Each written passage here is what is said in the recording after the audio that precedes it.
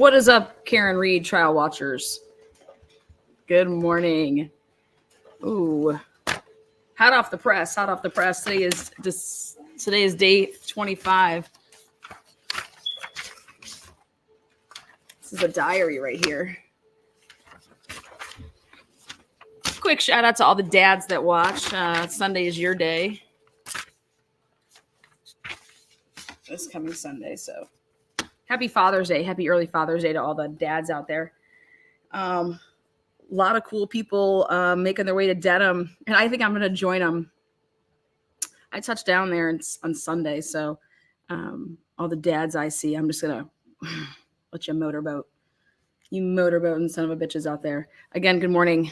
Welcome to Truth and Transparency. It is Friday. It is day 25. Rumor has it that the Commonwealth will rest after Tuesday. How next week looks is that it's a full day, Monday, Tuesday, off Wednesday for the holiday, then Thursday, and then a half day Friday. So that's what it looks like in terms of what the scheduling is like next week. Again, anything can change. It's Bev's schedule. So again, for next week, it's Monday, Tuesday. Now, the Alan Jackson was interviewed yesterday, and he said that he thinks the Commonwealth is resting after Tuesday. So that would mean that after the break on Wednesday, wait till you guys see what I have in store for everybody, though, when we're there.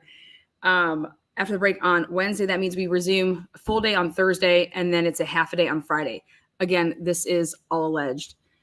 As Bev, we know Big Bev can do whatever the heck she wants. So again, hello to everybody. Sound like Lally this morning. So again, yes, Mark, Melanie, they are in there today. They are all up in there today. Now you're probably wondering, Lana, well, if you're going to be there, how is this all going to work with you in your streaming? It is not going to change at all. In fact, we have a plan. We have a plan. We have come prepared. We have come prepared for what we plan to do. You guys can just call me Nancy Grace 2.0 when it's all said and done, because we have a plan. So, Lana, have you slept? Of course I've slept. It's a really strange question.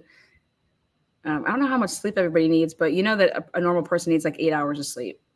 So if you go to bed at like midnight and you get up at 7:30, you're looking at 7.5 hours. If you go to bed at 11, 8.5. If you go to bed at 10:30. So, but I'm so excited that all of you guys care about my sleep and my habits on how I sleep. So thank you. Brown Eyed Girl says, I will never call you Nancy Grace. She is a disgrace. Well, that is kind of true, right? I don't know if it's blaming her so much as maybe like she just needs better people. You know, you're only as good as you surround yourself with. So I'm just really excited. Really, really excited to see some people, especially Tom and the locals. I really want to see the locals. I want to thank them. I want to thank every single person that has literally been part of this movement. And that starts with Turtle Boy. This beast that has been created would have never happened without people like Rita, outspoken, and even not people that are even outspoken, but they have shown up in physical presence every single day or just thereabout. So I think it's important to show our gratitude. And that's exactly what I'll be doing. Thanking those locals. And then obviously doing what we do here every day and making sure that we all get the best commentary out there. So, again, I don't think Denham's going to be the same. And I encourage all of you guys that are, if you are going to be coming out and hanging out, you'll get the memo. You get the memo on where the after parties are. There are after parties. After all, that's why we're here at this trial, because of an after party. Yesterday, before we go ahead and take a look at who's on scene, want to just tell everybody that yesterday's pretty boring, okay? But the fingers are still being pointed at who did what, who is truly in charge, what time people are doing what, things like that. The defense did not cross-examine back to back to back to back 4 witnesses by the Commonwealth. I think that says it all. There's nothing to cross-examine once you've destroyed the custody, once you've destroyed that chain, and they destroyed that chain. There is no reason to cross-examine. We want to get to our case. We've heard enough about whatever it is that you've taken literally 25 days, which is over the course of 6 to 8 weeks, and you have nothing. It's making Bev look really bad, her choice to move forward. But I'm glad that Bev didn't cancel it out, because we wouldn't be able to see any of this. Okay. And I think that Karen Reed would not be able to be fully exonerated, okay, if this didn't happen this way. Again, that's my take. And I also think it's going to help with her civil cases. I think she has some grounds for some civil suits. With that said, I look forward to, and I've been waiting. Again, the prosecution still has a couple more witnesses, and their most important witness, I want to see the phone data. I want to see what it is that Lally put pen to paper, or when he typed it up, to combat what Alan Jackson said in an affidavit. Alan Jackson swore under the penalties of perjury. Other people swore under the penalties of perjury to what they would be testifying to. The defense is held up on everything that they've said. Everything that they've said. When you go back and you read the affidavits submitted by Yannetti, when you read the affidavits submitted by Alan Jackson, when you read the affidavits submitted by Richard Green, their phone expert. So far, Alan Jackson, money. Yannetti, money.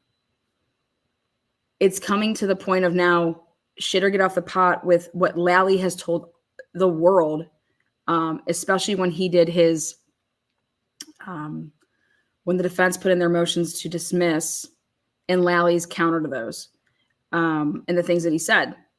So, okay, bring in your little Ian Whiffen here. Get your boy Ian Whiffen. Ian Whiffen is a Cellbrite expert. He said that he created Cellbrite. Bring his ass in here, and I want to hear from Ian Whiffen. When they want to talk about House Long to Die in the Cold, when they want to talk about that didn't happen at 227, I want to see how somebody could be using the same software, but maybe just a different version, and get to where the defense got. And the reason that the Commonwealth couldn't get there is because of the investigation and the route that they chose to go. They didn't use a more updated version. So is this going to come down to the battle of the experts? No, it's not. But we can learn a lot. And the most important thing that we're going to learn is, was Lally lying? I want to know if Lally lied. Lally, this is, if he's doing and saying things that he should not be doing and saying, and prosecuting somebody that he should not be prosecuting, that is prosecutorial misconduct. Okay. And that's a grounds for Karen Reed to have a civil suit. I believe that she does have a civil suit. I believe that the inverted video alone should just blow it all up. That was misconduct. How is that not misconduct?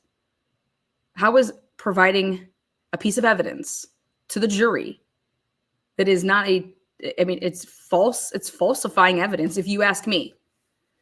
And I'm not a lawyer, but how I would look at that if I was a juror is that you just tried to trick me, right? What would you consider that? Misconduct. That's misconduct. That's what prosecutorial misconduct is. Misconduct. And if you can't sit here and truly say that, what would be the purpose to invert a video and not tell anybody about an inverted video? Well, it would be to try to deceive. And then when you got caught, to say you didn't know. Kind of like what Yuri Buchanan said. They're all liars.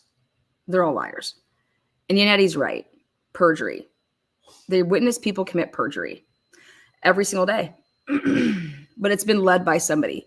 Somebody has been leading this, and that person is Lally. It falls on him. It falls on the Commonwealth.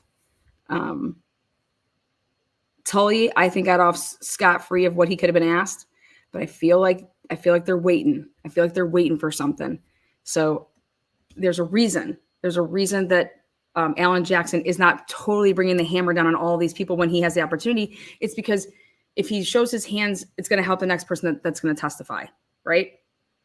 So he has to wait till the person that testifies on the phones.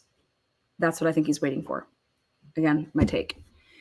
All right, let's go check it out. And then we're going to be right there in Dedham in the courtroom, day 25. Again, thank you, everybody. Let's do this. Let's do this. Again, join myself and Bella tonight as we break down the trial to this point with a lot of Bella has some interesting things that she's gonna grace us with, and I think you guys are gonna want to hear this. I'm gonna also take us back to the firefighters and the first responders and that initial side-by-side video, and to show you guys that Good was not there. John O'Keefe was already off the ground.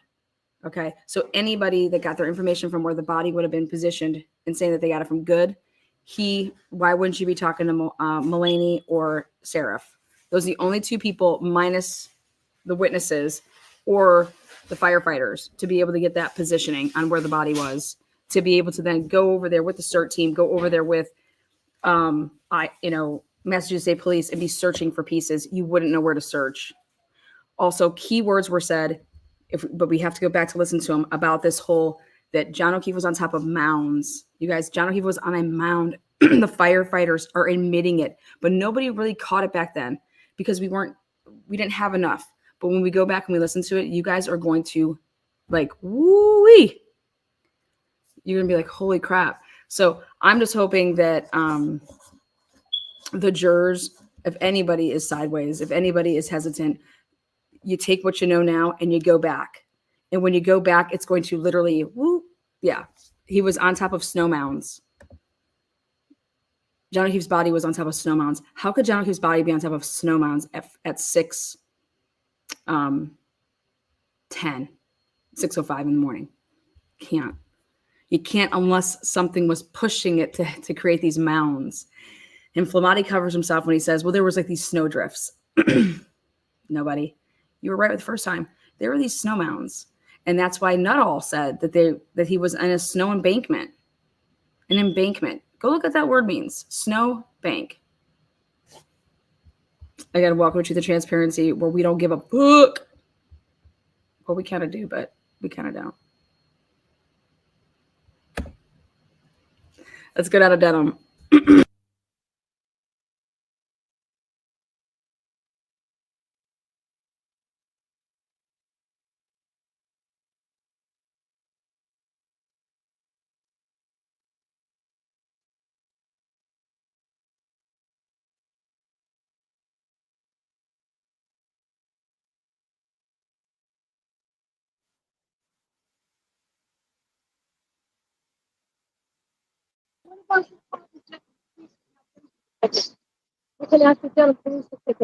Yep.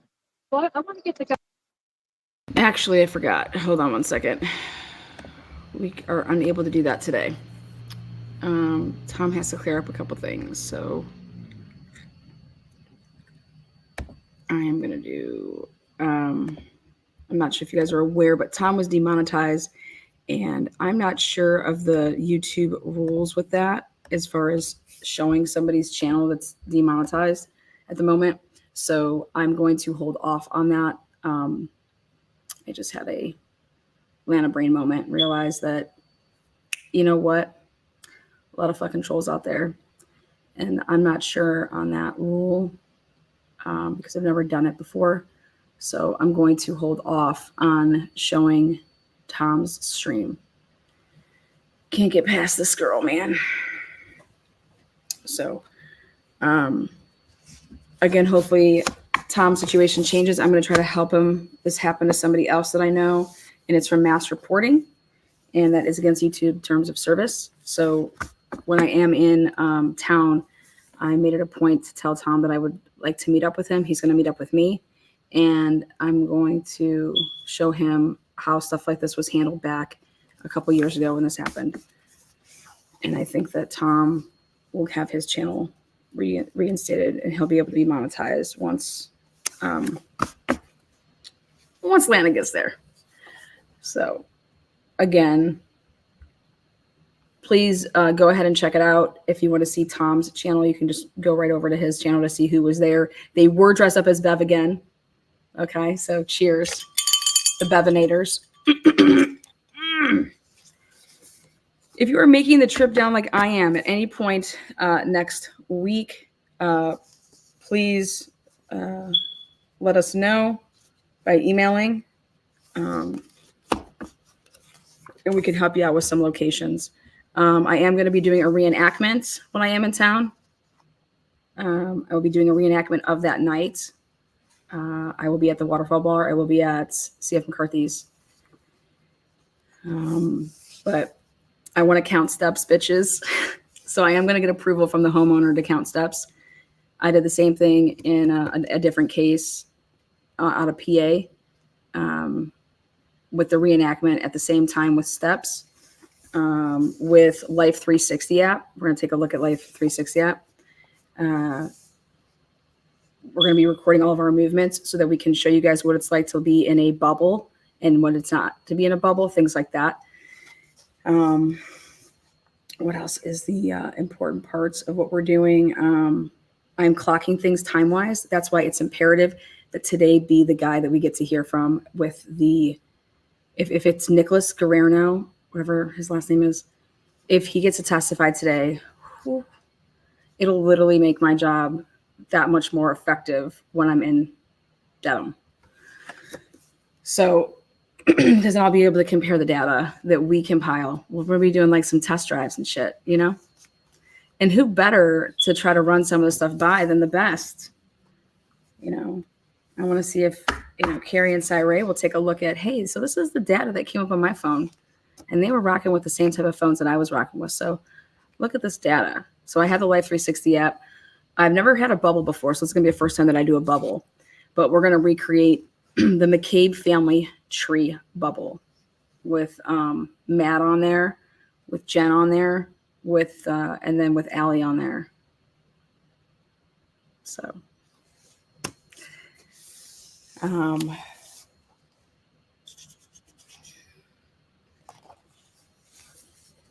if anybody is a good typer and they want to donate their typing skills based off of notes that are compiled, let me know. You can email me, take all my notes and type them up. We will be having a lemonade stand while we're there. It's called the Sidebar. You guys think I'm kidding? I'm not. Come on down to the lemonade stand. I hope to God I see the little girl. I don't know her name. I don't care if I know her name. We just, to the transparency, wants to show our appreciation. And we got her a little something. So the girl that's always been high-fiving Alan and Reed and Yannetti. Again, I don't know who she is. She's adorable. And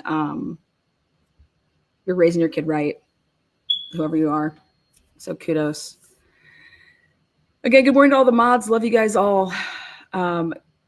I sat down and I reflected the other day, which I think was yesterday, the day before, and I said, holy shnikes. I got tons of my friends that live up in that area. You would think that I was biased towards only putting mods in, you know, I don't know, the 13 colonies, the original 13 colonies. So I'm excited because a lot of people that I want to see, I'll get to see. And so looking forward to it. But you would think that I was biased on where my mods reside. Yeah, Mary P. Mary P, you know you invited, girl. Anyways, Jen running to your tears. Lana, I want a double lemonade.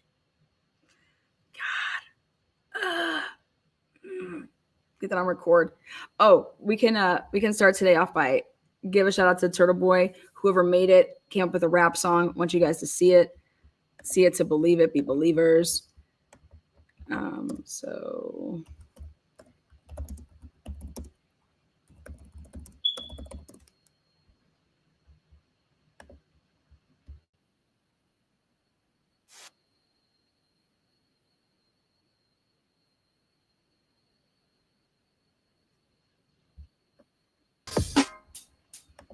seriously?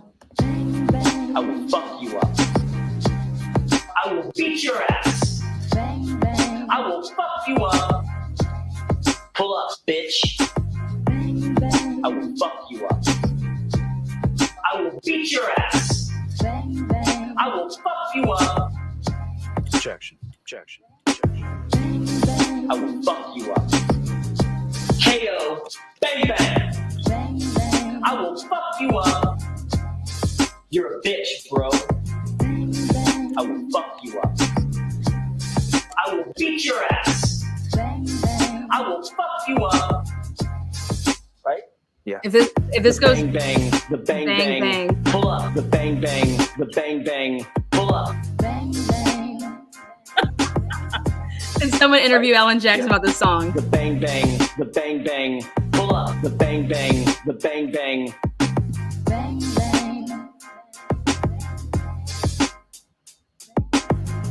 Could have done it better myself. I would have probably put some CUNTs in there, I ain't gonna lie. Shame on you, sir. Love that face right there. That's Alan Jackson's O face.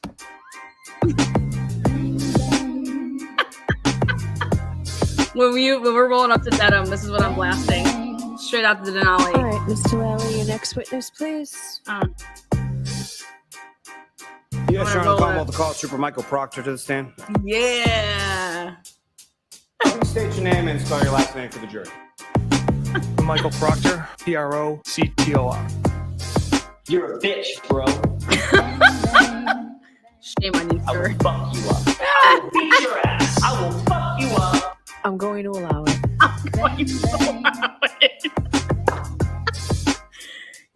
You guys. Fuck you up. I will beat your ass. I will fuck you up. I'm going to allow it.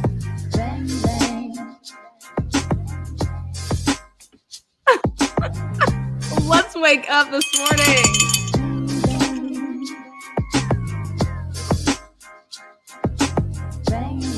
Oh, yeah. I'm going to allow it. Sit down, Mr. Lally. All right, if that doesn't get you pumped to watch today, I don't know what will. If somebody does not interview Alan Jackson about this video, you know damn well I will be.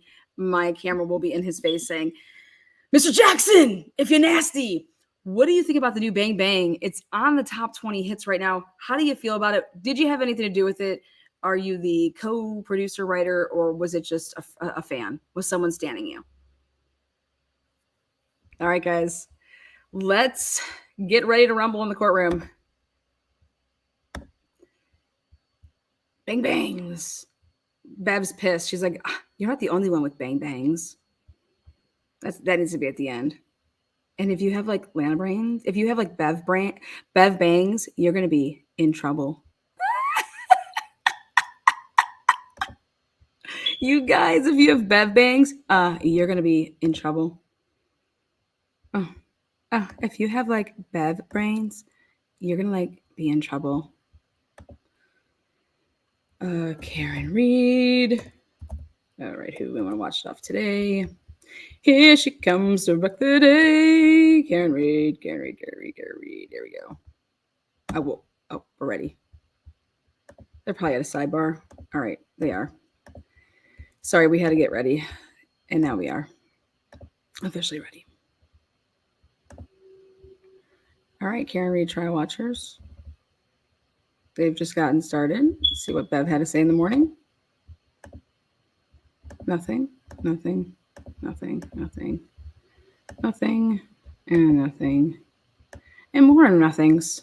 Okay. Well, we're here.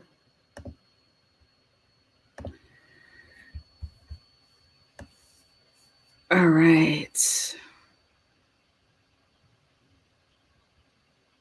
Again, good morning, everybody. If you have Bev bangs, you're going to be in trouble. Make me a t-shirt. Someone make me a damn t-shirt.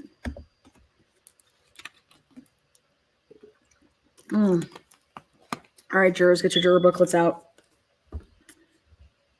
They're already off to the races this morning.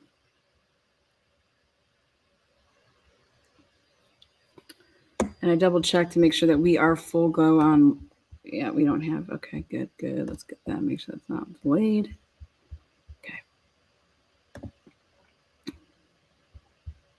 Again, good morning, everybody. It's Friday, guys. It's Friday. I love Fridays. I'm not going to lie. I love every day. Like, I'd be lying if I said I didn't. I love life to the fullest. Girl, Ryan, it's about time you got that membership. Boo. Shit. Frankie's mom's got it going on. You can serve brownish red snow cones in mini red shot glasses. You're damn right I can. We're blowing out the water. If you guys want to donate solar red cups, let me know. We want the mini ones. Again, good morning, everybody. So many t-shirts, so little time. I know I want a t-shirt. I want a different one every day. Don't make me make my own, guys. I definitely won't get in the courtroom that way. I want to know who's going to give up their chair for me. I want to know what media is going to give up their chair for me. Bang, bang. That's going to be in your head all day, guys. Sorry about your luck. All right. Moving on.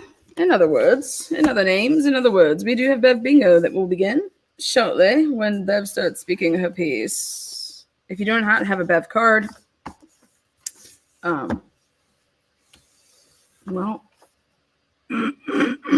sorry about your luck. At some point in time, you would have got a Bev Bingo card. You can use that Bev Bingo card. Because today, Friday, you know what we're going to do? We're going to do Surround Bev's Head. So the game Surround Bev's Head will be played until... Oh, wait, there we go. Oh, yeah, thank you. Surround Bev's Head will be played until lunch.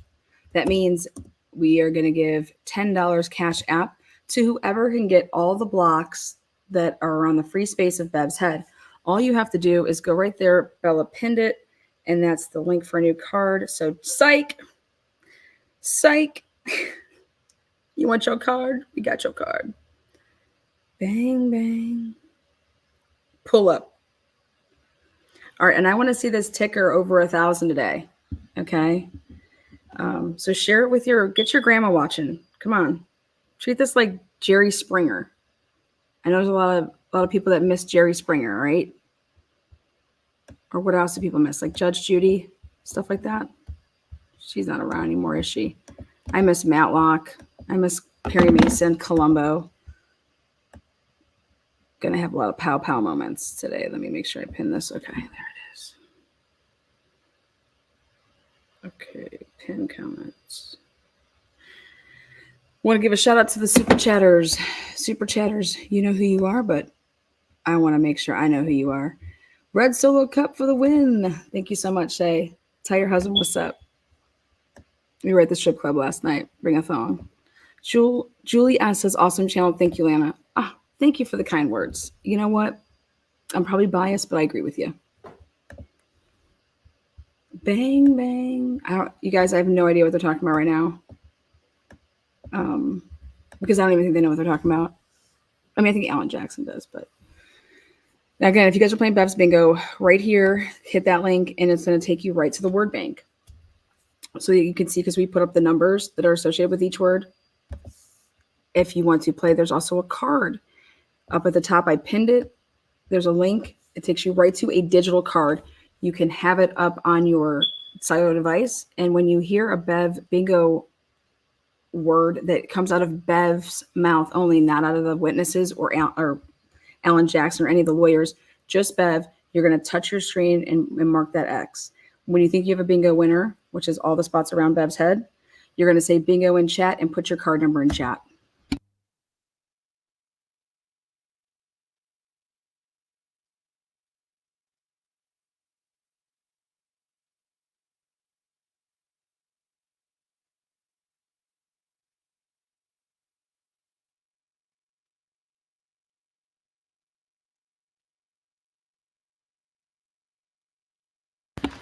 It is also Pride Month, so cheers.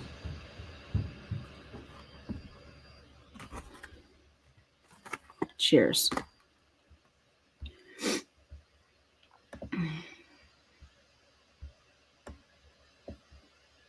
Murder, She Wrote. That's another good one. Love Jessica Lansbury. She's still alive.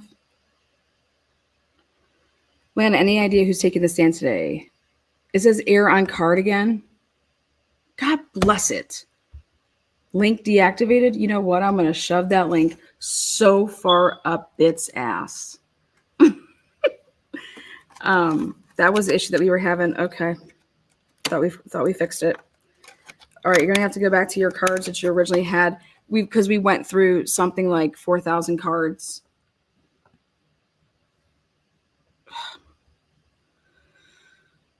Wow, you know those old shows? Gosh. Oh, you don't understand. I love those shows. I wish that they would make shows like that again. Someone said that a juror is up at the bench right now. Interesting. You know what? Let's go back and see if Bev even got to address the jurors when she.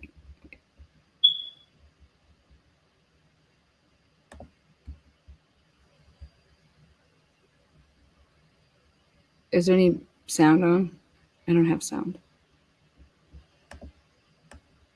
She must have told them not I'll to. see counsel at sidebar. Oh, there we go. All right, I'll see counsel at sidebar. So good. So I don't.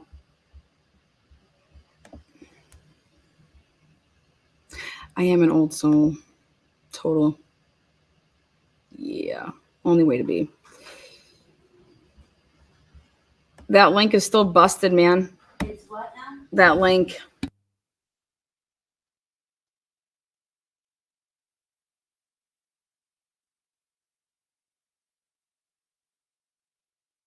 You know what? Can you do me a favor? Can you guys hit that link and send me a screenshot of what it looks like in the email so we can see exactly? Because when we're doing it over here, it's showing that it's working. So I'm just curious on if it's not being pinned. I just kind of want to see I want to dissect the issue. Thank you. How do we get old cards back? Well, that link has all the cards. We're going to check it out, guys. We gotcha. Okay, here. I think Heather just sent it.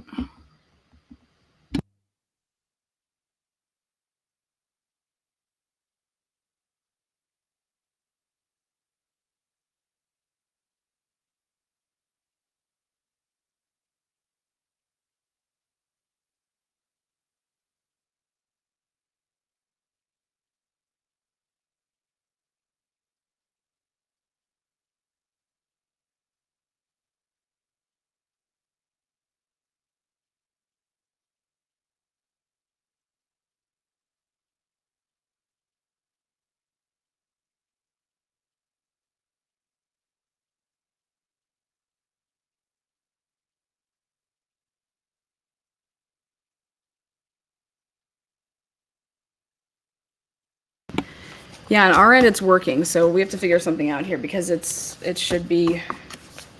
But it could be because I'm the owner of the thing who created it. I don't know. You go in and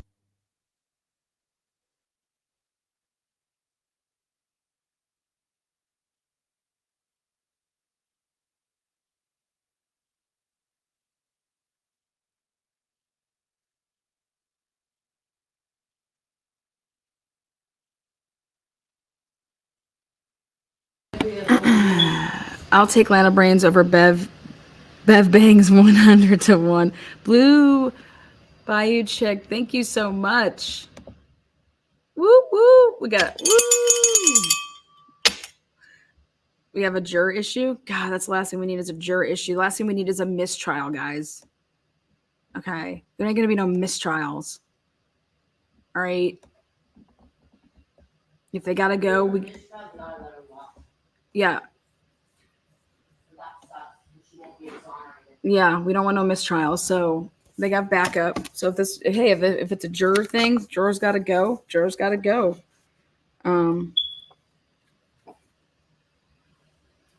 This is why you guys voideered forever to get you panel to. Oh, what the heck?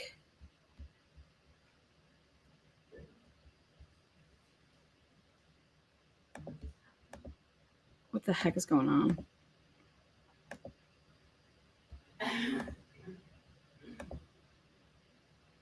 Okay, this is ridiculous.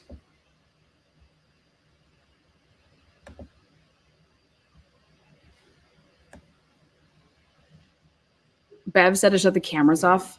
The woman in front row that never smiles was missing yesterday after some people saw her supposedly give Yannetti the finger and also mouth if you what? Whoa. Ted Daniels just announced. No, that is true. What is it? Whatever Ted Daniels says is always. Bev said to shut off the cameras. Okay. And is there a reason? Ted Daniels reported on XBev announced cameras to be turned off.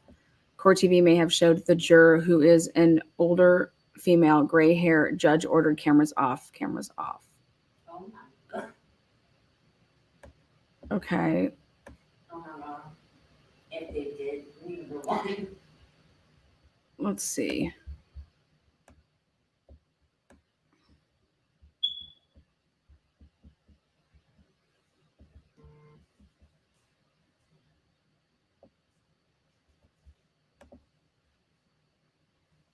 Who was shown? How could you even show any? Like how would that even happen?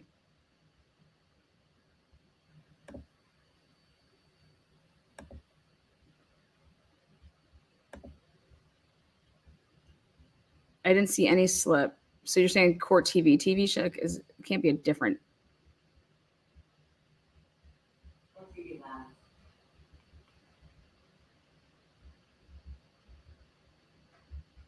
How would anybody even know that quick? I disagree. I saw no juror. So whatever is going on, I saw no juror.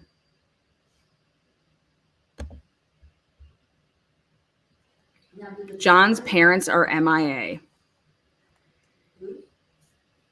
They say that this juror was very sympathetic toward Karen, which is why she is so upset. Okay, well, a juror.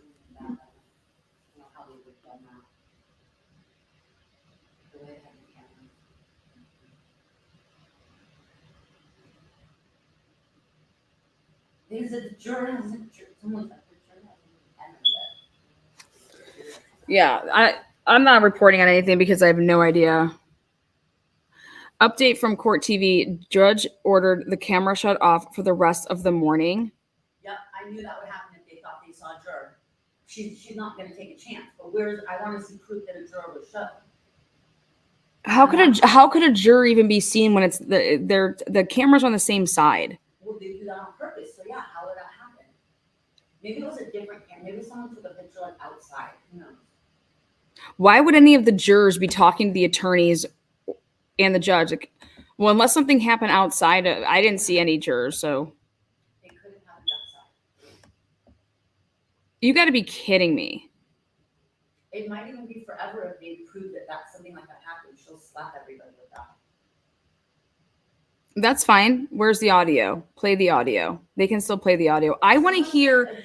If I don't get to hear the freaking data on the phone, I will lose my shit. You'll have to order the transcripts. Why? Okay.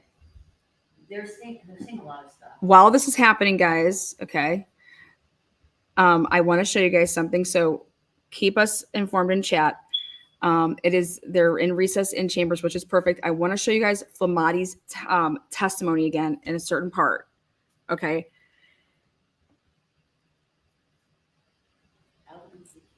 Thank God I'm getting my ass there. No one's denying me justice. Okay. No one's denying us justice over here. No one's denying us the truth over here at Truth and Transparency. We don't take no prisoners. I think everybody just needs to, everything's going to be fine. Trust me. Everything's going to be fine. Now, we can make use of our time like we're going to, because this is riveting. Here we go. Let's take a look. While that's happening. Here we come. So we have Boots where we have the updates coming in our ears. So hold on. There's maybe a mistrial that's not happening. Now let's get back to what. Now Let's get back to what I wanted to do. Okay, which is Yeah. what is it? If that's what they're talking about, then they show the juror. But why is the juror I- getting walked in? I That can't be her. I checked. Yeah, I disagree. You don't think that's a juror in the pink? Let me see. You have to go back a tiny. Watch up there. See how it's all panned and you can see the jury box there? Watch What right jury there. box? This is the jury box. Watch this. Okay. Why would it be all the way back like that? Exactly. But watch who Okay. enters. And then look right there. Why would she be walking? They said gray hair woman. Why would she be walking in like that? Who is She that? was late. Look And at see then none of they the. pan. Oh, I wonder if that's the foreman. Right. But see, the jury wasn't in. They weren't seated, but they panned to the jury box. And they weren't seated. They had the notebooks on their chairs. So I'm going to continue watching. And Okay, see. Okay. Let me go back here. So, hey, get some clips of it in case it goes down. Get some clips. All right, we got it. We're good. Doc, TB days off for the morning, I guess.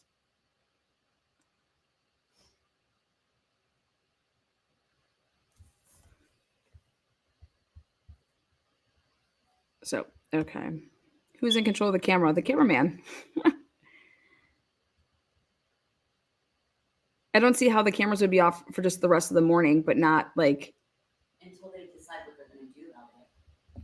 there's nothing to do about it. What's the problem? Well, they might have to recuse her because she was now shown. It doesn't why it's up to her. They might have to like sanction. Sanction They might who? have to do a lot of things. I don't know what they're going to do. But she might decide for the rest of the trial not have cameras because of it. That's not happening. We'll see how bad it is. No, the court's still happening. They're in chambers.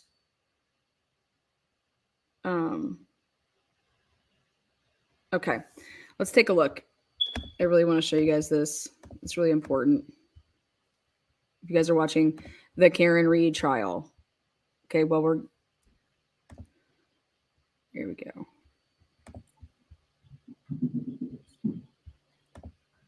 Okay, this is Flamati. Look at right there. See individuals entering from screen right. Yes. What does that appear to be? In the yellow jacket. That build would have been probably, it could have been Firefighter Kelly or it could have been McLaughlin. And who's the person trailing the gurney? Right.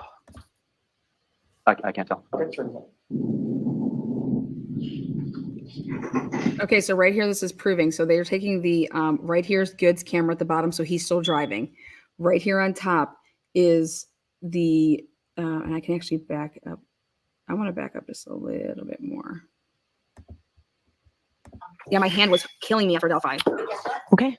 Right now this week, another hearing. Yeah, we're probably gonna go. Thank you, Your Honor. Firefighter from Flamati, I want to draw your attention to the top video, and I may pause it and ask you a couple of questions. Pause. Did you see a person run into the screen? Yes. Run into the frame, rather, from screen left? Yes. Who's that? I don't recall. Let's go ahead and play it. And pause. I want to draw your attention to the left side of the top video. Did you see somebody wearing a bright yellow jacket? If you could rewind it, I'd look at that Why area. don't I play it forward Okay. and see if you see that?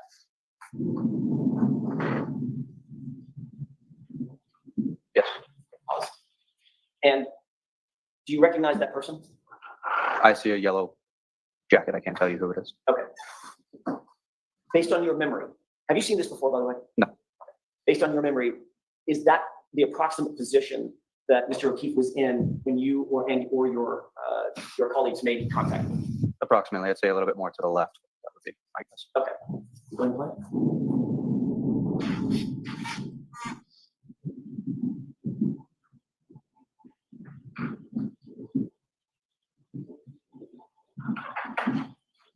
Awesome. You see the person enter from screen left into the frame. It looks like a different person, yes? That person right there. Looks like a long-haired female? Yeah. Does that appear to be my client? From this angle, I couldn't tell you. Go ahead and play it. Pause. You see a person wearing yellow right there, on the left side of the screen.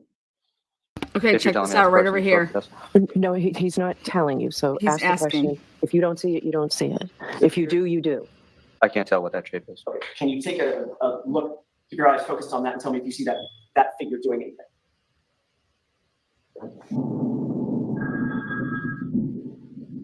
Pause it. Look at, Recognize that okay. figure now.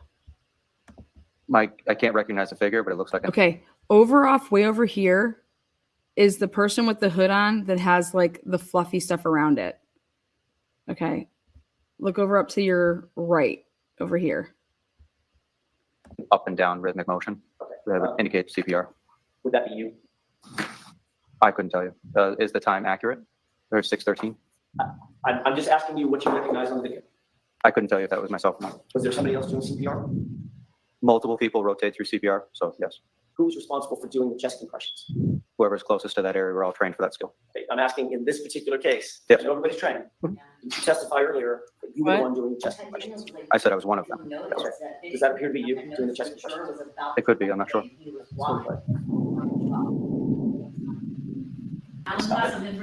This is amazing. This is in the middle of the screen there. Yes, Does that appear to be my client? Can you tell? I can tell. Look at my plate. Yeah, it's mute, it's not coffee.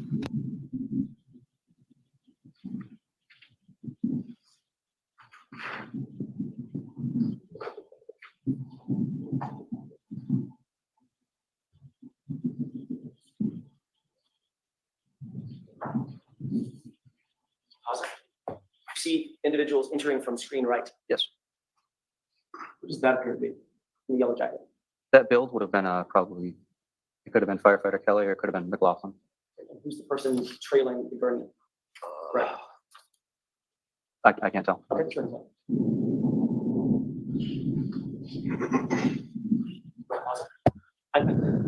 The person in the hood just obscured that figure. Did you see that figure standing on the other side of the person? No.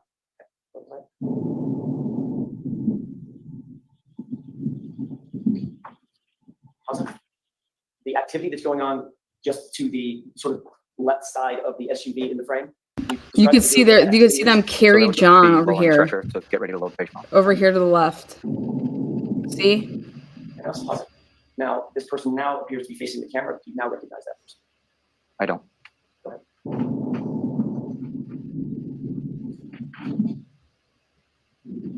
Pause. 1, Focus your 2, attention 3, on that individual in 5, the yellow jacket. 6. What does that person seem to be doing? CPR. Which part of CPR? Chest compressions. Sorry, I didn't mean to talk over It's you. okay. Chest compressions. I want to make sure that Nancy can get down what we're both saying.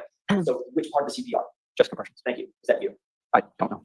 Okay. At this point, you have no idea whether or not you'll remember whether you were the one doing chest compressions when he was moved from the ground to the gurney? I don't recall.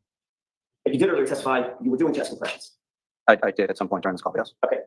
In the entire length of this video, do you see anybody else trade off from that person doing chest compressions from the time the person was on the ground to the gurney? Was that the same person?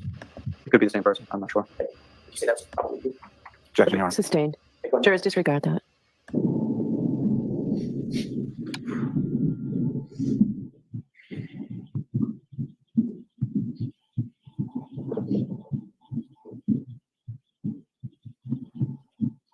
Pause it. I'll direct your attention to this person. There appears to be a firefighter in the middle. Do you see that person? Yes. Who's that? Objection, may we? The objection sustained. I'll see counsel at sidebar. What's the issue here that you see this person right here? Is it just like, is he going to say this is repetitive? He doesn't know, he can't see. Good work on the patient at that time. That we're doing. So CPR is obviously going to be our first priority. CPR is initiated, unchanged but successful in the actual intervention itself, no complications. We do our ALS assessment that we talked about of any further indications of this is not a violation. Do suction at that point to try and suction act as an assistant to hand equipment. Yes, at that point, as soon as we get him into the back of the ambulance, then we start noticing hemorrhage from different areas of his body. And when you say hemorrhage from different areas, which was as far as your observation? So redness from the skin, if it's general or across the body process. So I start the conversation, wasn't productive, wasn't moving forward, moved her over to, All right, so listen to what he says right here, Flamati. I would assume that would have been several hours before the incident that led him to be there, but I would guess earlier in the evening.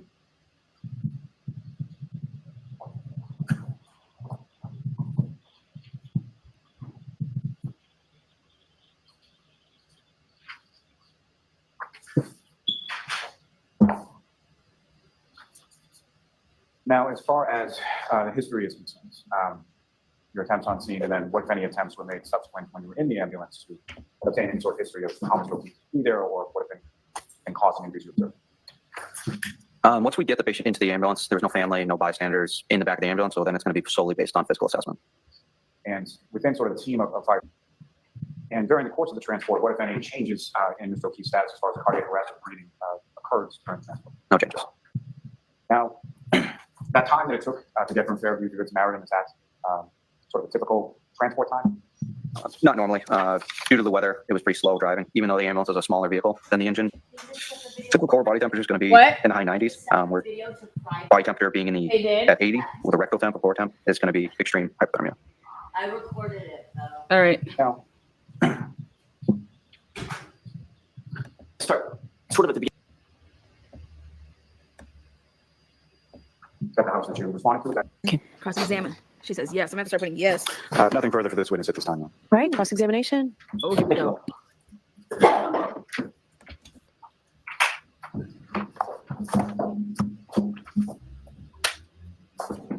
morning. All Good right. morning. Um, Okay, so here is Officer Flamati's testimony. This is cross-examination. And this is, remember, Proctor said he got his information from Flamati. All right. He didn't. He didn't. He did not. But more importantly, Proctor, Buchnick, Tully, they all said that they got their information from Good on where the position of the body was. Good was not on scene yet. Good was not there when John was picked up and moved. How do we know this? The dash cams. Now, no audio, no cameras rest of the morning.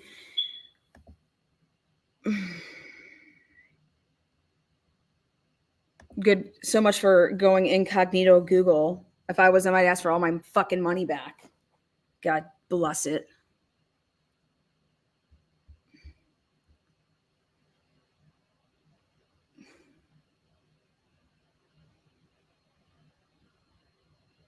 If no one gets fired today, there's a problem. Unbelievable. I'd like to start sort of at the beginning. When you first arrived at the location, you indicated that you could, in fact, see the body from your perspective, correct? I can see a body, yes. And I think you indicated the shape of the body. Yeah. Couldn't tell if it was female or male. Nope. But obviously looked like a human figure. Yes. Okay. That drew your attention to the left side of the ambulance as you were approaching, correct? Yes. And you're sitting on the right side, which means you're sort of the furthest away from Okay, so number one, he could see a body when he arrived, an outline of a body. that figure from the perspective of the ambulance. And the ambulance, yes. And you had no problem making out that figure in the snow. So figure in the snow, we had a good distance between the ambulance and the engine, so yes. Okay. And you indicated that the figure in the snow was on top of the snow, if you will, with some snow accumulating up the body of the individual. Yes. But he was not covered in snow. No. There wasn't like a mound of snow over this figure. There were mounds of snow in the area, but not over the patient due to the Right there, there were mounds of snow. Do you guys hear this? Yeah, we're going to be reporting updates as well, guys. We're going to be reporting updates as well. Listen, mounds of snow around. Listen to what Flamati just said. 1:12 and 39 seconds in this video. These are the bombs we're bringing tonight. Figure from the perspective of the ambulance. and the ambulance, yes. And you had no problem making out that figure in the snow. So figure in the snow, we had a good distance between the ambulance and the engine, so yes. Okay. And you indicated that the figure in the snow was on top of the snow, if you will, with some snow accumulating up the body of the individual. Yes. But he was not covered in snow. No. There wasn't like a mound of snow over this figure.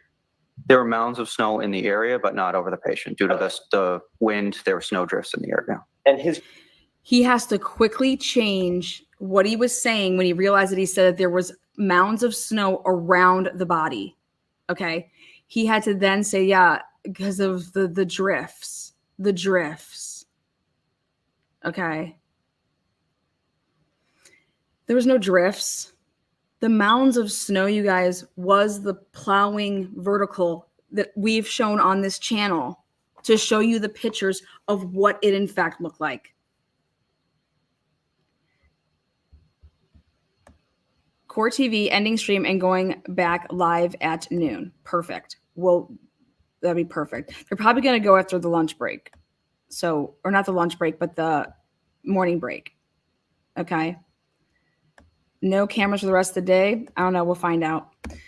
I think there's going to be cameras.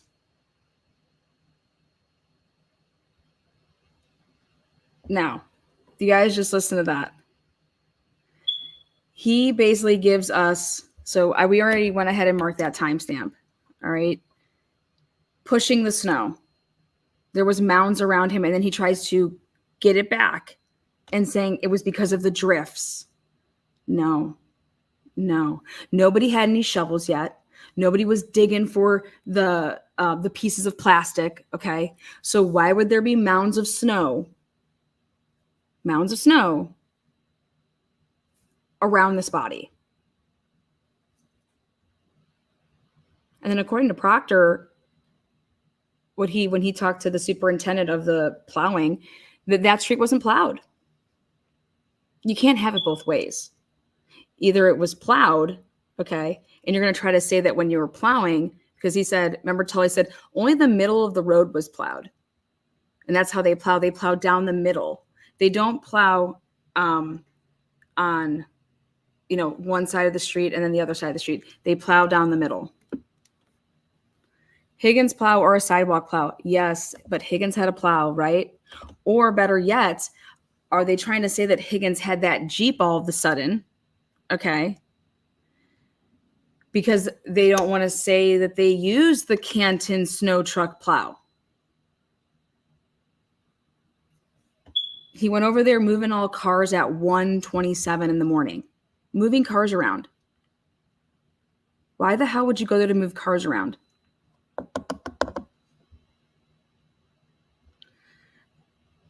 Thank you, Mary P. Yep.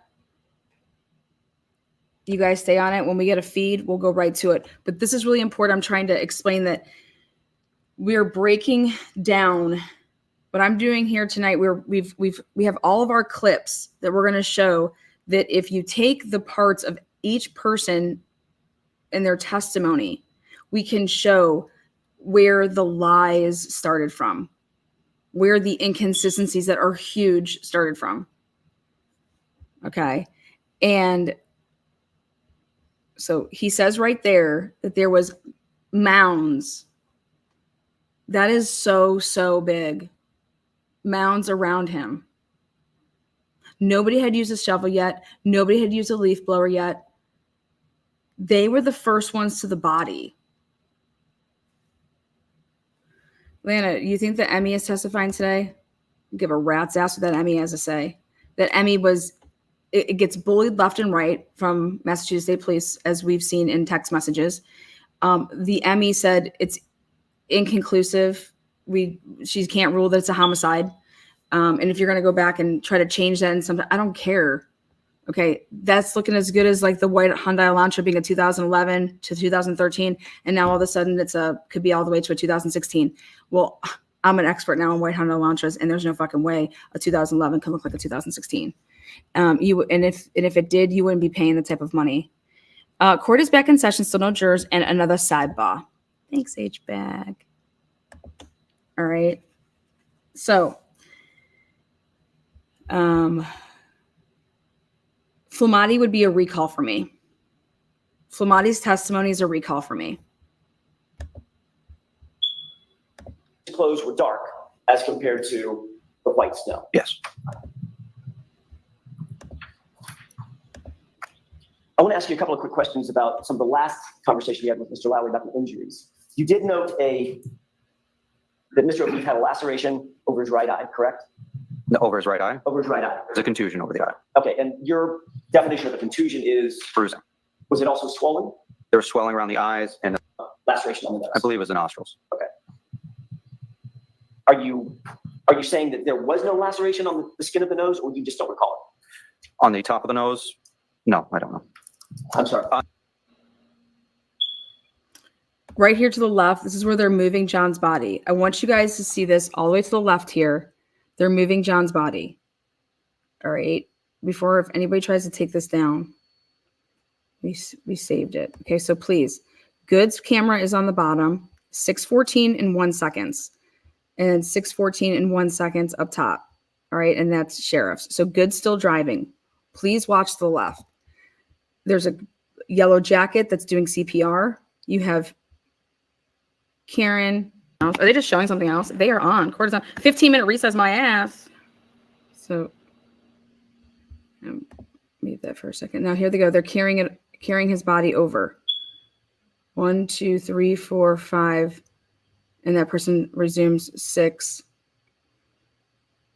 Both ambulances are there at that time because of how many people.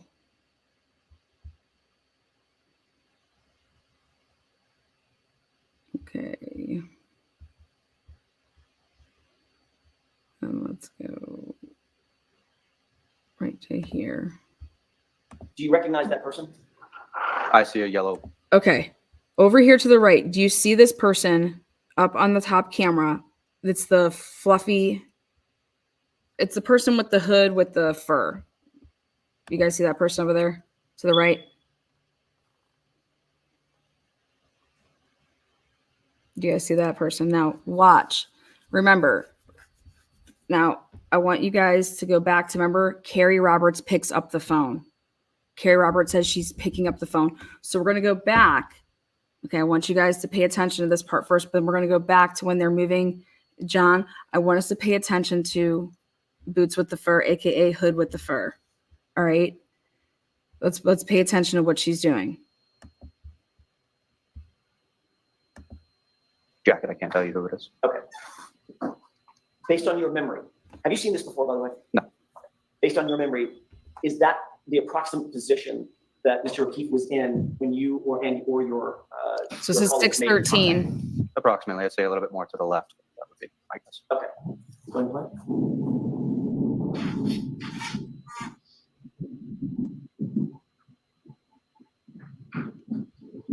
See over here? What the heck is she doing? What the heck is she doing? You see the person enter from screen left into the frame. Okay, she's over there still. She is nowhere near Head with the fur. Yeah, Head with the fur. She isn't with them over here with the other two girls. All right. She's over here off in La La Land. Okay, what is she doing? What's going on? Okay. Judge Cone just said the camera needs to be shut off for the rest of the morning. We don't know why. The juror is gone. Judge is off the bench. Thank you for the update.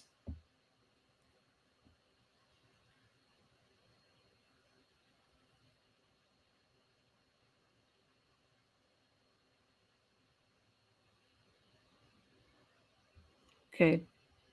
Check this out. I want us to stay focused on the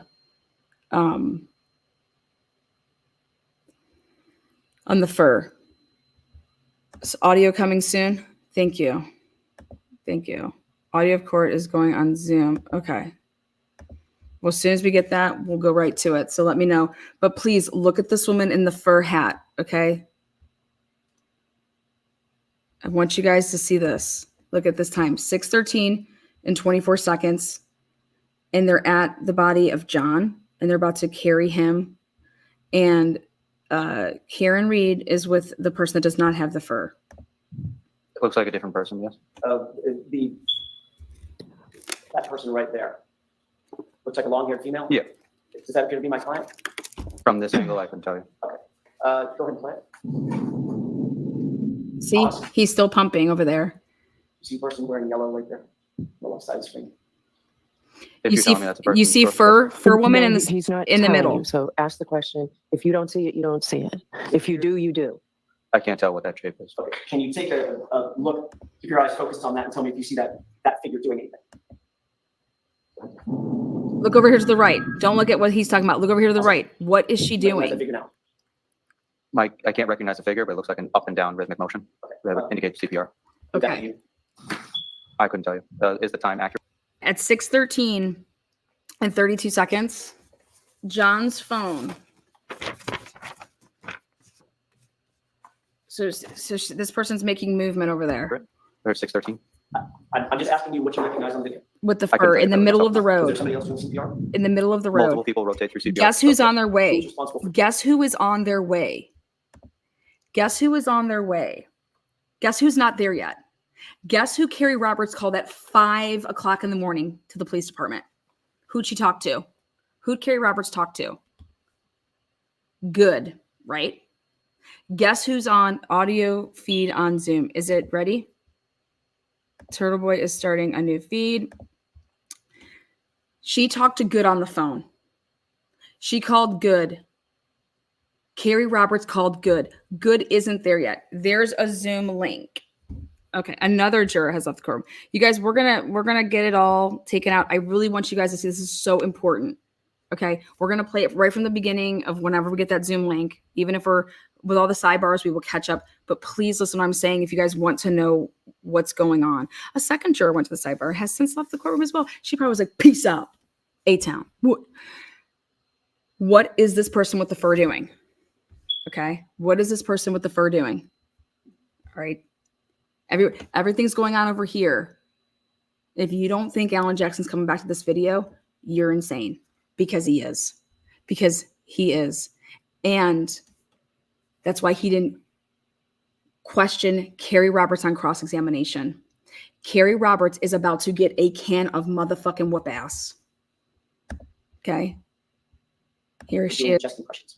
Whoever's closest to that area, we're all trained for that skill. Okay, I'm asking in this particular case. Pull if up. everybody's trained, Pull up. you testified earlier that you were the one doing chest compressions. I said I was one of them. Okay.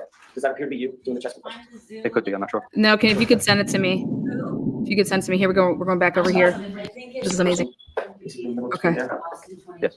Does that appear to be my client? I think so. She's still over there, you see? That's mute, it's not coffee. What the heck? Now, you see her over there? She's by like the damn, like, look at, what is she doing? What is Carrie Roberts doing? Or whoever's got the fur. You see individuals entering from screen right. Yes. She is way over there. That build would have been probably, it could have been Firefighter Kelly or it could have been McLaughlin.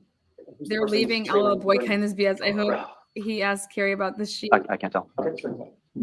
Okay, look at that. What is going on? Just obscure that figure. Did you see that figure standing on the other side of the person? No.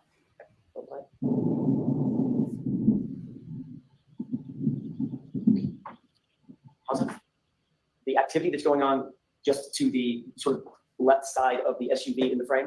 Can you describe for the jurors what that activity is? So that would be lowering the stretcher to get ready to load the patient on. Now, this person now Okay. appears to be facing the camera. You now recognize that person. Okay, I know. now they lifted up John off the ground. They're bringing him here. Where's Carrie Roberts that she says that she, saw his phone and picked it up? Carrie Roberts is nowhere near there, is she? Where's she at? Where's Carrie Roberts? Where is she? Where is she? Awesome. Can you focus your attention on that individual in the yellow jacket? Where is she? Where's she What does at? that person seem to be doing? CPR. Which part of CPR? Where you at, girl? Pull Chest up. compressions. Sorry, I didn't mean to Pull talk. up. It's okay. Chest compressions. I want to make sure that Nancy can get down what we're both saying. So which part of the CPR? Chest compressions. Thank you. Is that you? I don't know. Okay. At this point, you have no idea whether or not you'll remember whether you were the one doing chest compressions when he was moved from the ground to the gurney? I don't recall. If you did earlier testify, you were doing chest compressions. Yeah, John. I did at he some was. point during this call, yes.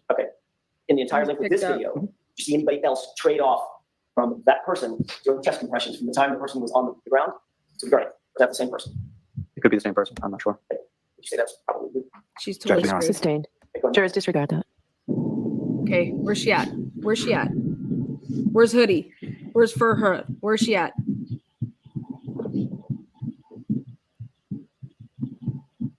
Positive. Direct your attention to this person. There appears to be a firefighter in the middle. Do you see that person? Yes. Who's that? Objection may be. The objection sustained. I'll see counsel at sidebar. Okay, so they sidebar and then they come back. What? Right. Who you just described as firefighter. Okay, now they're No. going Is that back one of them? around. Where's Fur? Where's Fur? My guess would be, I'm sorry, guess, Not even an estimate. Do you know? I don't. Next question. Wait. There's Fur. There's Fur. You see her? At that You point, see her? did you join? Do you see her? Okay, she was right there. Watch this. Watch Fur Baby. Here's Fur Baby. Watch her. Watch her. Watch her. What is she doing? If you can't see anything in this, watch. Watch what she just does. Okay. Right here. Look in the center. Fur Baby came back. Watch. Next question. Right here. Look in the middle. Right here. There's Fur Baby. Look at Fur Baby run. Look at Fur Baby go. At that What's point, she doing? did you join? Is she gonna, she's going to get the blankets. Yeah. She's going to get the Okay. blanket. Based on that, Right? that could be you following the gurney in the yellow jacket over to the ambulance. Yes. Okay. And who's the lead? She's not going to get her firefighter? When I say phone. lead, I mean the one to the right. She's going to get a The gurney, on the left side of blanket. the gurney. I'm not Now sure. watch Fur Okay. Baby. One of your colleagues, though. Yes. What did you do once you left the frame? Where did you go? That would have been into the ambulance. And What house was across the street? Okay. You never came back out. What house was across the street? Where's the mailbox to the house across the street? Doesn't that belong to that dude? Put the phone in the mailbox. What was Carrie Roberts doing?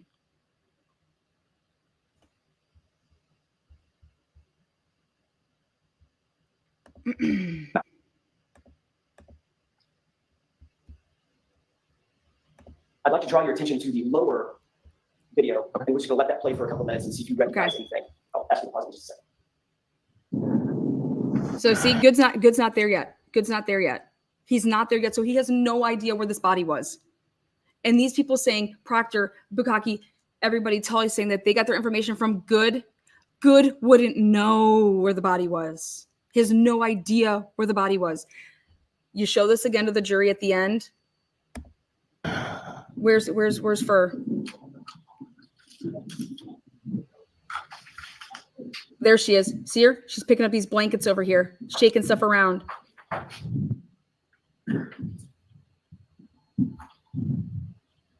There's a blanket being shooken. I'm going to ask you to look up to the top video. You see what appears to be a person wearing helmets, right? Yes. But that's what that is. No. Play it. Where did she get the phone? Did she say, oh, here you go. I found his phone? No. She's shaking off a blanket. She puts a blanket in the back of her vehicle. Okay. But what was she doing all before that, off by her lonesome, right over there off to the right? Look at, what does she have now? Some stick in her hand? A scraper? Lower video, you see Is she what appears to be a vehicle scraping her in motion. car off? What is that? As an ambulance. Does that appear to be the ambulance that you arrived in? Yes. And that's the ambulance that you took Mr. O'Keefe to? Yes. Doors are closed? Yes. Are you in the ambulance at this point? I'm not sure. Well, this was, let me just ask it a different way. This was running. What is Carrie Roberts doing? What is Carrie Roberts doing? Okay. What is she doing? I would love to see her health data. She did not take that phone. Okay. I don't know what she's doing. I don't know who she's on the phone with. She had to walk completely way away from everything. What is she doing over there? And then she comes over, but this is what she said she does. Her story is that, because we'll replay it, what her story is, that she was right there when John was picked off the ground, and then she saw the phone because it was right underneath this part of him. And so she grabbed it because she was right part of underneath here.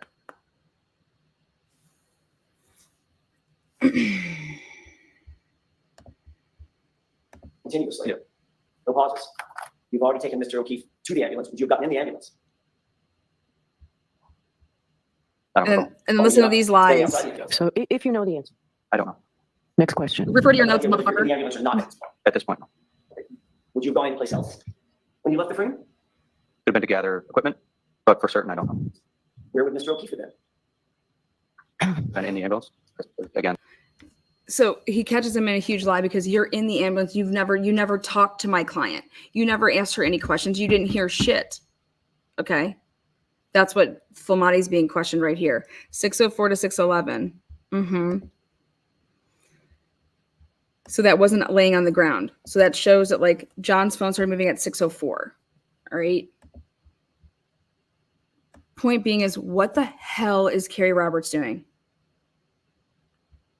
What the hell is Carrie Roberts doing? This is why she was not cross-examined. Her ass is coming.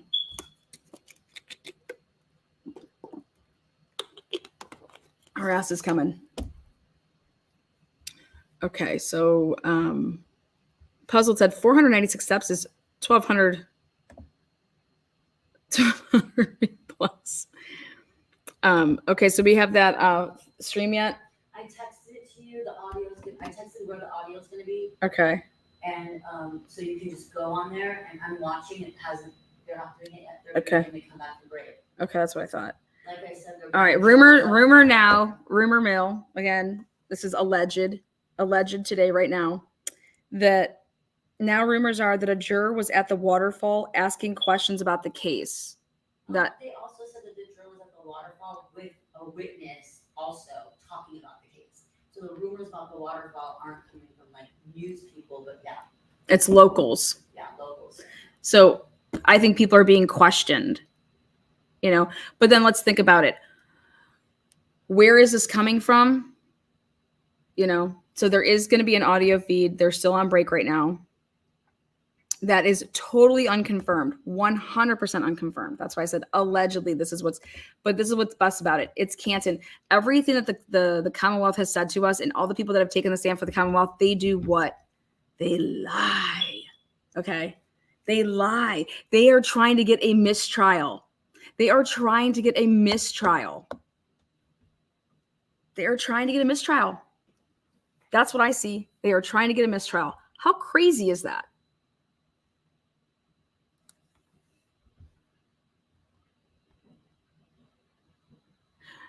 You know what's sad is that anybody can just say something and then, okay, we're going to look into it.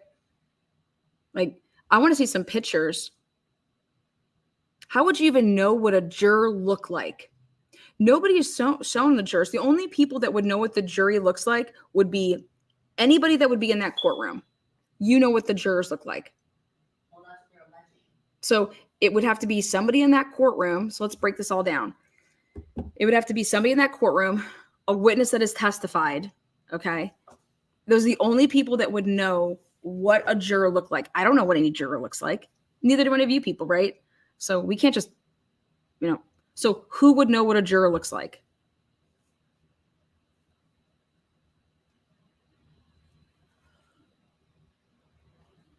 And a juror can go anywhere they want to eat.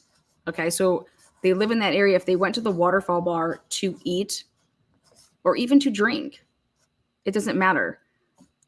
But for them to be there with a witness, I find that highly unlikely. Yep, they're bringing them all up one at a time. Yeah, they're just bringing them all up one by one, and she's asking them questions. So that probably means she's out of chambers then. So she already viewed the video.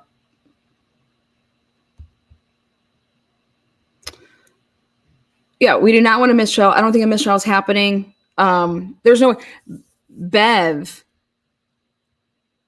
brought this on. Bev is seeing it to the end.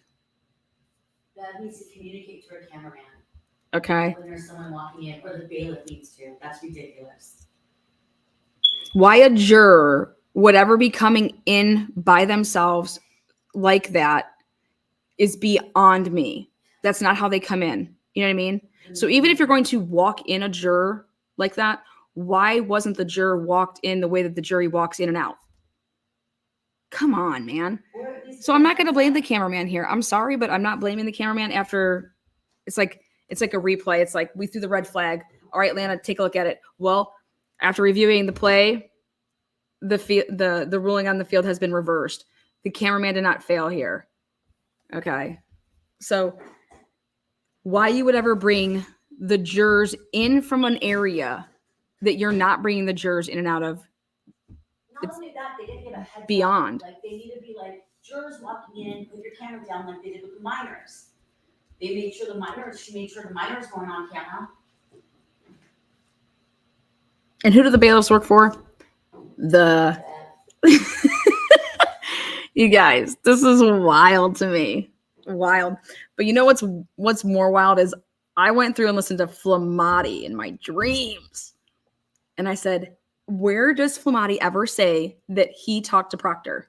They brought her back right now. They brought the first juror back from sidebar and they're talking to her again. The juror who had the first sidebar is back. Thanks, H-Bag.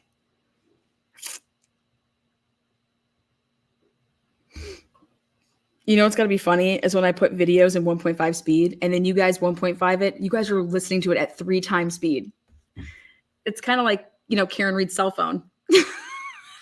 How about all those New Orleans ladies? Shout out to New Orleans lady. Shout out to New Orleans lady. Did you guys see those pictures? Go check out the community page. Priceless. Anyways, nothing's happening in my opinion. They just have to do what do you call it?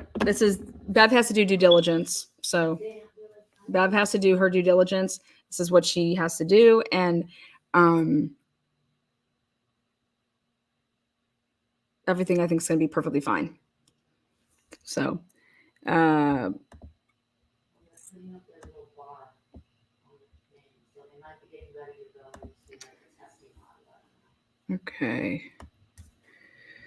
You should probably find that screen though, and get it ready to share.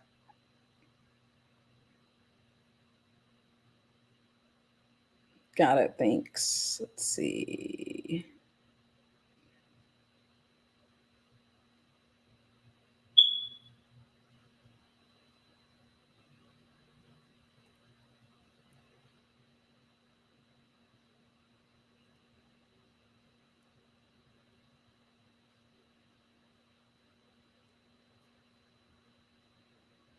Okay.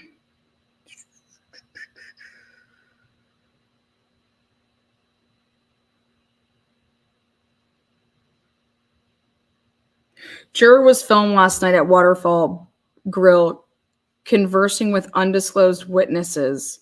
Defense received video at 8:58 last night.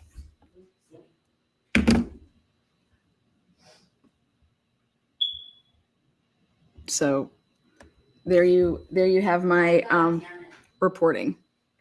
The defense has to turn over anything that they would get. So why the defense was sent the video and not the prosecution, the defense has to, if you are sent something like that, you have to reveal it. Okay. I believe it was sent to both sides though. But who revealed it? The defense. If that all comes out, wait till this all comes out. You guys, this is a document. This is a documentary being made. Everything is being, like, we're going to know everything. I'm not in the least concerned. And boom, the defense brought it to the court's attention. So take that. And I think that, again, we're just, wait, and they'll be able to find out who sent them that email, and it's just like, why would you send it to the defense? Why wouldn't you send that to the prosecutor? Right? Think about it. Why would I send that to the defense? Or if I'm going to send it to the defense, why wouldn't I send it to the prosecutor? So if I'm going to do something like that, I'd be sending it to both sides. But I would think that the Commonwealth would be way more accessible to be able to get something like that to them because they would know their emails because they're public, right? Cameras will be back up after jurors' question. Allegedly is now being reported. I think Turtle Boy's he's been accurate with the things that he's been saying. So I think what his tweets going out there are probably going to be pretty accurate. Well, I hope that it's not going to be up so they can declare a mistrial. What being a mistrial? I don't think there's going to be a mistrial here at all. Again, this is all alleged to somebody filming somebody and saying that they spoke to, was it in passing? Remember that they said at the beginning of this trial is the odds of a juror not knowing a witness. There's 180 witnesses in this case in a small town. All right. So it was said they may know a witness unless it was talked about in voir dire to say, here's our witness list. Can you go through and can you let us know who you know? Okay. But to sit here, it would be hearsay. It'd be hearsay to say you knew what they were talking about. All right. This happened in the Sheldon Jeter Jr. case. This is exactly what happened in the Sheldon Jeter Jr. case and a little bit differently. Let me tell you what happened when I was in there. So first of all, I'm in there and I see that the bailiff fell asleep on one of the days. Okay. What? Yeah. Took notes of that. We have notes of that. This was something that was not filmed. Then the jurors, this was back at the outbreak of like COVID, after kind of COVID, and the jurors were all spaced out. They were not in a juror box. They were all spaced out and like literally sitting like 2 people away from me, the jurors. Like, and they were all spaced out. And during, on a couple different occasions, the audience was talking about the Rachel Del Tondo case. And the Rachel Del Tondo case had nothing to do with that current case, in terms of it wasn't the Rachel Del Tondo murder that was being, you know, it wasn't that. That's still unsolved and hasn't been prosecuted in any type of anything. But it had connections to the defendant because of allegations and blah, blah, blah. Anyways, stuff was most certainly said out loud and totally being able to be heard by the jurors. It was reported on. It was put in affidavits. There were lawyers in the courtroom that filled out affidavits. So, and then I was the person that found out that juror number 4 in the Sheldon Jeter Jr. case was actually the neighbor of Rachel Del Tondo. And I broke that story in that case. I double scooped him. All those, woo.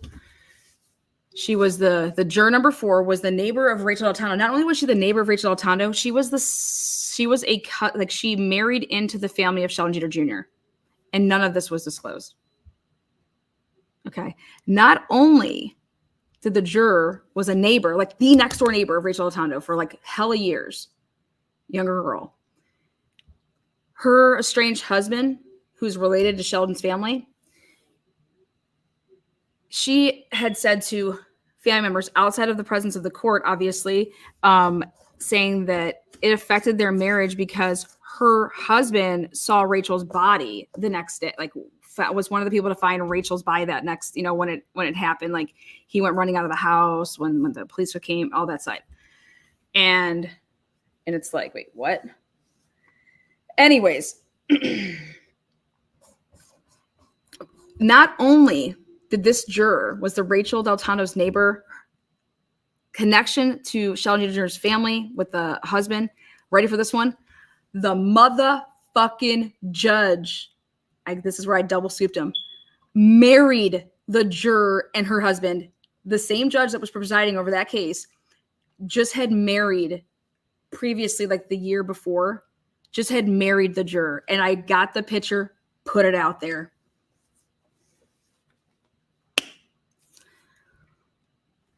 Boom.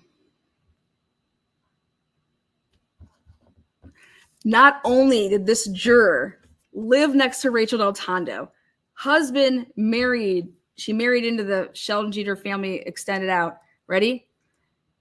The judge married the juror. Okay. And ready for the 4th one? Ready? Oh, and her husband saw Rachel's body. And the 4th one, ready? So maybe it would be 5, is that the juror then was living and staying at her parents' house, which is because she grew up next to Rachel Del Tondo. That's where she was living. She has a kid. Her kid would be watched by her parents when she went over there to go do her, jury duty. She then prayed with her dad, prayed with him over how she should vote her, guilty, not guilty. She brought in then a 13th juror in God. What? Her and her dad prayed on how they should, excuse me?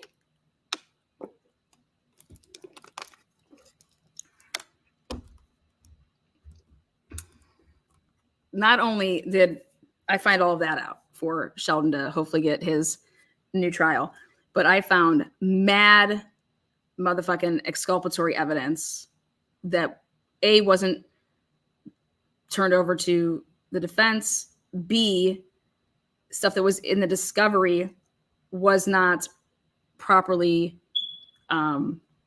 utilized in the defense of Sheldon Jeter Jr. And there, so far you have Brady violations. You also have ineffective assistance of counsel. Yeah. Court TV just announced court will resume shortly. Thank you, Robert Dawson. But this was my experience with, I was in that courtroom and I overheard family saying that they knew who juror number 4 was. And I said, who the fuck is juror number 4? And how the fuck do y'all know her? And how is she even on this jury?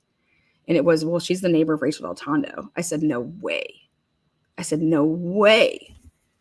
And you're going to die. Like, just God works in mysterious ways. I love Lisa and Joe Deltondo. My heart goes out to them like you wouldn't believe.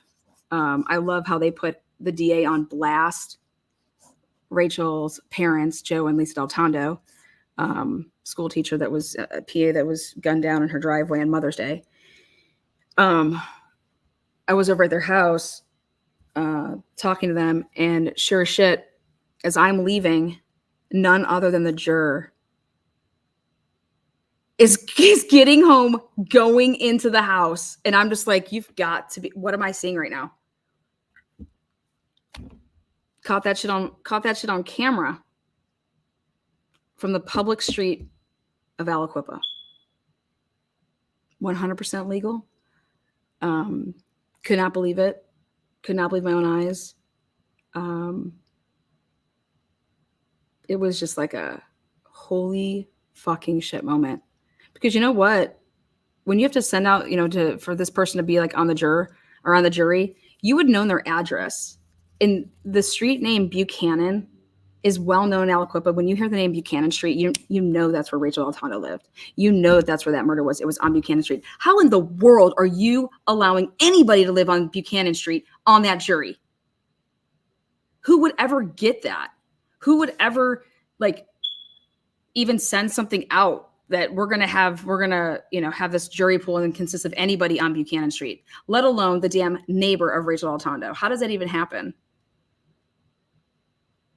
Anyways, Sheldon's innocent as fuck. I can prove it. So they're gonna resume a video. Okay, yeah, So 10. you could go to long times. Okay. Because everyone's doing videos. 5-minute recess. Okay, perfect. So what I'm gonna do for those of you guys that because it's a waiting game for Sheldon right now. It's a waiting game for Sheldon. But so this gives me Sheldon Jeter Jr. vibes. Sheldon Jeter Jr. was railroaded just like Rachel Deltondo, or just like Karen Reed was. The difference is that I was the only one advocating for Sheldon. And I came in to advocate for Sheldon literally 4 months right before, I was doing what Turtle Boy did for Karen Reed. And I literally got, the Black community was already, they were trying to be heard. Nobody would listen to them. I went in there as a white 5'3" nothing girl. And literally Aliquippa became like a second home to me during the time that I was there to help Sheldon's family. And the stuff I witnessed. Ooh. Sheldon's Black, 23 years old. The DA, he's, thank God, no longer the DA anymore. That's going to really help, I think. But everybody deserves a fair trial, and Sheldon didn't get that. And so it's like, if you really truly think that he's guilty, that's great. Go to court, do it the right way. And his defense team can sit and spin. Shame. Wait, Lana's weight 5'3", maybe 5'6". I say 5'3" for that purposes of that documentary. Just makes it sound better. Hey guys, I know you guys probably don't trust white people like myself, but let me tell you about myself. I played basketball at the University of Cincinnati. Enough said. I said, I really want to help your family. I know it's going to take a minute for you to trust me. I don't want anything. I just want to help. I want to get the word out. I believe in Sheldon's innocence, and I think I can help prove it. Let me help. So, I'll show you guys some of the evidence that I've uncovered and just the fuckerage behind the Pennsylvania State Police. It's the same type of situation. Pennsylvania State Police took over because the Aliquippa Police Department could not do murder cases because they were basically under probation. because of all their fuckerage. It's so bad. But they wanted to get him for the Rachel Del Tondo case, so they set him up for the Tyreek Pugh murder. And but they weren't able to cover all of their tracks.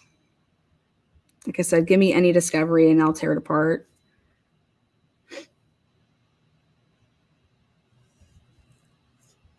Same thing with the Dr. Moore case. The stuff that's about to come out with that case. You're welcome. I love it. You son of a bitches. Come on, man. How do you take an oath to serve and protect and you know, you want to let your friends off on speeding tickets. You want to let your friends off on drug charges. You want to frame somebody for murder and ruin their life. I have a problem with that. I have a huge problem with that. You know, you want to look the other way with people want to do drugs. I don't give, dude, you sell to kids, you come rocking my boat, you frame people for murder. I have a problem with it. Stay out of my lane. I stay out of yours. So yeah. So prayers go out to Aliquippa. We're still, you know, we're still fighting over here for you.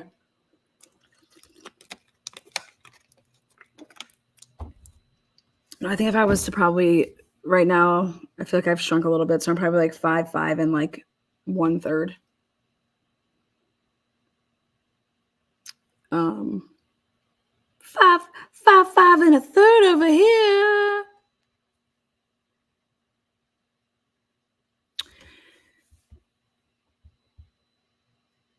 All right, let's see. Let's go back over here, but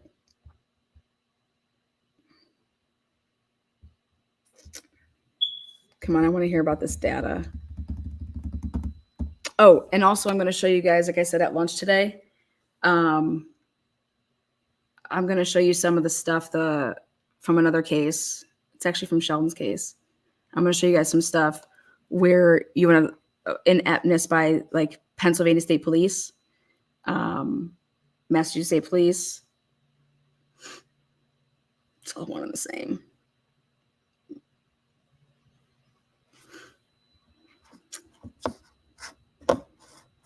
In the Karen Reed case, there's been questions around the time stamping of videos. In the Sheldon Jeter Jr. case, it's the same thing. In the Sheldon Jeter Jr. case, there's a question about there's the chain of custody of going and obtaining these surveillance videos. In the Karen Reed case, it's the same thing.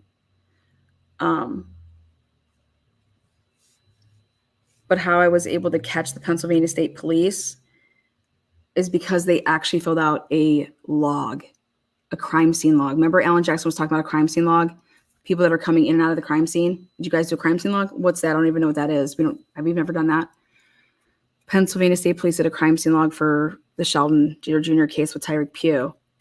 And that's how I was able to catch that these officers from the Pennsylvania State Police and Alcoa Police that said that they went and did something at a certain time didn't, because they were still inside the yellow tape. And so I like to show work and prove it. So one of these nights, I'm going to show you guys that stuff. I think it's all interesting because it's all connecting. All right, let's go back and see if we can get this trial running. All right. Again, thank you guys for being patient.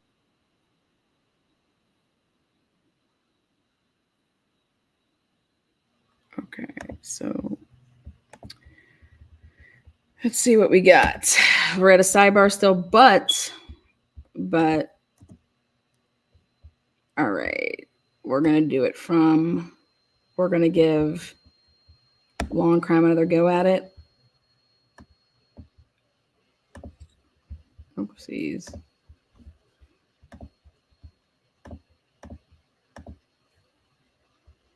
There we go.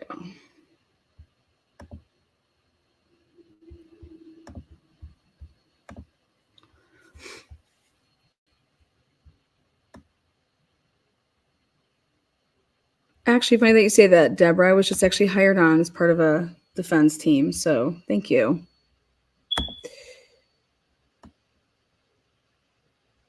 Audio is set up. Well, we're just sitting here waiting, so we're good to go. Again, we're here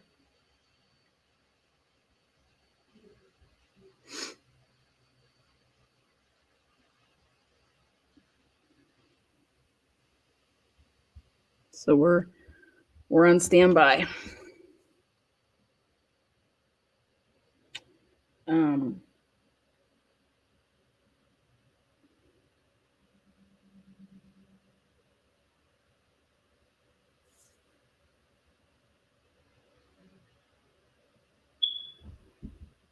you guys know in the Sheldon Jeter Jr. case that his defense team called 2 people to the stand? They didn't have phone expert.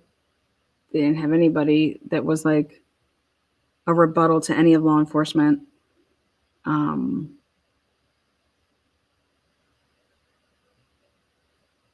didn't even talk about Sheldon's phone at all, or anybody's phone for that matter, aka the victim's phone, who I believe had 2 phones. I got 2 phones, one for the and one for the They said they couldn't get into the victim's phone, Tarek P's phone. They couldn't get into it.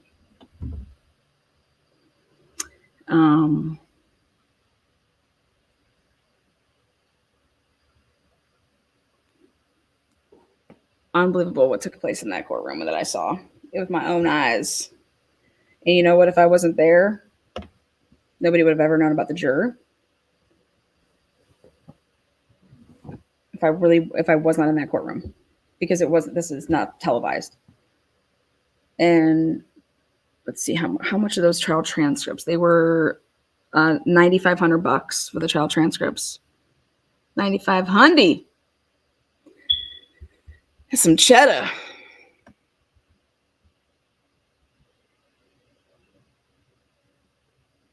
Today is day 25, guys. Today is day 25 of the trial. One of my favorite numbers. Mark Price taking us back. Can you guys believe that? How does the defense not call where they took Sheldon Jeter Jr.'s vehicle, same way as they kind of took Karen Reed's car, but guess what? They got in it. The Pennsylvania State Police got in Sheldon's car, which was actually his uncle's SUV, but his uncle was it's like anything when you buy like somebody, or you have a car, you let somebody use it, whatever, and it's kind of like theirs, but you own it. The Pennsylvania State Police, aka /Aliquippa officer, the same guy, got into Sheldon Jeter Jr.'s SUV and drove it from his home to the barracks. But guess what? It breaks down. It broke down on the way. So then they had to call a tow truck. Then they decided, well, we were going to take it to the barracks, but now we're going to tow it to this tow lot in Aliquippa.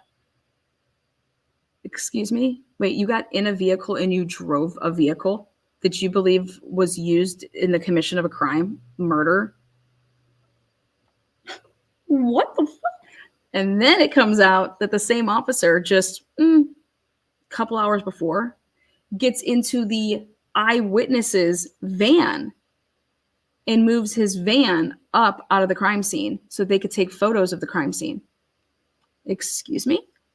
So wait, you're saying Tyreek Pugh was killed around 10:30 or 11 o'clock at night on a hill on a street, and the van that came up to the body and was found at whatever time, just, a couple minutes later, calls 911, they get there, and then an hour when the forensic team gets there to take the pictures, this cop gets in the guy's van and moves it up so it's out of the crime scene to take photos. Wait, wouldn't you leave the vehicle there because it's still? How do you know that vehicle wasn't involved? How do you know if the person actually called 911 wasn't involved? How do you know anything? Why are you moving vehicles? What the hell are you doing? That same person that was a cop, Aliquippa cop, that got in the vehicle to move it up was the same person then. Think about your hands. Think about your hands. You got in that car. You drove the van up with your hands touching. Even if you have gloves on. If you're using those police gloves that are like your own gloves, you're not like whipping out new, here, let me get it out of here and put on these gloves. Then you get into Sheldon's car at 3 a.m., 5 a.m., and get in his SUV and say, we're going to take this. Here, will you sign? And they consented. They're like, yeah, here, you can have this. You can have my phone. Excuse me? Excuse me? The same person gets in the car, moves the van up, then just hours later gets in Sheldon Jeter Jr.'s SUV, pulls it out, and drives off and is going to take this vehicle to the barracks. But on the way, it breaks down. The defense does not know until 2 or 3 weeks before trial starts that the car ever broke down that needed to be towed. They never realized that had ever happened.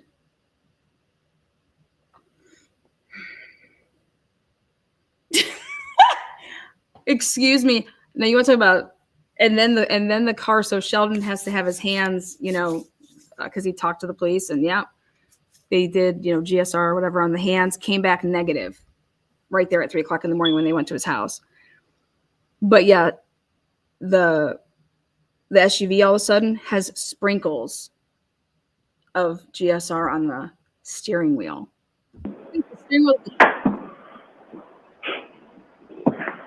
Oh, I hear us. I hear some movement.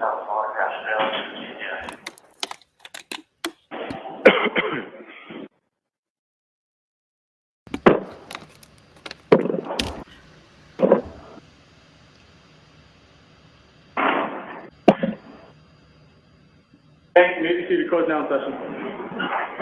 117 Commonwealth versus Karen Reed. Good morning, jurors. I appreciate your patience. Let me ask you those 3 questions. Is everyone able to follow the instructions and refrain from discussing this case with anyone? Yes. Thank you. Everyone said yes or nodded affirmatively. Were you also able to follow the instructions and refrain from doing any independent research or investigation into this case? Everyone said yes or nodded affirmatively. Did anyone happen to see, hear, or read anything about this case since we left yesterday? Everyone said no or shook their head. So you'll see that there's a juror who is not with us at this point. There are good and sufficient reasons for that juror to be excused. It's personal to that juror. Do not concern yourselves with it in any way. Okay, and we will move on. All right, your first witness, please, Mr. Lally. Yes, Your Honor, the Commonwealth call Ms. Jessica Hyde to the stand.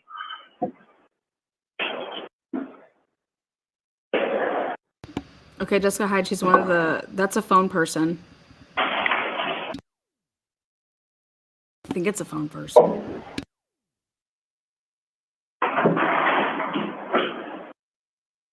Right this way. Watch your step, please.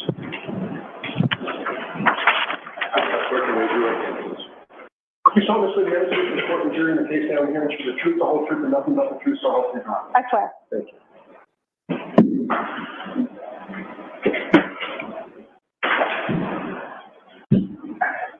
All right, Mr. Lally, whenever you're ready.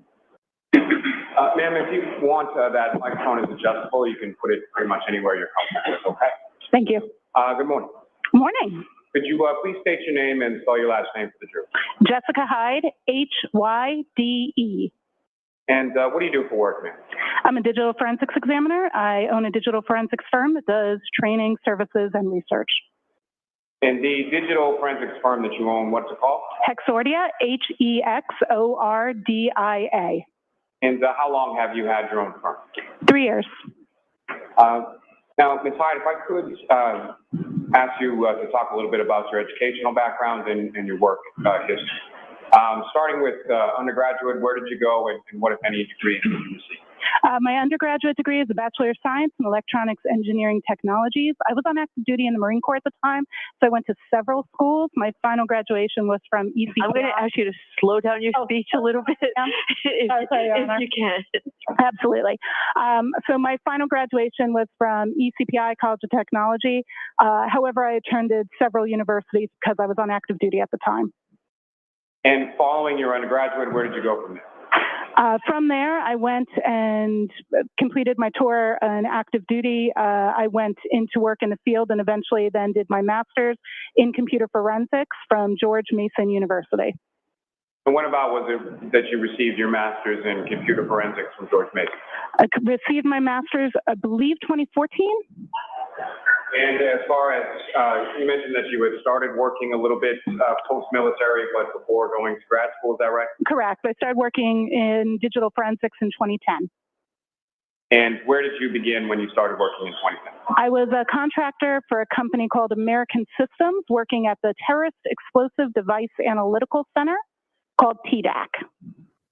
And following sort of going forward to when you received your graduate degree, if you could speak a little bit about your work history since then. Sure. So I continued to work at TDAC while I had completed my degree. That was doing digital forensic analysis on phones that were connected to improvised explosive devices. So most of the phones I received was post-blast, and I would recover data from that and analyze that. From there, once I had completed my degree, I went and worked in the regular private sector. I worked for Ernst & Young, now called EY. There I was one of their mobile forensics experts, working a variety of cases, everything from insider threat and insider trading. Then I really missed doing more public service work. So I left to go to the National Media Exploitation Center, which is I worked there as a contractor under a company called Basis Technology. That organization supports 22 government agencies in the intelligence community, supporting the things that are either the highest priority or the things that other organizations can't support. So we were the center of excellence for the U.S. government in mobile exploitation, and I ran that team there. Yeah. And then from there, I can go from there. From there, I went and became the director of forensics for Magnet Forensics, which is a company that develops tools for digital forensics. So there I was in a position where I did a large amount of research into new artifacts, unsupported access to devices, et cetera. I was there for 5 years before starting my own firm. And then what did you, no, I'm sorry, let me start again. As far as what, if any, teaching experience in relation to this? That is an excellent question. I've actually been an adjunct professor at George Mason University since 2016. I've taught 20 terms in their graduate program. I teach the mobile forensic analysis course in their digital forensics master's program. In addition to your work and your teaching and all your training, are there any professional organizations related to your field that you're a member of? Actually, several.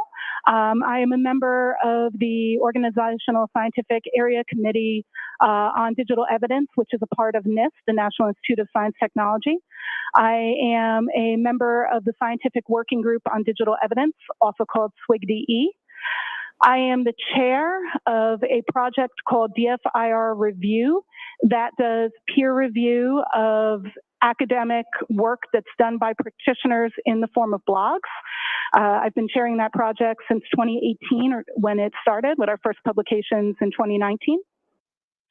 I am the first VP at the International Executive Committee level of the High Tech Crime Investigation Association, also called HTCIA, which I've been a member of since 2012, and I will ascend to, I've been elected, I'll ascend to president next September. I am also, I do a lot of volunteer work. I also am an associate member of the American Academy of Forensic Sciences, AAFS, and I just recently finished my term as an associate editor for Forensic Science International Digital Investigations, which is a peer-reviewed journal in the academic space of digital forensics. And I'm still a reviewer, but I stepped down from my duties as an associate editor. Bringing me to my next question, what, if any, sort of articles or publications have you published in relation to Great question. I've published a paper on the standardization of data recovery. I worked on that with Dr. Owen Casey and Dr. Nelson. That was published in Forensic Science International Digital Investigations Journal.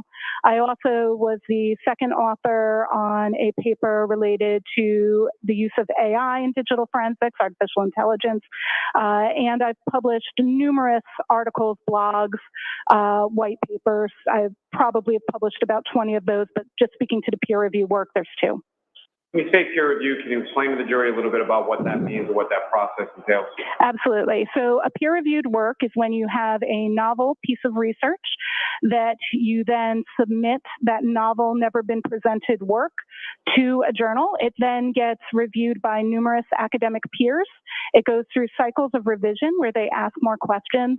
On the standardization of file recovery paper, that process took about 14 months for it to be peer-reviewed by experts in the field, and then it is published in a journal.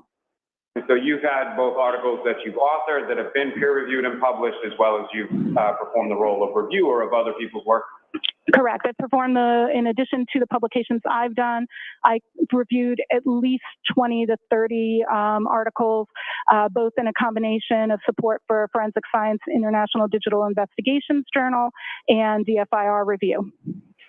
Now, Ms. Hyde, if you could explain to the jury, when you say the term as far as digital forensics, what do you understand that term to mean with relation to what you do? I would describe digital forensics as the analysis of data from any storage medium that can control data, be that a mobile phone, computer, or cloud, for the intention of that data intentionally being used for court. And with reference to your firm, Hexordia, where is that located? What state? We are headquartered in New York State, in Bridgeport, New York, which is outside of Syracuse. We also have an office location in the DC metro area in Tyson's Corner, but we have employees in 6 states. And with respect to your duties and responsibilities in regard to your firm, what is it that you do? Great question. So I do perform digital forensic analysis on cases. I currently work on 2 U.S. government contracts supporting 1 digital forensic analysis and 2 novel research and exploitation of mobile devices. So I'm named personnel on 2 contracts, and then I manage another 3. I also develop training for mobile forensics. My courses have been taken by people all over the country, and Hexordia also delivers that training. I also do research and presentations for journals, conferences, et cetera. So a combination of casework, education, and research. Now, Ms. Hyde, if I could turn your attention to May of 2023. At some point during that month, were you contacted by the Norfolk District Attorney's Office in relation to this case?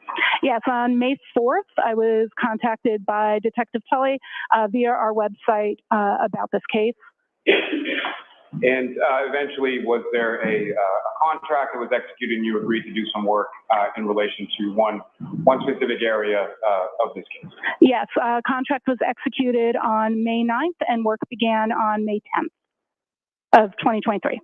And as far as the specific information in relation to this case, what was it that you looked at? I'm sorry. Let me start by saying, what was it that you were asked to look at? I was asked to look at 2 specific Google search terms that took place on January 29th. And with regards to the information that was provided, and we'll get to that in a moment, but with respect to the question that was asked, was it a question that was posed, or were you asked to find some sort of specific response? I was asked to look at the timelines and timestamps related to those Google searches.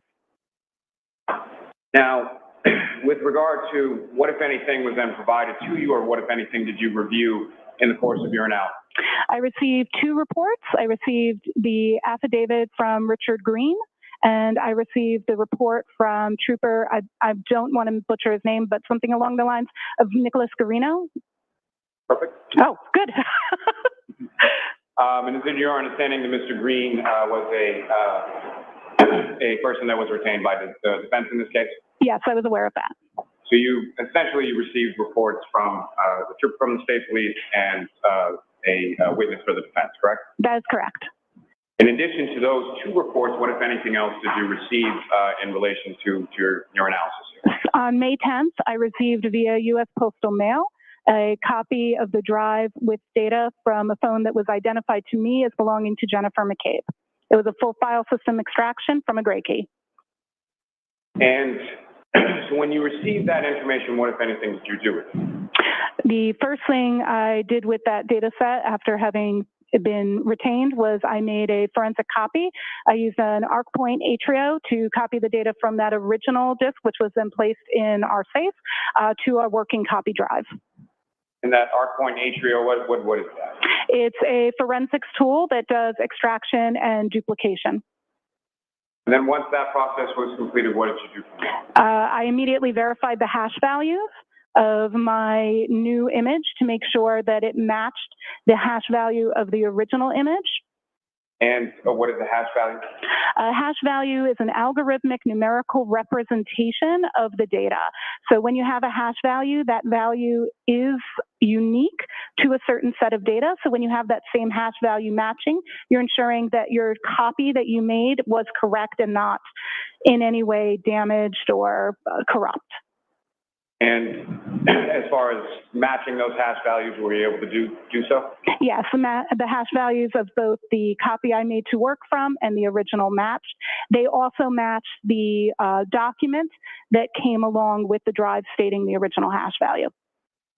And then what did you do from there? From there, I processed the image in several forensics tools. I used Celebrite Physical Analyzer. I used Magnet Axiom. I used a tool called ARTX, A-R-T-E-X. I utilized a tool called iLeap, and I later used a tool called Sanderson Forensics SQLite, but I did not use that tool at this point. Now, with reference to the tools that you used, that you just went through, are those fairly common tools, or are those tools that are commonly used within your industry? Yes, they are commonly used digital forensics tools that are very standard for other forensics examiners to use on mobile exploitation. And as far as those different types of tools, so I guess my question is, there were a variety of different tools that you used? Correct. And why were you using the different tools? So different forensics tools have different capabilities and look at data a little bit differently. Phones have thousands of applications. If you look at the Apple Store or the Google Play Store, you can download a total of 6 million apps between the two. Commercial forensics tools, they can only support so many applications, so they each work and support different bits of data. So it's important to use multiple tools so you can see the results from different data sets and be able to compare those results and enhance those with manual analysis. And with respect to using those sort of different variety of tools from Celebrite to Axiom to ARTX, et cetera, is that something that you typically do as far as your normal process of conducting a forensic analysis? Yeah, that's very, very typical for me to process with multiple tools to ensure that I'm getting the most complete interpretations from forensics tools. Of course, you go beyond that with your analysis, but it's absolutely pertinent to do that. I would run some of those tools before others because of speed, and so I can begin analysis while other tools are running. If I could ask you just about the last one that you mentioned, just briefly, as far as the Sanderson tool. Yes. Can you explain to the jury sort of what that is and how that interplays with the other tools and analysis? The Sanderson tool is meant to look at a specific type of data structure called a SQLite database. SQLite databases are very nuanced, and this particular tool allows you to take that database and explore it at a deeper level than the other forensics tools allow. And just for the record, when you use that term as far as the SQLite database, how is that spelled? It is capital SQL, lowercase I-T-E, and SQLite is also commonly pronounced as SQLite, so both pronunciations are acceptable.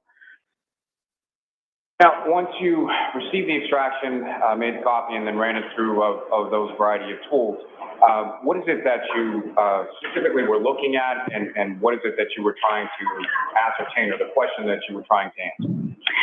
So in looking at that analysis, I was focused specifically on the data that took place on January 29th. So the first thing I did was I limited my search within those tools to that period, and I looked at the artifacts that they were parsing pertaining to Safari history, as Safari was the browser that had been in use at that time. Now, in addition to looking at those search, what, if any, information were you looking at in relation to deletion? I'm sorry, I could not hear you. In addition to looking at those materials as far as those searches were concerned, what, if anything else, were you looking at regarding that data with respect to deletion? I didn't hear the last word. With respect to? Deletion? Deletion. I apologize. Thank you.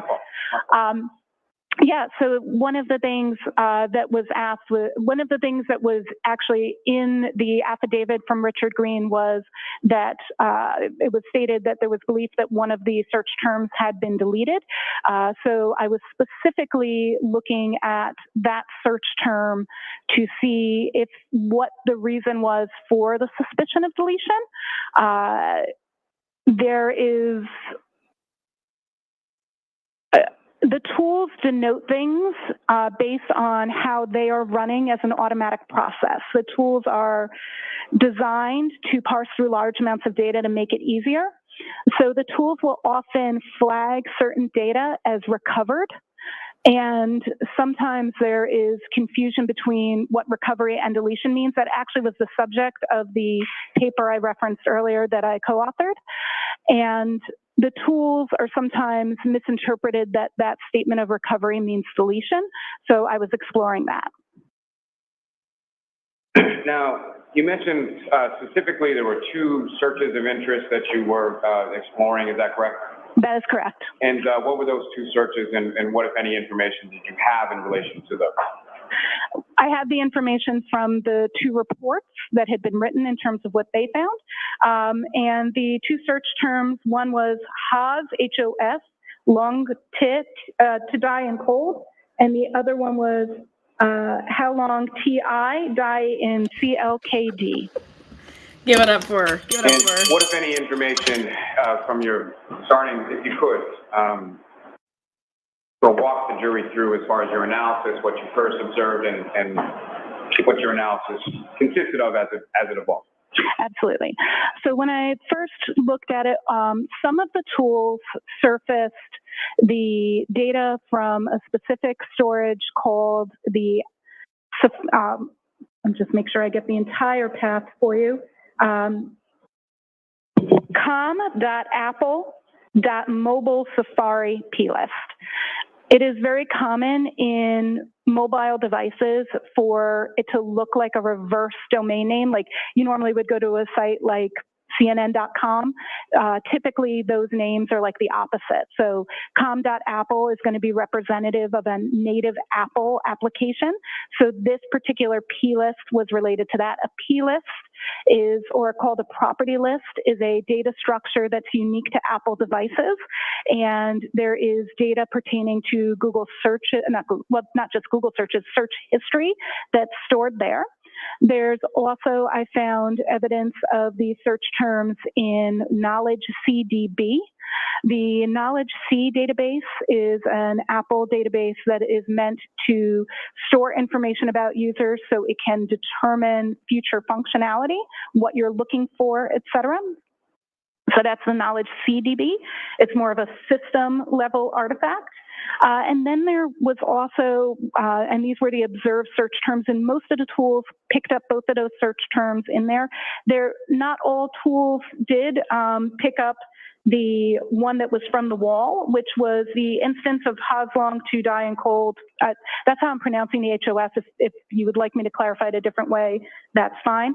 That particular search term was recovered from a SQLite database, the one I later explored, and Celebrite specifically demonstrated and showed that particular search term as a suspended state tab, and that's a really intricate artifact whenever we're ready to explore that. That is the one that was marked as recovered. So those were my initial findings, just looking at what the automated tools parsed. However, Celebrite was the tool that found that particular search term. Cool. Now, you used a term in there as far as a wall or a write-ahead log file. Is that correct? That is correct. Can you please explain to the jury what your understanding of that term is based on your training experience? Absolutely. This is a really interesting data structure, the way it works. So the way SQLite databases work is the data before being committed to the database, which is almost like an Excel spreadsheet if you think about that. Each table is like a page on an Excel spreadsheet. The data before going there goes kind of to almost like a text file, like if you were to have a doc of writing all the changes that need to happen to that Excel spreadsheet. And they're not made to that spreadsheet until it closes.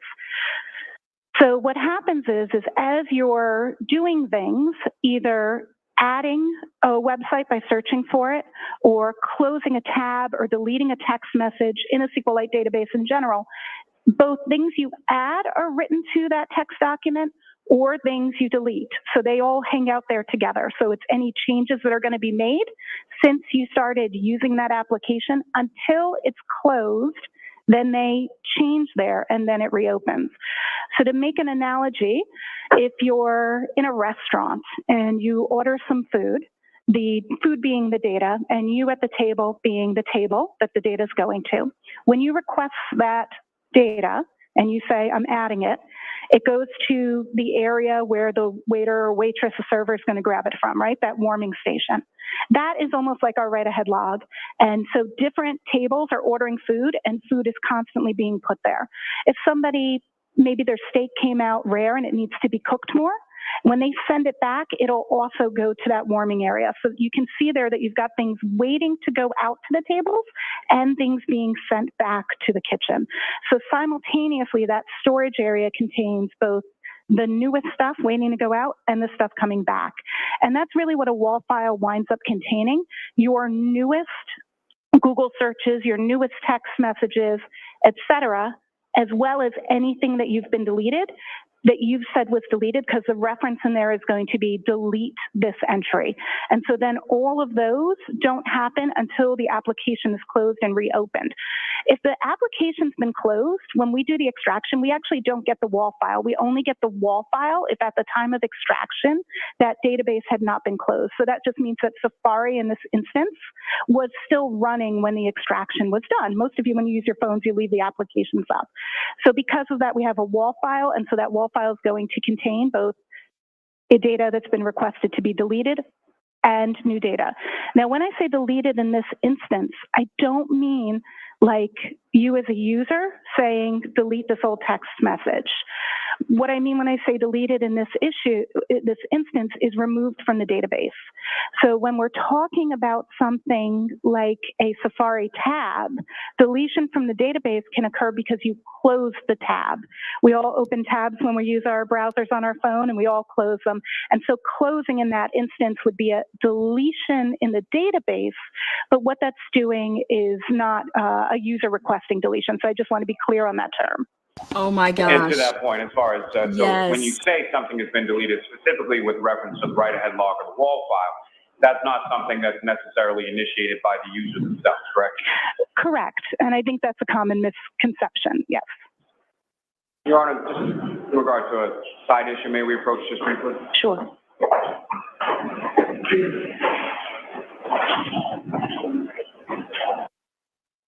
Okay, so how I see things happening right now is if Lally's going to split hairs here, and if he's going to be saying that it's not that this was deleted, as in terms of like you're trying to delete, it's when you're closing out a tab, it's not a deletion. You're just closing out a tab. So think about this. Like I told you guys, when I use my iPhone and I have all, like, let me see how many freaking tabs I have open right now.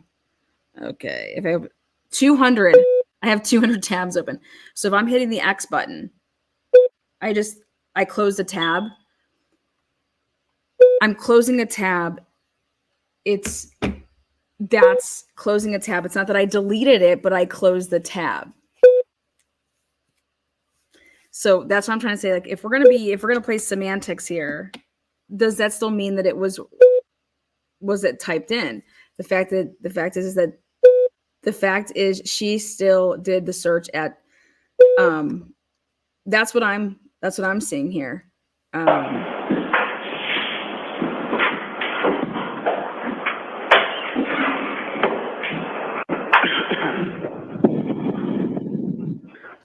I'm still seeing that she's still you used the term earlier in your testimony regarding something within your field called an artifact. Is that correct? That's correct. And can you explain to the jury what you understand that term to mean?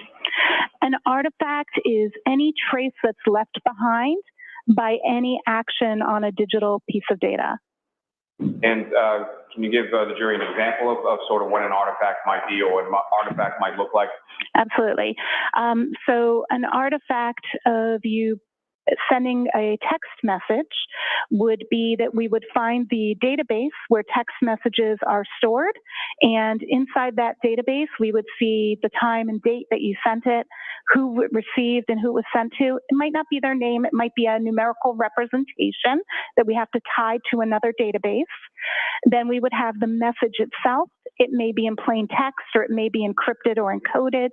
And then we may have something called a blob, and that would be a reference to data that's too large to store in the database, so it would be elsewhere. So that would be if your text message included, let's say, a picture or a video. Now, in regard to your analysis and your ultimate conclusions, in this case, you wrote a report, is that correct? That is correct. And within that report, there are a couple of tables and a specific figure, is that correct? That is correct. Your Honor, with the court's permission, if I could, I'd like to publish to the jury Table 1 from Ms. Hyde's report. Okay.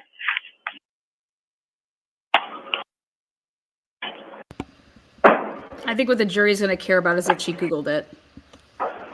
So, I don't know. Ms. Hyde, do you have a copy of your report with you as well? I do. Your Honor, with the court's permission, just because I fear it may be a little difficult to see from where she's seated, if she could refer to the table in her report. Thank you.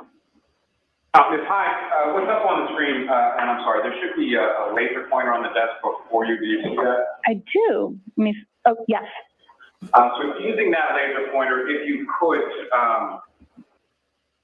draw the jury's attention, or direct the jury's attention, I should say, with respect to what are we looking at in this specific case? Absolutely. So this table here has a couple of different elements that I'm showing in terms of what searches were searched where, and when, and what source of data they came from.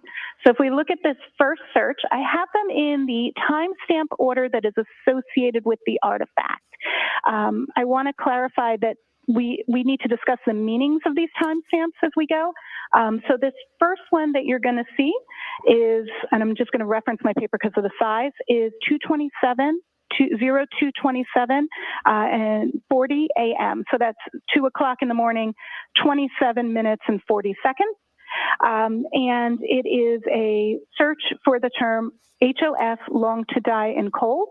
And that is timestamp in this instance is from the browser state DB, which is right here. The browser state DB is an artifact that speaks to when tabs are moved. What? So when you're using your browser and you open different tabs, you may have a search that this time pertains to the time that that tab moved. It could be lots of things. It could be you switch tabs. It could be you close the tab. It could be you minimize the application.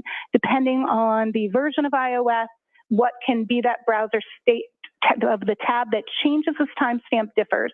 But what's very special to know about this timestamp is that that is not the time necessarily of the search. If a browser is opened and a single search is made, those will match. However, as long as that browser hasn't been closed, moved to the background, etc. If that browser has had any activity that happens to that tab in terms of application closing, minimizing, this can update. That is what that timestamp is for. This search term is always going to be the most recent search term in that tab. That means the last item that was opened in that tab was HOF long TI die in cold. We cannot tell by this particular artifact what time that search occurred. It is a high likelihood that that tab was opened at this time because there was another search that occurred at 2:27 in the morning. It was a sports site. I cannot pronounce it. It began with an H, Hunkamon Sports. Hawkmock, okay, thank you very much for the pronunciation. Hawkmock Sports, there were a couple of searches pertaining to that done immediately after, but it appears that that's when this tab was opened and the first search done there. So this search, we know was done by this, and we know that it was the last search in the tab because it comes from this source, the browser state DB. And that means that particular timestamp and search pertains to what has happened with the tab. And that's what allows you to open your Safari browser on your iPhone and then open it on your iPad or your Mac and have the same tab. That's the function there. This search here, this is really interesting. So at 6:22:49 a.m., we have an entry in CacheDB that is specifically, if we dig into this URL, this is an Apple suggested term. So when you use a browser and you start to type a search you've never typed before, the browser tries to help you and say, are you searching for this? So as the user began to type the phrase in the immediate search after, which is how long TI to die in CKLD, this particular suggestion came up, indicating in all likeliness that the search term being typed had not previously been searched, because Apple suggested, instead of a previous search, it suggested how long does it take to digest food. After how long to digest food had been suggested, the user then has a search at that time, 6:23:51, for how long TI die in cold, and that is coming from the mobile Safari plist, the com.apple.mobile Safari plist I mentioned earlier, and the search is also shown in the knowledge CDB. That's commonly what we would expect. We would expect that search to be in both of those, both that plist and that database. Then the... Can I stop you? Yeah, absolutely. As far as the expectation of that being in both of those, the plist and the other database, why is that? That is because the search is not being tracked not only by the plist for Safari, but also by the system itself to be able to do that predictive coding. So in the future, when you start to type how long, it gives you what you searched last time. And with respect to that, how long it takes to digest food, based on your analysis, was that a search term that was ever entered into this phone? Correct. The source of that, if you look at this first line where it says cdn2smooth.apple.com, that's what indicates that this is an Apple suggested term, not a user input term. I'm sorry, I interrupted you. If you could please continue with the next. Absolutely. The next search that was done immediately after the search at 6:23, the next search was how long TI die in CLKD. Again, we see that search both in the knowledge CDB and the mobile Safari plist. And then we have, so we see it in both databases. Then, so that's how long to die in cold. Sorry, I was on the next line. Then at 6:24, we get the next search, which is HOF, long to die in cold. And we have that search again, both in the knowledge CDB and the plist. If I were timelining this based on activity as opposed to timestamps associated, what I see here is the beginning of a user typing a search, Apple making a suggestion of how long to digest food. The user does not take that suggestion and rather inputs how long TI die in CKLD. They then make a second search of HOS, long to die in cold. That search winds up being the last search in the tab, and that is why we see it in the this particular browser state DB. It should be noted that this is in one of those WAL files and not the raw file. And so as far as sort of towards the top there, and I know we'll get a little more to this in a moment, but as far as that reading at 2:27:40 in the morning, as far as the timestamp associated with the search, why would that timestamp be associated with it if it's searched later on in the morning? Because that table isn't showing the time of that search. It's showing the state of the database. So it's saying that the last time that tab was touched, moved to the background or foreground, was 2:27 a.m. The website, as you search more websites in the tab, that gets updated. So the current state that this is showing is that it was the tab was moved to the background or opened or some action for the tab at 2:27 a.m. when the Hawkmock Sports, I got it right, Hawkmock Sports website was visited. And then once the Hawkmock Sports website was visited, that tab was in continual use. There are other searches and activity that happens. We don't see that happens eventually. This search gets made at 6:23 a.m., this search at 6:24 a.m. That winds up being the last search in the tab. And because it's the last search in the tab, that's what the final update is and the final status. So when you say last search in the tab in reference to time, in reference to what time specifically? I'm sorry, I don't understand the question. That question, let me rephrase. So as far as the 227 tab is closed and then another search done at 6:23, is that correct? 2:27 isn't necessarily when the tab was closed. That's in my report. I say that it's undetermined because there's a lot of things that can cause that timestamp to be there, including tab being moved, tab being minimized. I don't know exactly what caused the tab to get that particular entry, but it is not, that timestamp is not indicative of the time of the search or any URL that's visited there. That time is indicative of movement of the tab, and the search is the most recent search. So they update at different times. So I guess my question is, as far as from what your analysis is here, is there any use of that tab between, or is there any evidence or artifact of use of that tab between the 227 timestamp and the 623 timestamp? So the fact that that timestamp exists at 227, combined with the fact that the only existence of this search is at 624, means that yes, that particular tab was used after 227 when the Hawkmock Sports was searched. I apologize for not being familiar with that name. Oh, that's absolutely fine. Now, if I could ask you at this point, as you had talked about one in particular database having sort of an intricate artifact. Mm-hmm. If you could remind the jury of what that is, and if you could explain that. So the artifact that needed a little bit more explanation and digging was this browser state tab. And that's because if you look at the end of the file name, you'll see it's a db-wall. That means it wasn't in the regular database. It was in the write-ahead log. And to Celebrate's credit, that tool actually parsed the write-ahead log and displayed it where the other tools did not. If you remember before, we talked about write-ahead logs, and we talked about the fact that they can contain data that is both removed from a database and data that's not yet to be committed.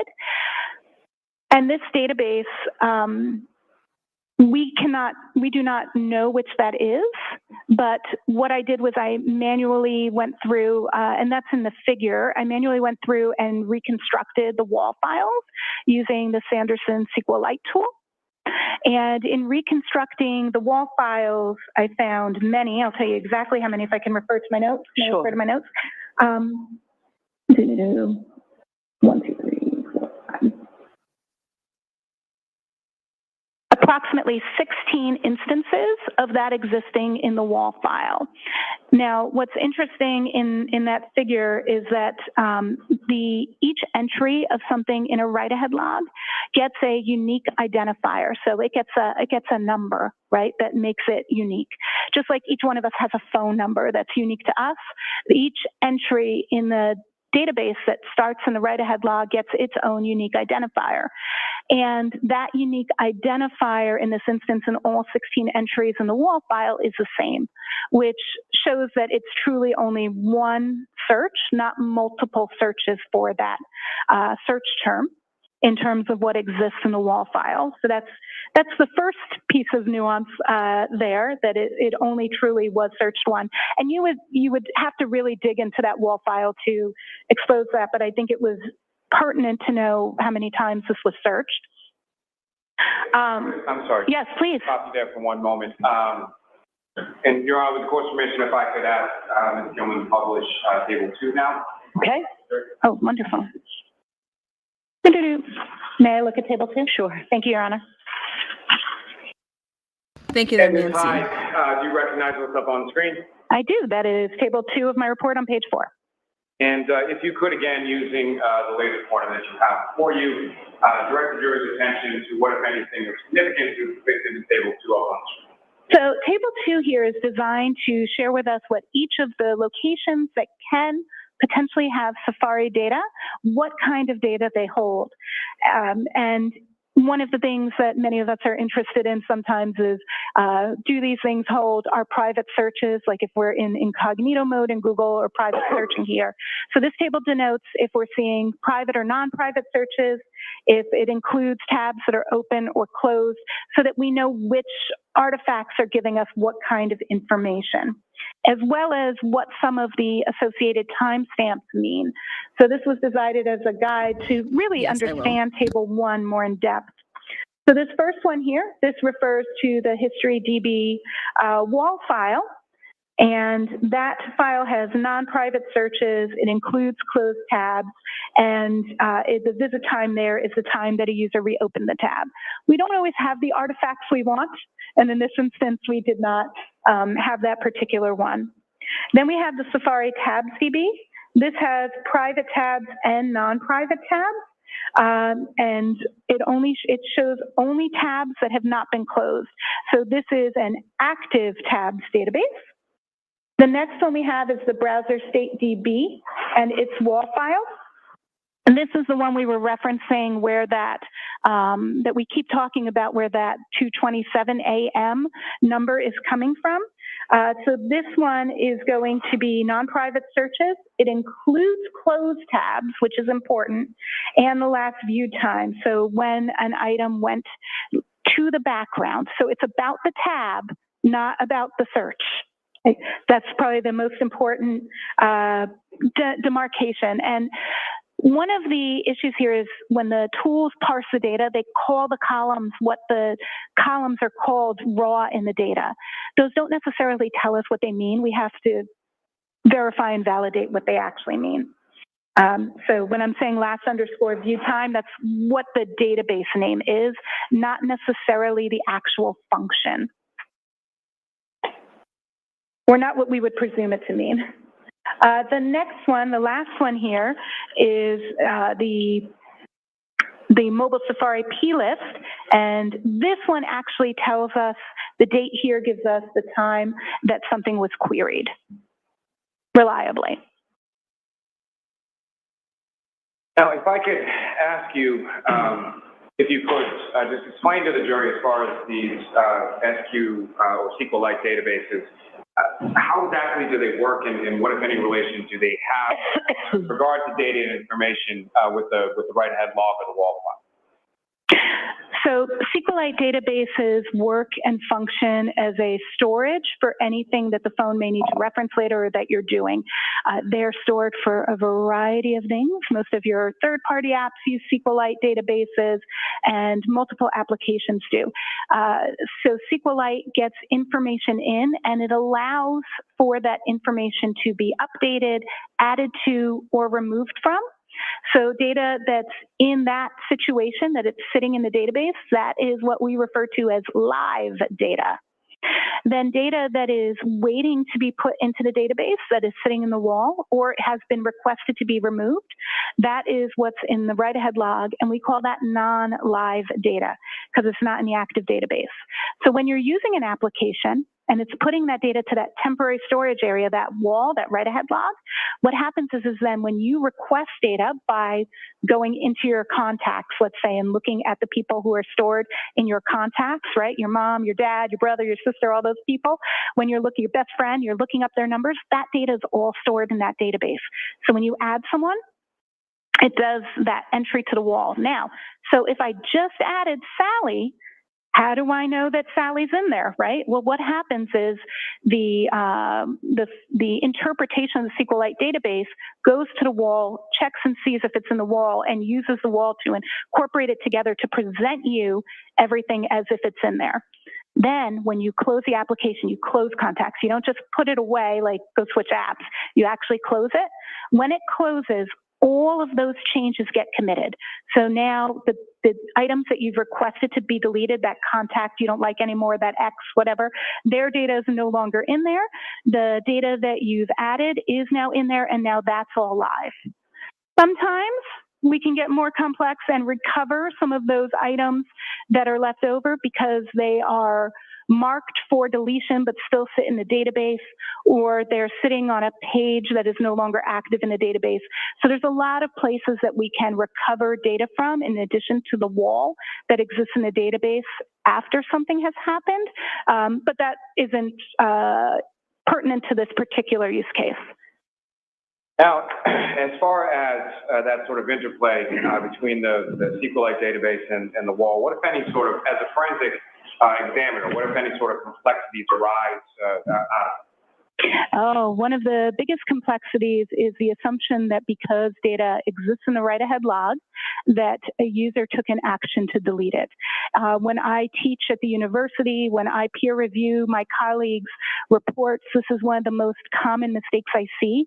And it's really because some of the forensics tools to indicate that the file has been recovered, they put a big X on it. And that was actually a big subject of that standardization of file recovery paper I referenced earlier. And it speaks about all kinds of files, but actually has a special section on SQLite, specifically because that nuance is often missed by examiners. Now, in reference to that being marked as deleted or misinterpreted as deleted by user, is there a specific tool of the tools that you mentioned before, as far as Celebrite versus Axiom versus that has that information that others may not? So Celebrite and Magnet Axiom, both Celebrite Physical Analyzer and Magnet Axiom, both have file system viewers that then have SQLite database viewers. I would say that those SQLite database viewers have more of a basic function in terms of looking at data in the live database. They don't allow for deep analysis of the write-ahead logs, which is why in my analysis I use the specialized Sanderson forensic browser for SQLite. And so when you see something like that in a Celebrite extraction, is there, what, if any, further analysis can you do to sort of look behind? Absolutely. Anytime I see an entry marked as recovered, and I'll use the term recovered instead of deleted, by Celebrite, and the source is a write-ahead log, I would go and begin reconstruction of the write-ahead logs using Sanderson's forensics tool to get to the meat of, is this something that it has been deleted, or is this something that has yet to be written to the database? You can often see remnants of that based on how many unique entries there are of it. The other thing we do is, so I mentioned that when we have the wall file, it hasn't been applied. So if I take the SQLite database and the wall file out, and I make another copy of them. So I've got one copy I'm looking at Sanderson, and I take another copy and I actually open it. What's cool is it does the commits. So then I have a copy of the database that actually has all those changes. So I now know if the entry was deleted by just comparing the two. So I can do that analysis by basically making the database think it was reopened, by reopening it with a non-forensics tool in that instance, just to see what it would look like in real life. And then I can look at the difference between the two and determine if something was marked for deletion or addition. Now, are there different reasons from your training, your experience, and your knowledge of these systems? Is there different reasons for why it's your conclusion that that particular search or those search terms were not deleted by the user specifically? Yeah, well, there's a couple of reasons. First, the way tabs work from a functional perspective, you can close a tab, but there's not really a user deletion function for the tab. And there was no evidence of other deletion, if that makes sense. It doesn't make sense that the term was, I don't see evidence that the term was searched prior to that 624 time. So since the term wasn't searched prior to that 0624 time, the existence of the tab being closed would not mean that that search was deleted, because then it would be evident in the other databases pertaining to the actual search, not the databases pertaining to the state of the tab. Is there a possibility that the tab was closed? Absolutely, but that is not a deletion. Secondly, an existence in the WAL file, as we mentioned, could be that it's something new, not something that was deleted. So just its mere existence in the WAL file doesn't mean it's deleted. I should say that that same X in the tools, you have to check the file because it could be from a free list or a free page, in which case, I know we didn't go into those details, nuance of SQLite databases that actually doesn't pertain to this. However, those would be truly deleted items. So there's other places where we would expect potential recovery, not necessary in this instance. And you can have something that's in a WAL file and deleted without being in those other locations. Just stating that its existence in the WAL file itself doesn't mean deletion. But there are other SQLite things that would clearly indicate deletion that aren't applicable to this particular search. Now, Your Honor, with the court's permission, if I could ask Ms. Gilman to publish figure 1 from Ms. Hyde's report. Thank you, Your Honor. And again, Ms. Hyde, you recognize what's up on the screen? Yes, this is figure 1. This is a direct screen capture from Sanderson's tool from the browser StateDB, limited to the Haas long to die in cold search.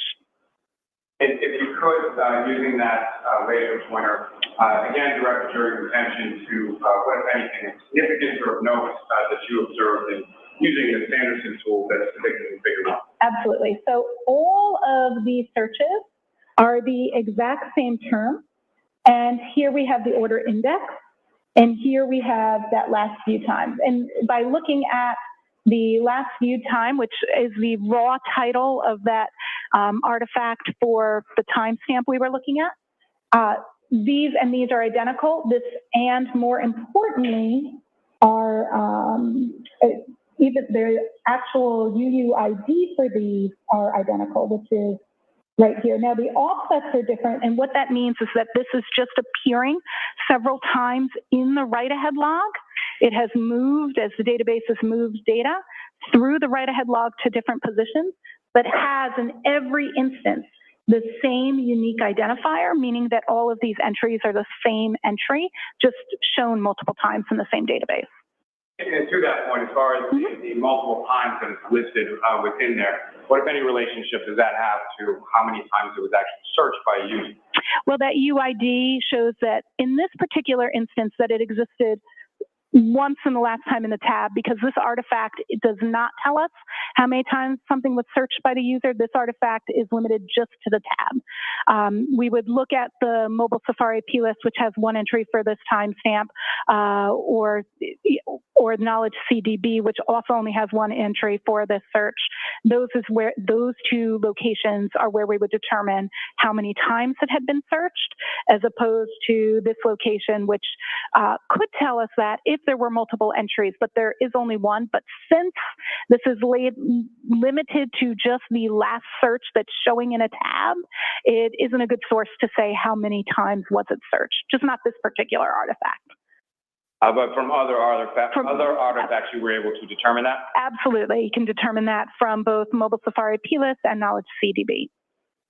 And I'm sorry, I jumped in there just as far as turning your attention back to figure 1. What, if anything else, significance do you know in that?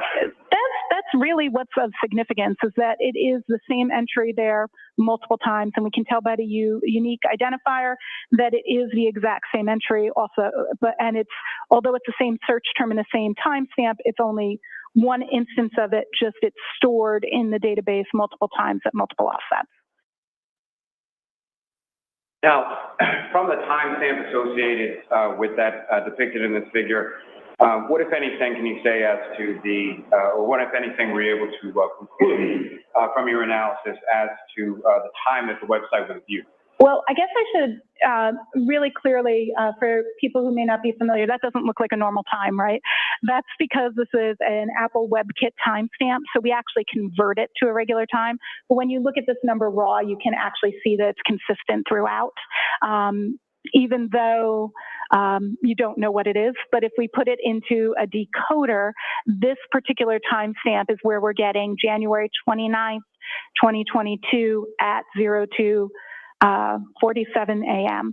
And to be clear, just for real clarity, when we actually translate this timestamp, it's in universal time constant, not in local time, but for the sake of conversationalists, I'm using the local time here as opposed to the time in the universal time constant, which is how this artifact is particularly stored. Now, with your analysis, is there some kind of testing that you conduct, or can you explain to the jury sort of what that is and how it relates to your analysis here? Absolutely.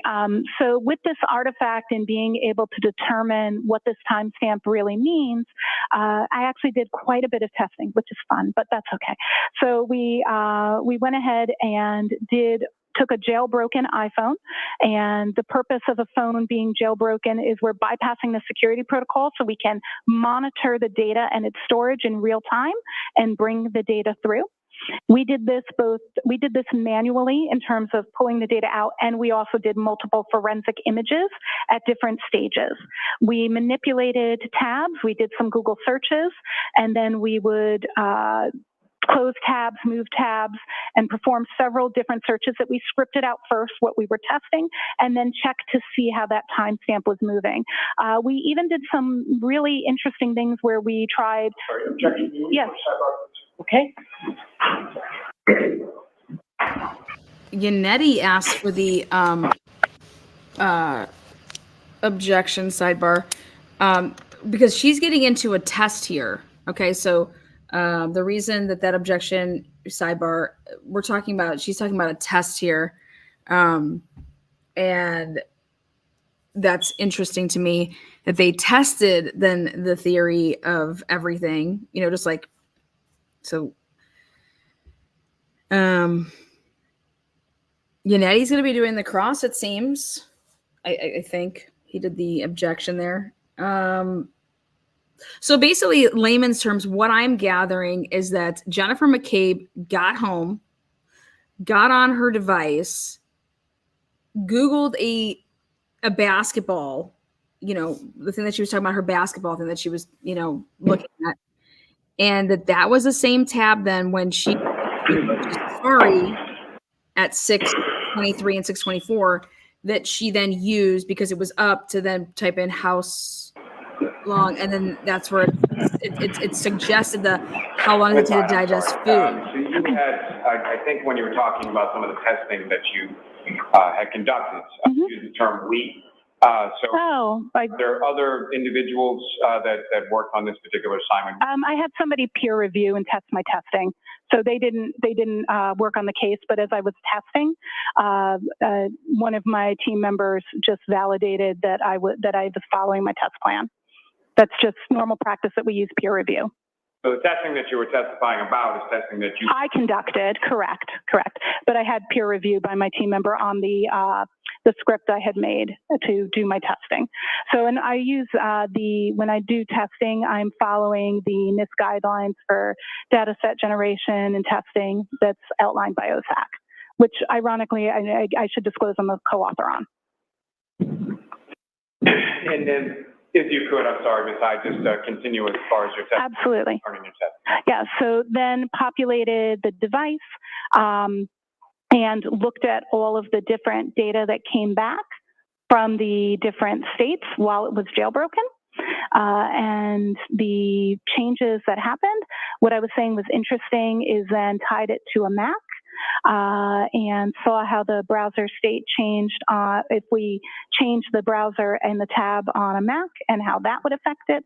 And because we could see the differences, and by we, I mean that I had my testing peer reviewed, because I could see the differences of what the data looked like when I was altering it both in the Mac and on the phone, I was getting differences in those timestamps in those different conditions. So in other words, I could get a timestamp that showed in the browser state DB that was earlier than the current search by a variety of means, including manipulating the tabs, closing them, opening them, switching which one was in proper view forward, as well as looking at that tab on an external device, including a Mac and an iPad on the same account. Now, throughout the course of your work, I think you alluded to it earlier in your testimony as far as your experience is concerned. You've had occasion to work both as a forensic extractions, forensic investigator. Yes. As well as working also in research and development, is that correct? Correct. And so from the R&D side, what, if any, role does that play as far as your analysis in general terms and your analysis here when it came to some of the devices or some of the things, the tools that you were implementing? I believe that my experience in research, development, and reverse engineering throughout my career pertaining to artifacts, of course, influences and my analysis processes in terms of wanting to ensure I understand how things work. I think it actually gives me a better understanding in many ways of how data moves through devices, as well as how understanding why the tools parse and represent data the way they do, in terms of the fact that they are presenting the data as they parse it using the proper algorithms to dissect that data and determine what it is based on testing and knowledge. So I think it actually influences in a positive way the depth that I go through in my analysis. You had mentioned earlier in your testimony that you had reviewed both Trooper Carino's report as well as an affidavit from Mr. Green. Is that correct? Correct. And with regard to the affidavit from Mr. Green, what, if any, issues, of course, of significance did you observe in his analysis? In Mr. Green's analysis, there is a conclusion that is drawn that a search occurred at 02:47 a.m. on January 29th. Based on the artifact recovered from browser state DB that Celebrite parses. And there are two errors with that. The assumption that that is the time of the search is a misunderstanding of the browser state DB artifact, because that artifact is not the time of search, it's the time of movement of the tab, as well as the statement that, that it was deleted due to the demarcation of Celebrite as recovered. And based on the totality of your analysis, your testing, and everything that you looked at in this case, what, if any, conclusions did you come to? My conclusion is that there was a search at 02:47 a.m. for Hawk Mock Sports, and that browser was in use, and there were continual searches due through the night. The phone was, I do agree with Mr. Green's findings that the phone was in use at that time at 02:27. Later, the phone a web search is done at 6:23 a.m. For how long, at that moment, Apple produces a suggestion for how long to digest food.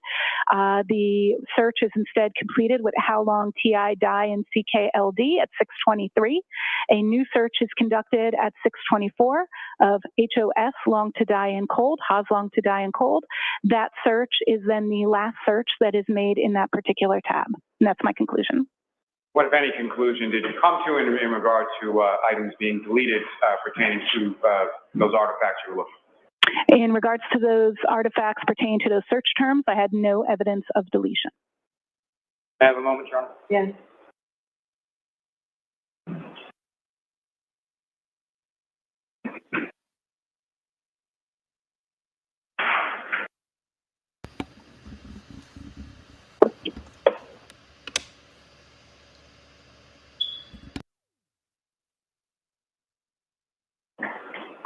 Your Honor, may we approach?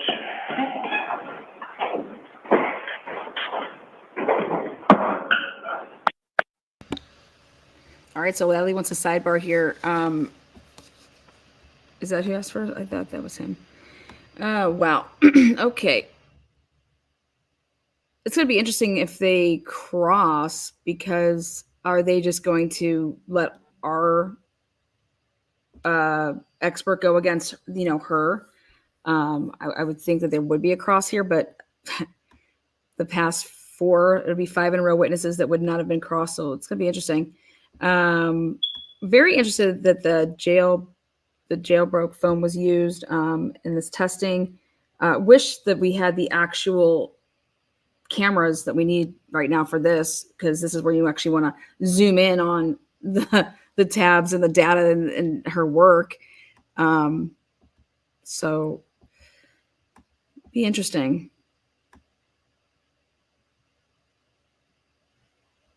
Okay, now what's happening?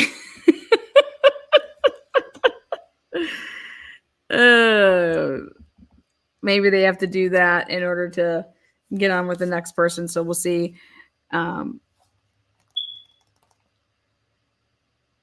Okay. All right, to the court, please. Okay. What do we got going on? Yeah. Jen's phone wasn't a jailbroke phone. Maybe they just mean like we used one that didn't have a password on it. That got me a little. Ooh. So they're letting the jury out here.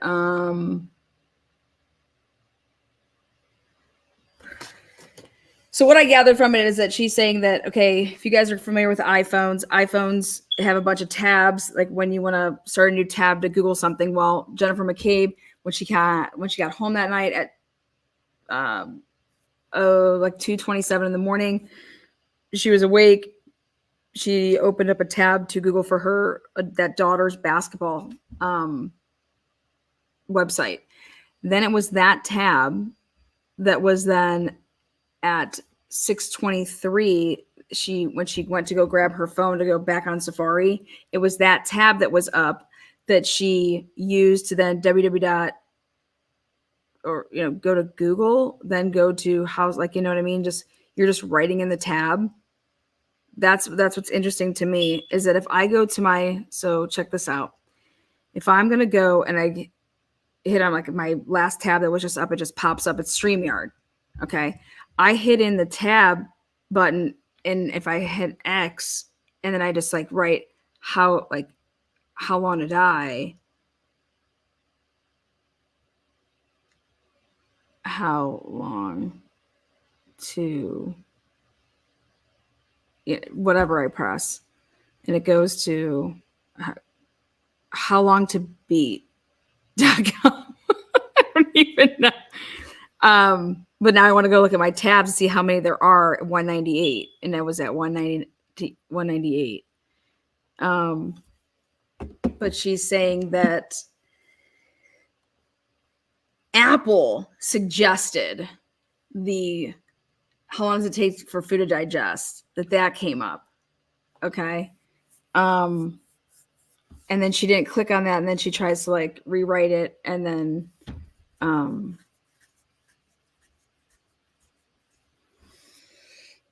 but it was all under the same tab, and a tab closure is not deletion. It's just like you're closing a tab. So basically, Jennifer was up Googling stuff that night. Then when she gets on scene, they're saying that she used the same tab to then Google that she had open from the basketball at 2:27. And that when she eventually X'd out of that tab, that the artifact behind that wall is it's showing that 2:27, and that Green is misinterpreting it. He made an error, the browser statement, and then because the 2:27 is not the time of the search, it's the time of that tab being used. Okay. And so there is no, it's going to be interesting. It's going to be interesting because I don't think that she's a moron. I think that this woman is very intelligent. I think that clearly, I mean, look at all the stuff that she's done, and she knows stuff. So my question is if you give me data and you give somebody else data, if it's not the same data, can we then get to a different conclusion? So my question would be about the data. My question is about like, what was she supplied with? Was it the same? Was everybody the same? And then she was saying that she looked at she used the affidavit of, Green and his assessment with, she was given that on May 10th, 2023. The affidavit of Green, and then the stuff that Nicholas Guerrero did. And what I don't understand is why Nicholas wasn't called. Are they not planning on calling Nicholas? Because I thought this was a little out of order. I would think that Nicholas would have been called first, then she's called. But okay, we're gonna talk about John McCabe's phone, and but I would even want to talk about the extraction of John McCabe's phone in the first place. You're just jumping right to this person. Like, why? You took Jennifer McCabe's phone, then what'd you do with it? You know what I mean? But again, it's Lally. I have no idea. To me, it just seems like it was out of order, and you're just like throwing a phone into the lap of this woman in 2023. What data? Like, I would have to go back and listen again. She said that she was given the raw data. I'm sorry. She processed an image. So let me see if they're going to be on a little break here. I want to back up to this timestamp of 2:02, which she was given.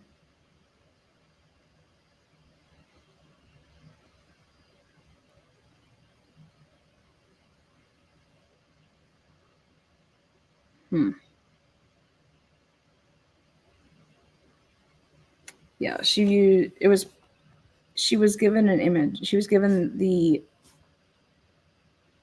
January 29th data. She limited it to that. Let me look back at 2:02. Oh shit. I'm gonna have to do math. I have to math it. Damn it.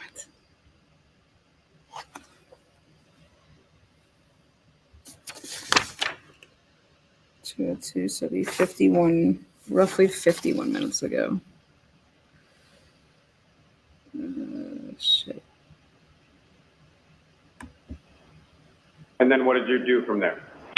From there, If you could explain to the jury, when you say the term as far as digital forensics, what do you understand provided to you, or what, if anything, did you review in the course of your analysis? I received two reports. I received the affidavit from Richard Green, and I received the report from Trooper, I don't want to butcher his name, but something along the lines of Nicholas Guerrero. Perfect. Oh, good. And is it your understanding that Mr. Green was a person that was retained by the defense in this case? Yes, I was aware of that. So you received reports from the state police and a witness for the defense, correct? That is correct. In addition to those two reports, what, if anything else, did you receive in relation to your analysis? On May 10th, I received via U.S. Postal Mail a copy of the drive with data from a phone that was identified to me as belonging to Jennifer McCabe.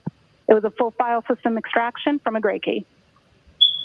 And so when you received that information... Okay, so right there, it was a full file extraction. So it was already extracted. No? It was a full file extraction. And then I think she received the imaging as well. Let's see. What, if anything, did you do with it? The first thing I did with that data set after having been retained was I made a forensic copy. I used an ArcPoint Atrio to copy the data from that original disk, which was then placed in our safe, to a working copy drive. Okay, so she created her own. ArcPoint Atrio, what is that? It's a forensics tool that does extraction and duplication.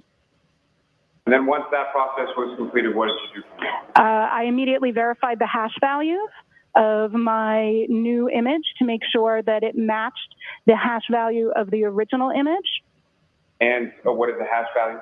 A hash value is an algorithmic numerical representation of the data.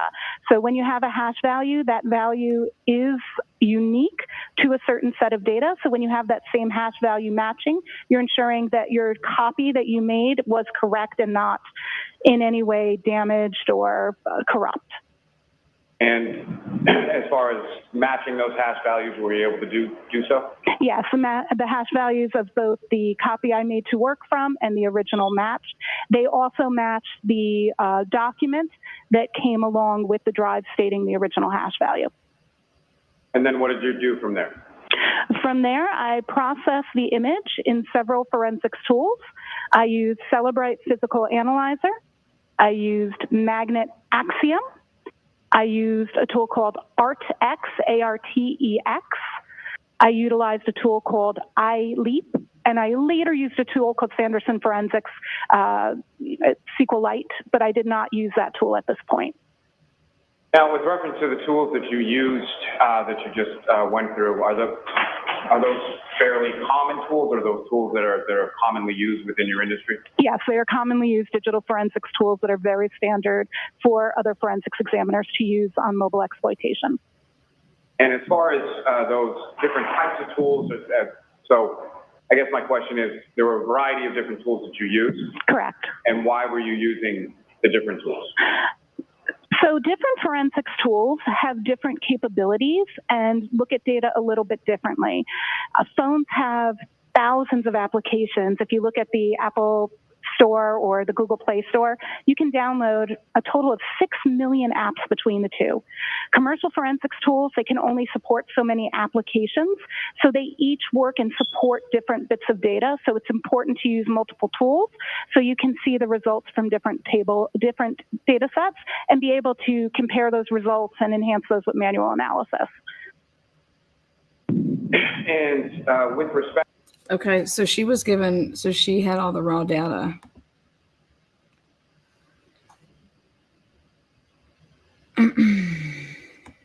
Speedy Bird.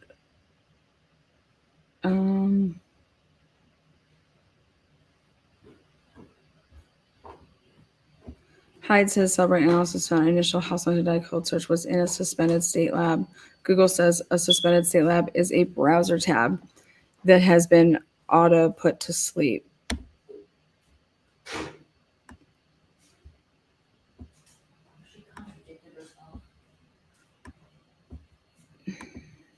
I was just trying to see what she was using in terms of like what she was given, because I was curious as why she used a jailbreak phone to do her testing.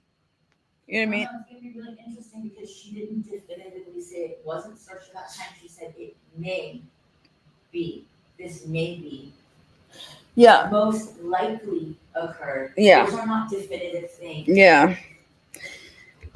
Well, at the end, she gave her conclusions, and it was that she doesn't believe that anything was deleted. Whether it was deleted, wasn't deleted. Yeah.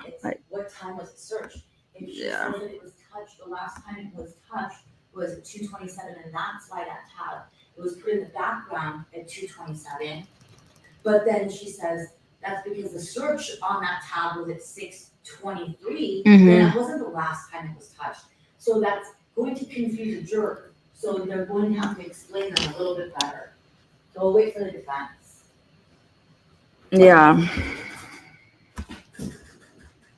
It doesn't make a lot of sense. Yeah, it's interesting.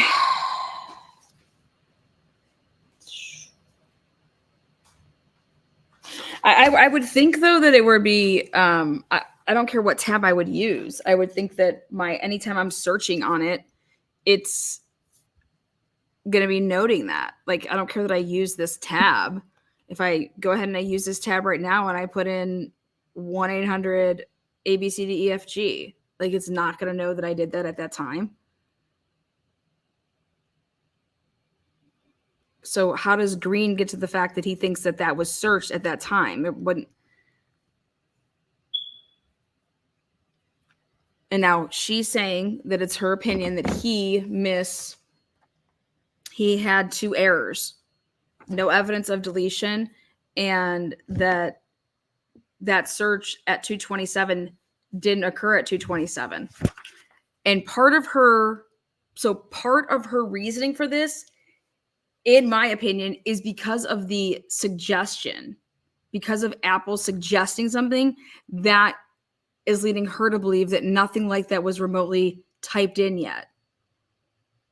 Y'all heard that part, right?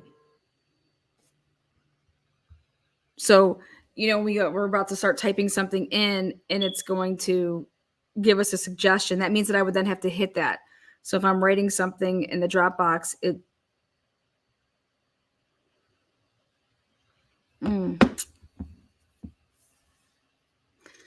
what's a jailbreak phone? A jailbreak phone is usually stolen. It's usually stolen. Jailbreaking rewrites the source code and deletes all data. So why would she say she did that? I think it was like maybe she was just trying to say that she had used a phone that had nothing on it. And while she's being asked about deletion, not tab closing, my audio is going in and out. No. I think if you receive that CD from the library, you can make inferences, but they'd be incorrect because the CD didn't have everything. Well, that's the question is, what was she given? Like somebody can only do something as much of the data as that you give them. So, I mean,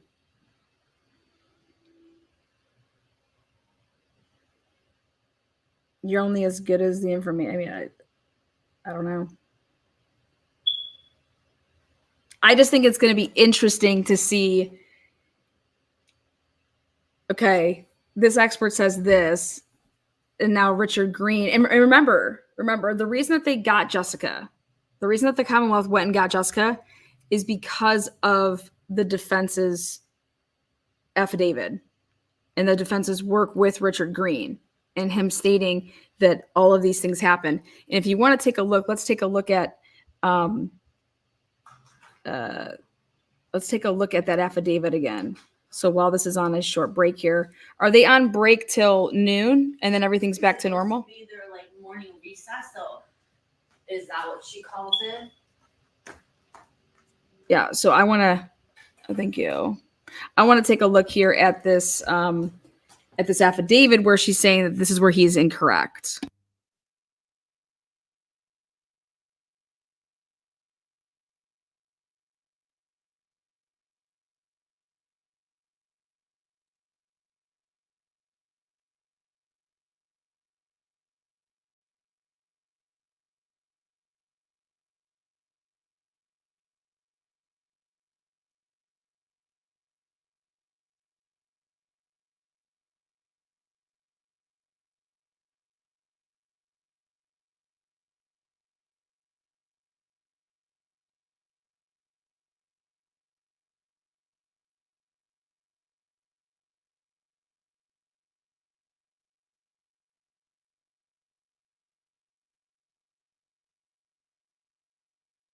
You have to remember, she was only told and she was only used for like this Google search. Okay. So here I'm going to use the Hector, the projector here to do all this while we wait for them to come back. So let's take a look at, all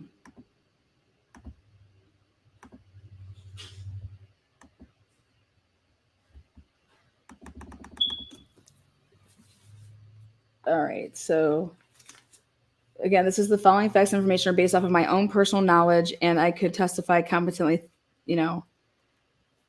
So he received Jen's iPhone and John's iPhone. The data images have been processed and reviewed with Celebrate Physical. That's what she used.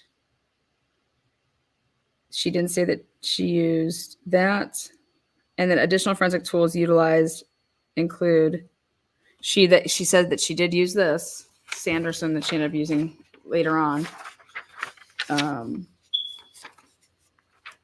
So he lists everything that he did. So this is why they went out and got her in the first place. Here it is. So in my professional experience, an analysis of the device's internet search history often gives valuable clues as to the user's intent or knowledge surrounding an incident. I conducted a review of the search history information obtained from Jennifer McCabe's iPhone 11 and observed the following significant artifact from the morning in question. Okay, hold on. There we go. Let me put myself over here. And let me make this just a little bit clearer. Again, this is why they went out and got this girl, Jessica Hyde. And so in his opinion, house long to die in cold, 22740. There's where that's the URL. The source, Safari suspended state tab. Now, correct me if I'm wrong, because I didn't hear her. Did she ever use the term suspended state tab? Did she ever say what suspended state tab was? And like, as far as like what,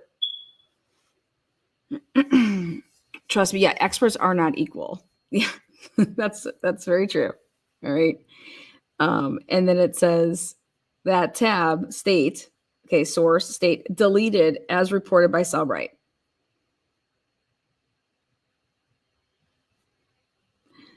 Thus, search history information obtained from Jennifer McCabe's cell phone indicates that on January 29, 2022 at 2:27:40 a.m., the phone's user entered the following search in Safari: house long to die in cold. Again, there's a break right now. A true and correct copy of the Cellbrite information associated with this artifact is attached here to an USF 01. In order to confirm the accuracy of this search, the event of that search, as reported in Cellbrite, I independently performed a low-level analysis of the artifact found in which was located in the browser state. This is that wall, DB wall. She was explaining to us what that meant. Write-ahead files are temporary in nature and show the location where data is written before commitments to the main database are made. And this is when she was trying to say that, let's compare it to if you're at a restaurant. And I think she messed up that analogy. Okay, I think she kind of messed up that analogy, because how I would think of that is that once I commit to something on the menu, my waitress typed it all up and sent it to the cooks. Okay. Whereas if I'm still debating on what I want to eat, I'm still debating, and that would be like, I haven't committed yet. All right. So I wasn't following that analogy but I think that you could actually make a really good analogy out of it. And I think she butchered it, but I think that you could make a really good analogy out of it. And I think maybe she was just talking too fast, because she's really, really intelligent. And so like her brain already knows all of this. And so, trust me, Bella tells me that all the time. Lana, your brain's already like, you already know what you're saying and da, da, da. So anyways, what I would think that this would mean is that, so before I pressed entered, exactly, Speedy Bird, that's exactly what I was going to say. To me, if I'm not fully committed to something, that means I'm typing it and I just didn't press send. Okay. So she's going to have to explain that a little bit, or not, because if she said that she reviewed this, then I would break it all down. Okay. Now, right here. So write-aheads are temporary in nature and show that location where data is written before commits to the main database are made. The particulars of this artifact are as followed. This is where the location was. So basically, there you go. Remember, this was in UTC time. So then you had to like convert it. Because it wasn't at Saturday, that's UTC time, and it gets pushed back. It's 2:27 and 40 seconds because of daylight savings. on why it's the 5 hours. Okay, so adjusted to local time. There you go, 2:27. Thus, I was able to independently verify that the time, date, and fact of the search reported in Celebrate was accurate. And now what she is saying, though, this is what's wild to me. What she is saying, though, is that no, you're identifying this timestamp wrong. You're identifying when the browser was opened, okay? And that browser was used for a basketball search, something weird like Hong Long, whatever the hell it was. And that browser search was then set aside. And then when at 6:23 and 6:24, that browser search, that tab was then, when you went to it, you then typed in what you were typing in. Meaning, so that 6:23 and 6:24 timestamp of those searches happened then. And if she would have typed something earlier, then there would have been a suggestion. Well, this is what I think he's going to combat with. There was no suggestion because she never committed. She never committed to the send of that house long to die. Okay.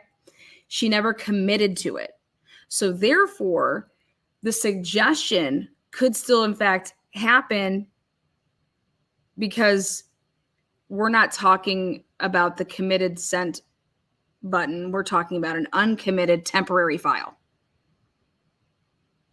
Okay, I'm doing my best to try to explain where I think this could go and where I think the defense and Richard, this is off of my brain. Again, I'm not an expert, but how I think I would be,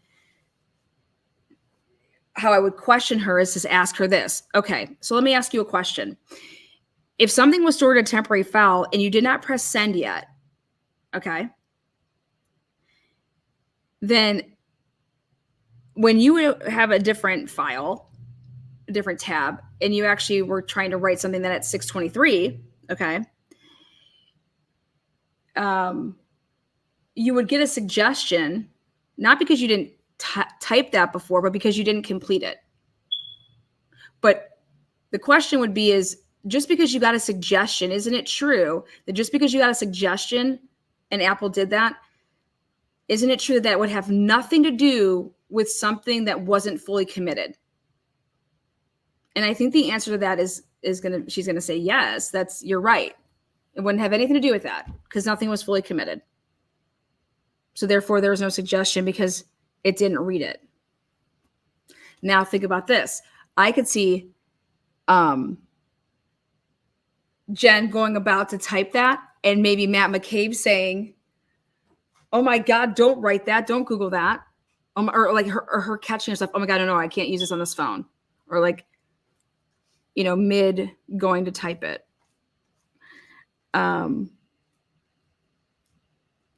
But that's how I am interpreting when he's saying that that there was not a commitment to it. So that'll be interesting. Now, significantly, the cell rate analysis further reveals that at 2:27:40 a.m., searches for house long to die in cold was thereafter deleted by the user, which would mean that you're about to go do that with that tab, but you decide that so that would mean that it's a completely different tab, in my opinion. That's how she made it sound when she goes, that tab was the last touch. Yeah. You open multiple tabs in your phone. A lot of people do that. So why would that be last touched at 2:27? And that's the search query in that tab.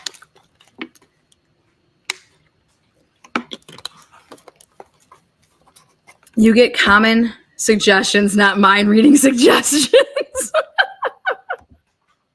Well, can it be possible that what one expert's saying, okay, is true, and another expert, what they're going to say is true? And I think the answer to that is yes. And obviously nobody talks the same or explains anything the same, but at the end of the day, the terminology should still be the same. when you have to talk about the same subject matter. How long before court comes back on? I know, right? We got ears on the street when court resumes. So,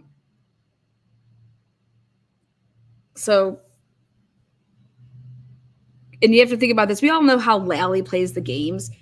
Lally's not going to ask her any questions that fuck it all up. You know, that's going to come when the defense asks the questions. So she's just, you know,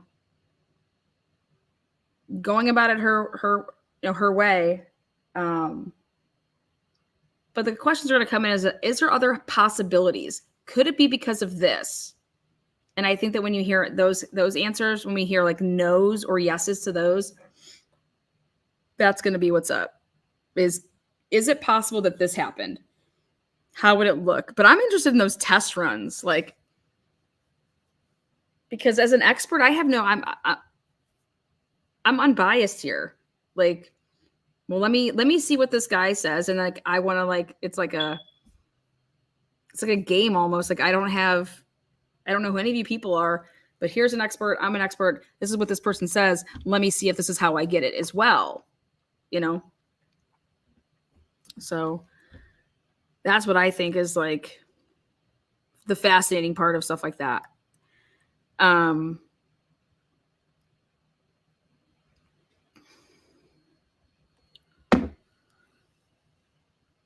So significantly, though, the Celebrate analysis further reveals that 227, was thereafter deleted. Now he's using the words deleted by the user.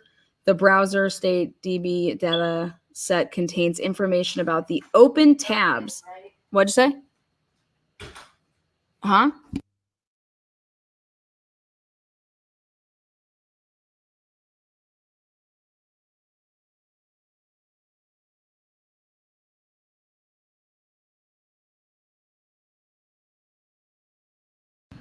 Yeah, I have that one. So this is what's going to get interesting is when they get to go show these exhibits, guys. And these exhibits right here. You know, I can't imagine that the extraction report is going to say the word deleted.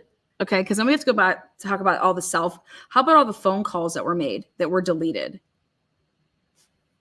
Okay, let's talk about that then too. But this is one of the exhibits that he used, and this is what comes up.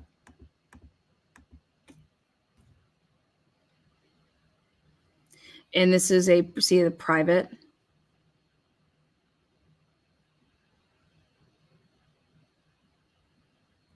Browser wall.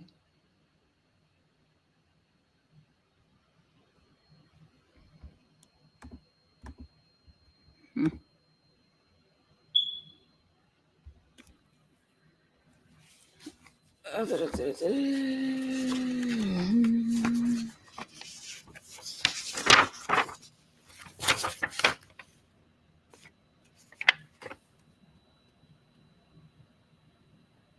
going to go back to the open tabs because I want to see something about that now that she's testified. The browser state contains information about the open tabs in the Safari application. This allows a user to leave the application, leave the tab, and then return at a later time to resume the browser session. The individual tabs can be deleted by the user. Here, Celebrate indicates that the 2:27 and 40 a.m. search for How Long to Die in the Cold was deleted by the user. So, oh, it's back on. Hold on.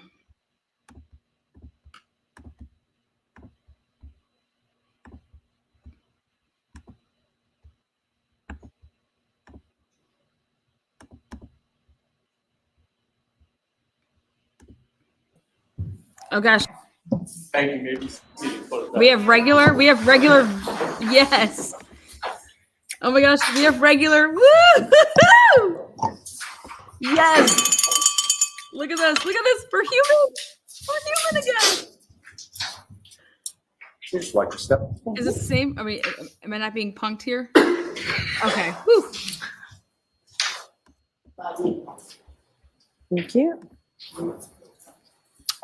Just table 1, table 2. I think the order I gave. Thank you.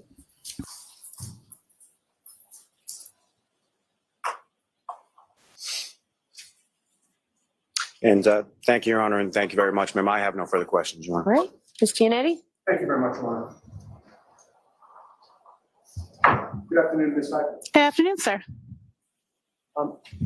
Ms. Hyde, you just spent maybe 45 minutes to an hour, whatever the time period was, explaining to these jurors what is really a complex set of facts that led you to conclude that the 2:27 a.m. timestamp on that Google search was triggered by the closing of a tab. Did I essentially sum that up correctly? Essentially, except it's not a 2:27 a.m. timestamp on a Google search. It's a 2:27 a.m. timestamp on a tab.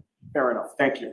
And in the context or in the course of your explanation, you discussed WAL files, That is correct. SQLite database, Yes. plist database, Yes. knowledge C database. Yeah. plist is not a database. Just it's a structure. So just a small correction. Thank you for the correction. Opening tabs and closing tabs, correct?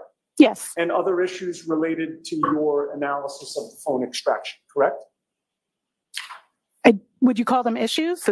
Or well, maybe that's a bad word to use. Other elements. elements? Fair enough. Yes. Yes. I'm really not trying to trick you. I know I wouldn't be able to. Would you agree with me that another simple explanation for that 2:27 a.m. timestamp was that the user of that iPhone conducted that search at or before 2:27 a.m.? Can you rephrase, please? I'm going to phrase it the same way and hope I can. Repeat it, please. Thank you. Would you agree with me that another simple explanation for that 2:27 a.m. timestamp was that the user of that iPhone conducted that search at or before 2:27 a.m. on January 29th of 2022? That timestamp is not indicative of a time of search. So the question is difficult to answer because I can't say that that timestamp tells me anything about the time of search. Okay. So as I take your answer, you're not denying that the timestamp and whatever you get from that timestamp doesn't rule out that the Google search was done at or before 2:27 a.m., correct? If I'm understanding your question, there was a double negative, so I just want to clarify. The question is if the timestamp could exist because of a search happening at that time? No. Okay. What I'm saying is your analysis of the phone does not rule out that the user of that phone performed that Google search at or before 2:27 a.m. There is no indication of a Google search at or before 2:27 a.m. But again, I'm getting to whether you can rule that out, ma'am. That's really the crux of my question. Can you rule out that the user of that phone conducted that search at or before 2:27 a.m. on January 29th? There is a very unlikely possibility based on the fact that there is no evidence that the search occurred before that time. That's just like saying that the user searched for pandas at 2:27 a.m. Could you rule that out? I can't rule out something that doesn't exist. All right. Well, you would agree with me that with regard to your analysis of this phone extraction, you were given very specific instructions in terms of what to look at, correct? Correct. I had a very limited scope in this analysis. And who was it that gave you that limited scope? That scope was relayed to me by Detective Tully. Oh.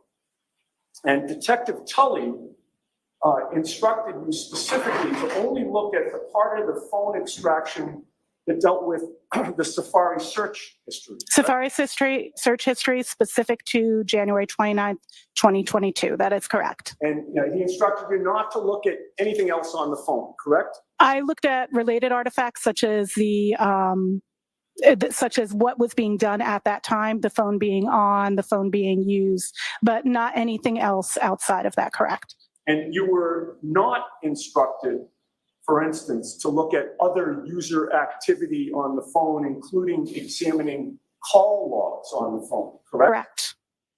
And you would agree with me that if you were allowed or instructed to examine the call logs, that could reveal deletion of calls that morning, correct? Objection.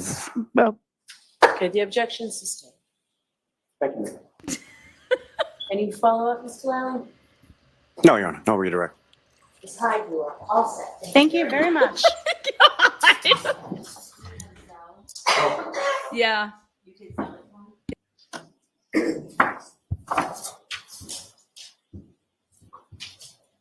All right, Mr. Lally, your next witness. Yes, Your Honor, the Commonwealth would call Trooper Joseph Paul to the stand.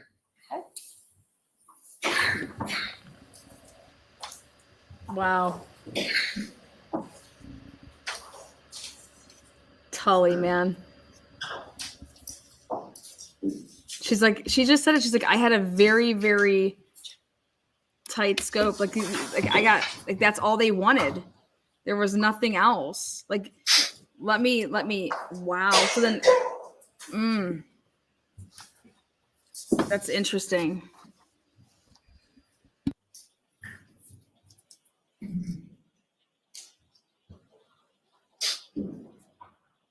What order is this man going in?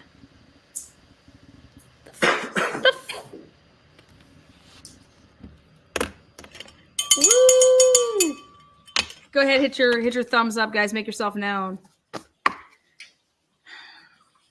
As the bombs were going off, I got a guy cutting my grass. Mowing. Tight scope. I had a very limited scope here. Why? I would want everything from a expert. Like, come on, tell me what's up with these. It wouldn't just be her phone. I'd be like, want to know about John O'Keefe's. Aaron Reed's. The court during the case down here and the whole truth and nothing but the truth, so help me God. I do. By God, another one. Good morning. Thanks, Anthony. It looks like he just cut his hair. All right, Mr. Lally, whenever you're ready. Thank you, Your Honor. Good afternoon, sir. Good afternoon. Could you please state your name and spell your last name for the jury? Trooper Joe Paul, that's Paul. And how are you employed, sir? I am currently employed with the Massachusetts State Police. And how long have you been a trooper with the state police? I have been a trooper for approximately 8.5 years. And 12.5 years. I apologize. And where is it that you're currently assigned within the state police? I am currently assigned to our collision analysis and reconstruction section, otherwise known as CARS, our recon. Oh, here we go. And how long have you had that assignment to the reconstruction of the CARS? That one's for about 8.5 years. And with respect to your assignment to that unit, prior to beginning with that unit, let me ask you this first. As far as the CARS unit is concerned, about how is that sort of divided up as far as certain regions that you would specifically cover? Correct. We have four separate regions across the states. We have Southeast, the Northeast, Central, and the Western. And which of those are you assigned to? I am assigned to the Southeast. And geographically, how much territory are we talking about that the Southeast covers? Anywhere from Boston down to the Cape, Martha's Vineyard, Nantucket, anywhere southeastern part of Massachusetts. And currently, how many troopers are assigned to this specialized reconstruction within your Southeast region? Within our Southeast region, we have, I believe we have 9 now. And is there some kind of on-call system that your unit operates by? Yes. Can you describe that to the jury? So we rotate. We rotate every day. Our on-calls are for 24 hours from 0700 to 0700 the next day. Now, with respect to yourself, prior to you entering into the CARS unit, what, if any, specialized training do you undergo in regard to crash reconstruction? So when I before I got into the unit, I was sent to 3 separate classes. Each class was 40 hours long. So the first class is basic at scene crash investigation. Next one's advanced crash investigation, and the other one's traffic crash reconstruction. And with each of these trainings that you underwent prior to being assigned to the CARS unit, and some more that we'll talk about in a moment, with respect to each of the trainings that you've been a part of or undergone, is there some sort of certification that you receive in regard to a successful completion of those trainings? Yes, each one has its own certification. Now, with respect to, since you've been working with the CARS unit over the last several years, what, if any, additional specialized training have you received in the area of crash reconstruction? Since I've been on, I've been into probably about 877 hours of education in the units. That's anything from bicycle crash investigation, human factors. I'm currently certified through Berla for examiner and a technician. I am a CDR analyst and a CDR technician trainer. Just recently I've attended multiple seminars, and most recently I attended a seminar in Houston on EDR data retrieval. Now, among those other trainings that you received, some of those trainings pertain specifically to pedestrian crashes? Correct. And in addition to the training that you received through the state police, what, if any, professional organizations do you belong to in regard to crash reconstruction? Yes, I am currently part of NAPARS, which is the National Professional Accident Reconstruction Section, and I'm also certified through ACTAR, which is the Accreditation Commission for Traffic Accident Reconstruction. Now, if I can focus specifically just for a moment on the ACTAR certification, can you explain to the jury sort of what goes into that, and as far as that certification is concerned, how does one obtain? Okay, so first thing you do is you got to submit an application to ACTAR to be allowed to take the test, and part of the you got to tell them how much education you've had, how many crashes you investigated, basically anything within the crash investigation world. And then once they find that you're accepted to take the test, then you got to set up a time for the test. We did it as a section throughout our state, and the test is a 2-part test. It's a practical and theory portion of the test. Each part's 4 hours long, and you got to pass both portions to be certified through ACTAR. So there's a written exam and a practical portion of the test as well? Correct. And can you explain to the jury sort of the practical portion? What does that consist of? The practical portion is you basically have to analyze a collision. So they give you a simulated crash, and you have to go through and document the evidence. You have to answer a series of questions based on that specific crash. So where you can find the speeds, the distances, times, and everything else related to that collision. And you successfully completed and received that certification, sir, is that correct? That's correct. And how long ago was it that you first received your ACTAR certification? In 2019. And how long is that sort of in perpetuity, or is there a sort of continuing educational component attached to it? There is a continuation educational component attached to it. The test it's certified for 5 years, and within those 5 years, you still have to maintain a certain amount of education to reapply for ACTAR again. And with respect to that ACTAR examination, are you familiar with sort of the success rate or the passing rates when it comes to that examination? Correct. And what is it? It's fairly low. I can tell you within my unit at the time I took it, there were probably 20-something of us that took it, and only 3 of us passed it at the time. Yeah, it's not a very high pass rate. Now, over the course, let me ask you this: when you first sort of enter into the CARS units, are you just sort of go through the training and then you are on call and get sent out on the road by yourself, or how does that work? No, you first get initially assigned to a field training officer, and then at that point you shadow the field training officer to various crashes. And is there any sort of set time period for how long that shadowing process goes on for? It's not really a set time. It's more based on experience, on how many crashes you go to and how much experience you have in the field. And then they basically, well, if they feel like if you're deemed qualified, then they'll send you on the road on your own. And over the course of your years within the CARS or the Reconstruction unit, approximately how many crashes have you responded to and investigated?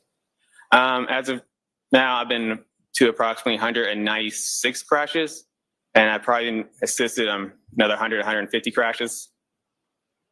And of those, of all those crashes that you've responded to, investigated, if you know, percentage-wise or number-wise, approximately how many of those have been crashes involving pedestrians? I know I've been to approximately 55 pedestrian crashes, and I've assisted others on pedestrian crashes also. So, I mean, 55 out of 196. Now, with respect, if I could turn your attention to January 29th, 2022. Do you recall that date? I do. And at some point over the course of that date, were you contacted by somebody in regard to a pedestrian collision that occurred, in the town of Canton? I was. And do you recall who was it that first reached out, or how did you first become aware of this? My sergeant, Sergeant Brian Mahoney, was the one who called me at the time. And initially, as far as your involvement was concerned, what was your understanding as the initial request for your involvement? My initial request was to image the airbag control module, dual inspection, test the vehicle, and map the scene out.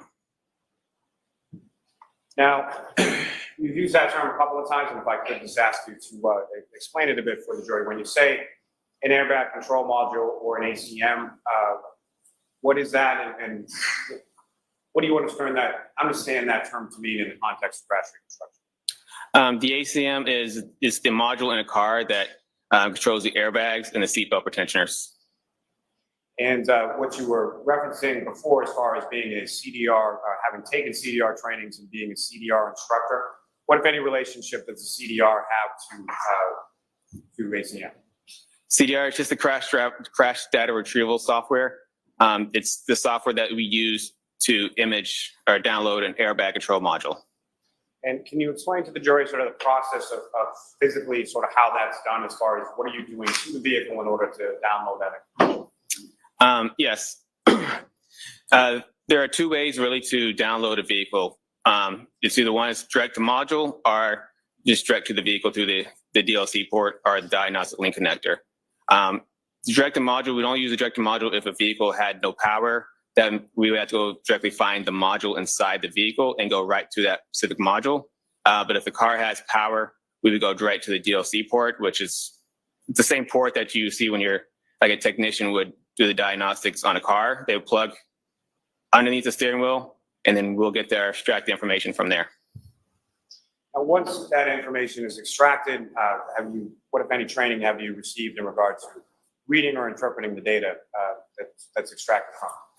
Yes, I've been certified through as a CDR analyst, and I've taken 2 classes on it now. Now, sir, turning your attention to February 1st, 2022. February 1st. On that date, where, if anywhere, did you go in relation to your investigation of this? I went to the Canton Police Department. Now, at some point prior to that, were you made aware, or did you do any research into sort of what the weather was like around the time? What was reported to you initially as around the time of that crash occurred? I reported that I know it was snowing and turned to a blizzard at the time. Now, initially on February 1st, 2022, where did you go? To Canton Police Department. Now, sir, at some point in time on that date, did you also have occasion to go to a residence or a street called Fairview Road in the town of Canton? I did. And specifically, there was a address that you were directed to, is that correct? That's correct. And who, if anyone, did you go there with? I believe it was one of the Canton police officers, Lieutenant Paul Gallagher, I think his name was. I met him there. And without anything specific as to what was told to you by Lieutenant Gallagher, what was sort of the purpose of having Lieutenant Gallagher there with you at that time? He was going to show me where basically the evidence that they have at that point was. Now, in addition to that, were you also able to... what evidence? You're familiar with another specialized unit within the state police called the CERT team? I am. And at some points, did you have access to certain diagrams created by Lieutenant O'Hara within the CERT unit? Yes, I was. May I approach the witness, John? Yes. He wanted to show him the evidence that they have. What evidence? February 1st. What evidence? What evidence? Some Solaroid cups? Your guys' little pictures that you guys took and that you guys then. What? Galaga. I'm going to show you what's been marked as exhibit 135 and 136. That's just you got to finish. I'm sorry. That's okay. You recognize those, sir? I do. And, Your Honor, with the court's permission, if I could just publish that briefly for the jury. Okay. Ms. Gilman, if I could actually have exhibit 136.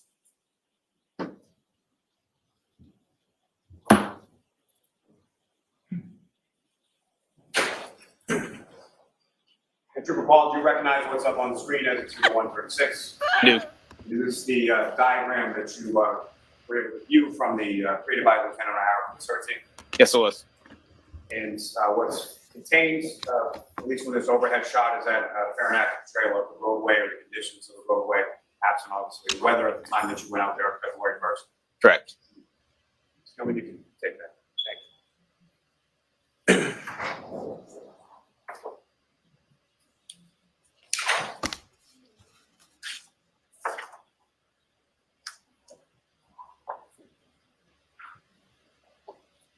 So, forgive me, Your Honor, if I could just have 1 second. Sure.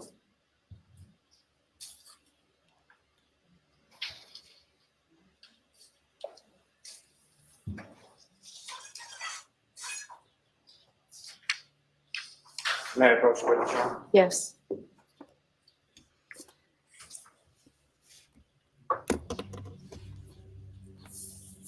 So I'm going to retrieve that from you. I'm going to put 2 other photographs before you actually just look at those one couple of Yep. And do you recognize those, sir? I do. What do you recognize those to be? They are pictures that were in my report. They're Google images of the roadway. And one facing from the northbound direction, one facing from the southbound. Is that correct? That's correct. Your Honor, may I approach? Yes. I'll see if you can introduce the minutes and next exhibit. No objection. I need to.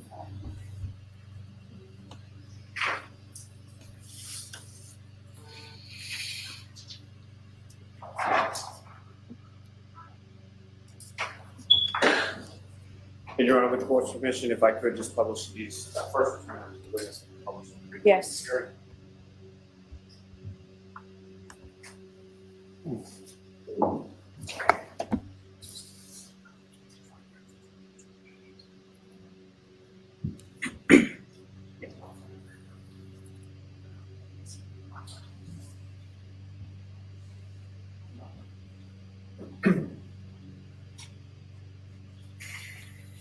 Trooper, directing your attention to the screen. What you have before you is that, what's up on the screen, excuse me, is that what you have before you now, marked as 582? Yes, it is. And if you could, there should be a laser pointer on the desk somewhere before you start. If you could, using that laser pointer, directs the jury's attention to sort of what we're looking at in this particular photograph of the road. All right. So this is Ferry Road. It's facing northbound. 34 Fairview Road would be onto the left in this area. Now, with regard to the roadway, when you went there, what if any observations or what if any things did you note about sort of the roadway surface or markings on the roadway or the general overall condition of the road? The roadway was, there's no significant difference, anything significant with the roadway. As far as the roadway material, were you able to observe whether or not it was sort of asphalt, concrete, or anything? Right. Yes, it was an asphalt roadway. And as far as the markings within the roadway, what if any observations did you make of those? There was double yellow stone line, white fog lines both sides of the edge of the road. Is that what we're going after, the roadways? And then as far as adjacent to the roadway or adjacent to the fog line, what if anything did you observe there? So as you look at the picture, the left side has asphalt curbings. These are about 5 inches tall, same on both sides, and there's a sidewalk along the right side of the roadway here. And the side with the asphalt curbings, that's the same side that 34 Fairview is located on, is that correct? Correct. Ms. Gilman, if I could have the next slide.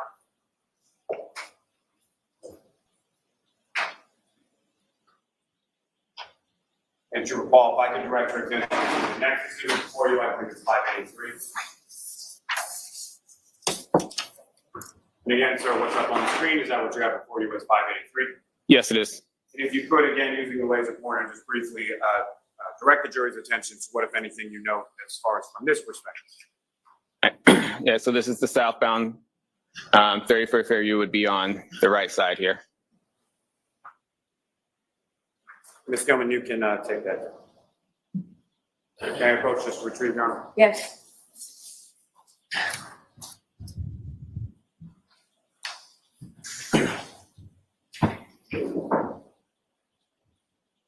Now, Trooper, with regard to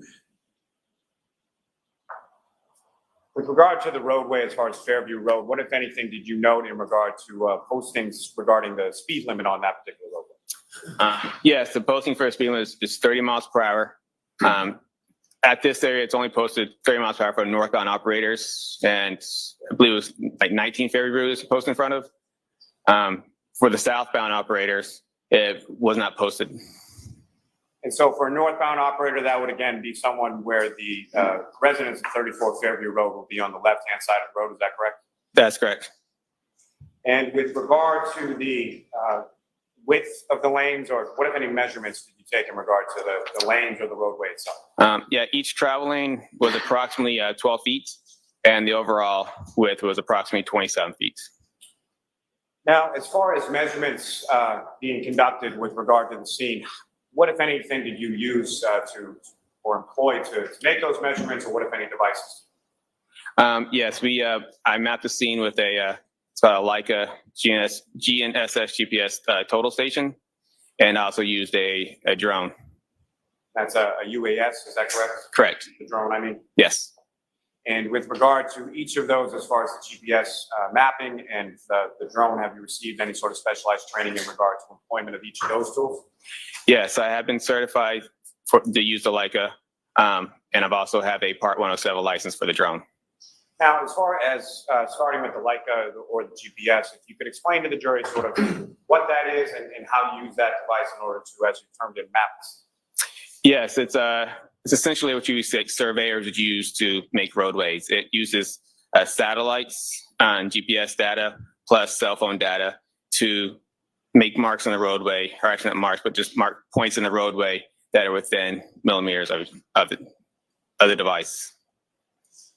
And with regard to the drone device, sir, how does that, can you explain to Thank the you, jury buddy. sort of how that works and how that's used? Yeah, so the drone, and we fly the drone around the area. We set it to set up a grid pattern to fly around the scene. And while it's flying this grid pattern, it takes a series of photographs. And these photographs are also GPS marked. So once we get all the photographs in, we throw into a program, and the program will essentially stitch us all together. And then once we get that picture, we throw it into a diagramming system. And that diagramming system, have you also received training in regard to utilization of that diagramming system? Yes, I have. And the one that you're currently using within the CARS unit, what is that diagramming system or software called? It's IMS 360. And Your Honor, may I approach the witness? Yes.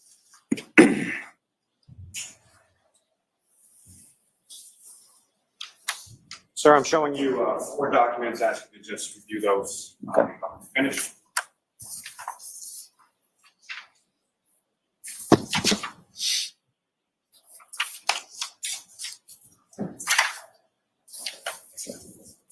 And do you recognize those, sir? I do. And what do you recognize those to be? These are the diagrams that we print out through the program. And the last one is the drone image, is that correct? Yes, they're all drone images. The last one is just one that was put into my diagram, and I labeled it as a drone image. Your Honor, may I approach? Yes. I'm also seeking to introduce the witness next 4 exhibit.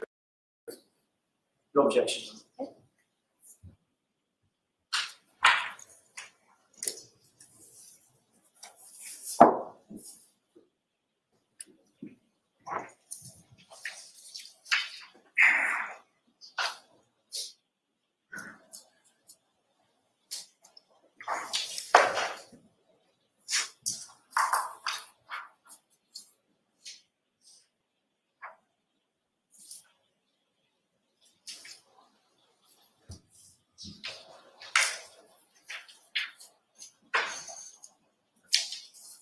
I've been before. I have a report from Nicole Albert being interviewed, and in the report it memorializes that the green piece, like the box, electrical box, that green box, it was damaged before, it was way before January 28th, 29th, That's my fault.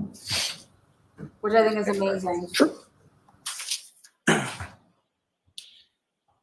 Trooper Paul, are you familiar with the term, well, let me ask you this, in regard to the roadway itself, what if anything else beyond sort of lane width and overall width, what if any other measurements did you take there?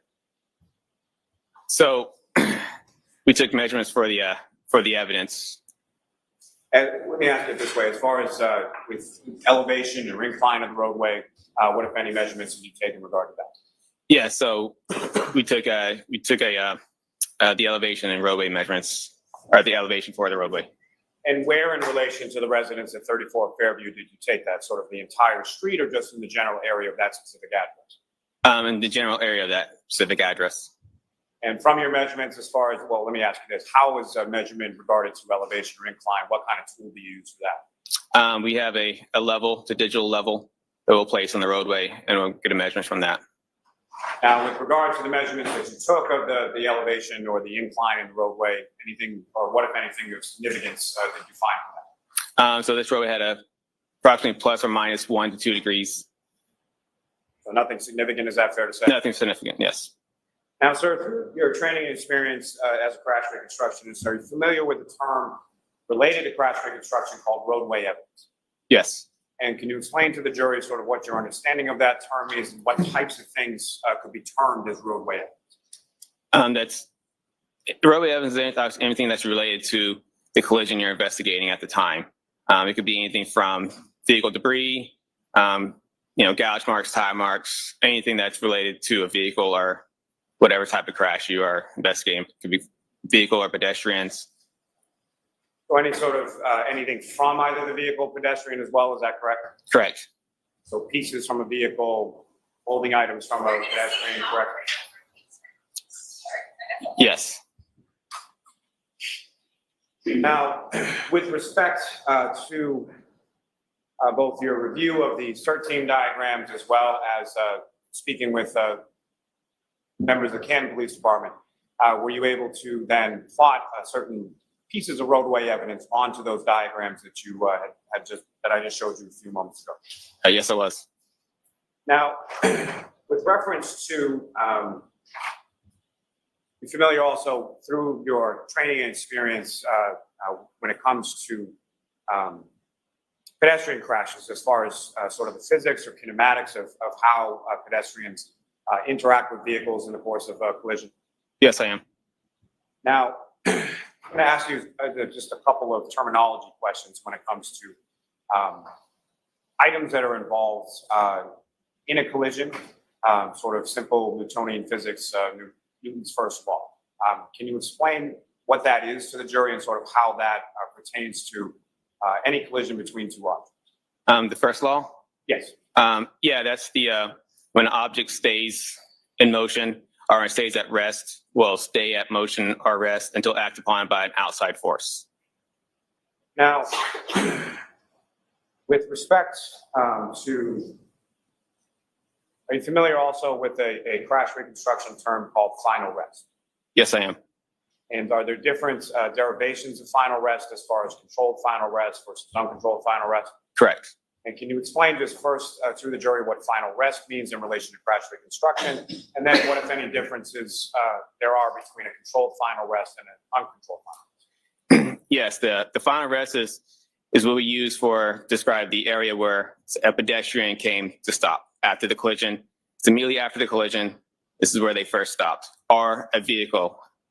Usually after collision, it's where this vehicle first stopped. And a controlled final arrest is when an operator actually controls the vehicle to the stop, and as opposed to the uncontrolled final arrest is when there is no control, usually acted upon by outside forces that will control the vehicle or pedestrian to its final rest. And Your Honor, with court's permission, if I could publish what's now been marked as exhibits 584 to 587 for the jury. Yes. Ms. Gilman, if I could first have the diagram one.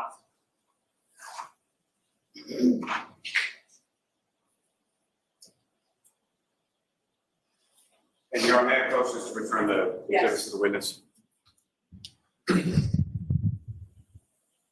Ms. Gilman, if I could ask you to zoom in just a little bit on that. And now, Trooper, what you have up on the screen, is that what you have before you as the first in that exhibit? Yes, it is.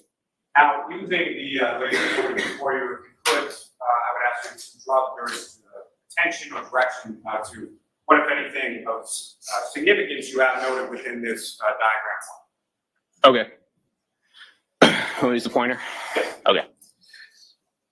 So in this time, I labeled each part of evidence.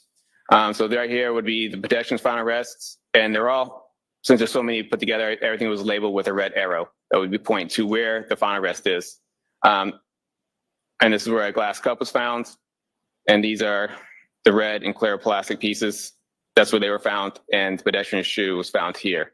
The smaller versions here in the light blue is one's the fire hydrants, the flagpole. This is a label for the street 34, and also the street name Fairview Road here. Now,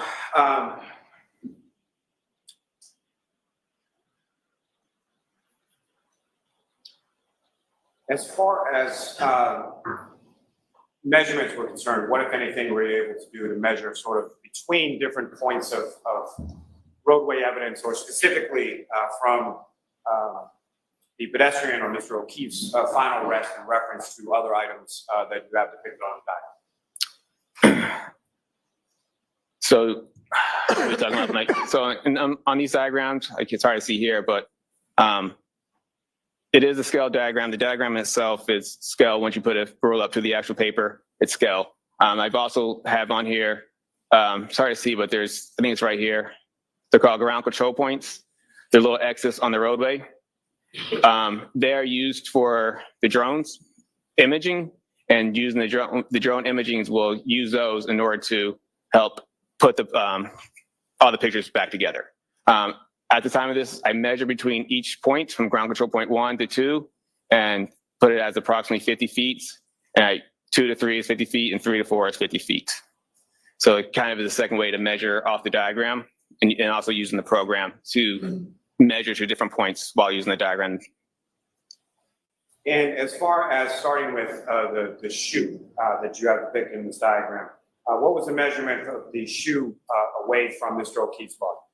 I believe the shoe was approximately, I have my thing, it's approximately 10 feet away. Your Honor, with the court's permission, may the trooper refer to his report just for the specific measurements? Yes.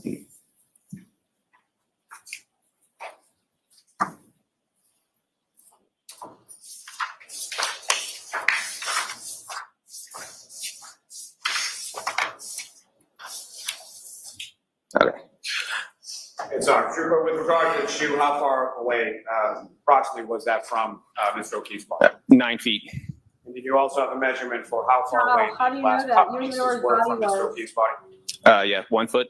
Use the dash And cam. for the red plastic you have labeled on this diagram as A, how far away from Mr. O'Keefe's body was that? 7 feet. Now, with regard to the directionality, you also measured sort of directionality as far as the 9 feet that the shoe was away. Which direction was it? Each evidence was measured from the pedestrian's final arrest. So the shoe was 9 feet southeast from the pedestrian's final arrest. And if you could, using the laser pointer on the screen, as far as the directionality of this, or if you could first direct the jury's attention to where Mr. O'Keefe's final arrest is, and then as far as the directionality southeast from that, where is it? Okay, so right here, pedestrian's final arrest, it's more right there. The shoe is right here, so it would be kind of southeast. I have an arrow pointing north. It's kind of give it extra. Yes. And the glass cup that was 1 foot away, in which direction was that? It was about 1 foot north. I think it was found like right next to him. So. And the red plastic that you have labeled as A, again, that was 7 feet. In which direction was that, sir? That one was east, so it's right here. As far as the clear plastic, what was the measurement and what was the directionality for that item, sir? 10 feet southeast, so we're about over here. And the red plastic that you have labeled on the diagram is B. How far was that and what directionality was that? That was 12 feet southeast, and that was found right here. Okay. Sir, if I could direct your attention to the next exhibit before your diagram number 2 of this, if I could have that, please.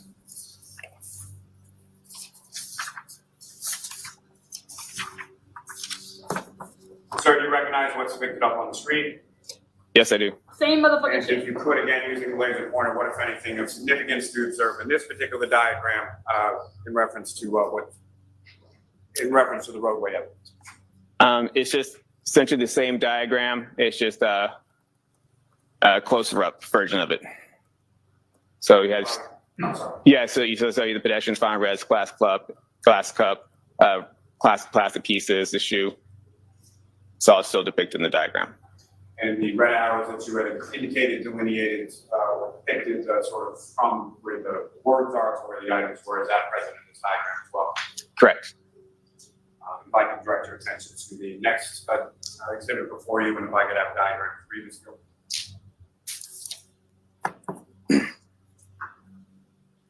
And again, Trooper, do you recognize what's up on the screen? I do. And if you could just describe to the jury, what are we looking at in this diagram? Yeah, so this is just a closer up to the evidence. It's a little smaller scale. And these diagrams are created from photographs that you took with the drone overhead on that day, February 1st. Is that correct? That's correct. And if I could direct your attention to the last exhibit within those.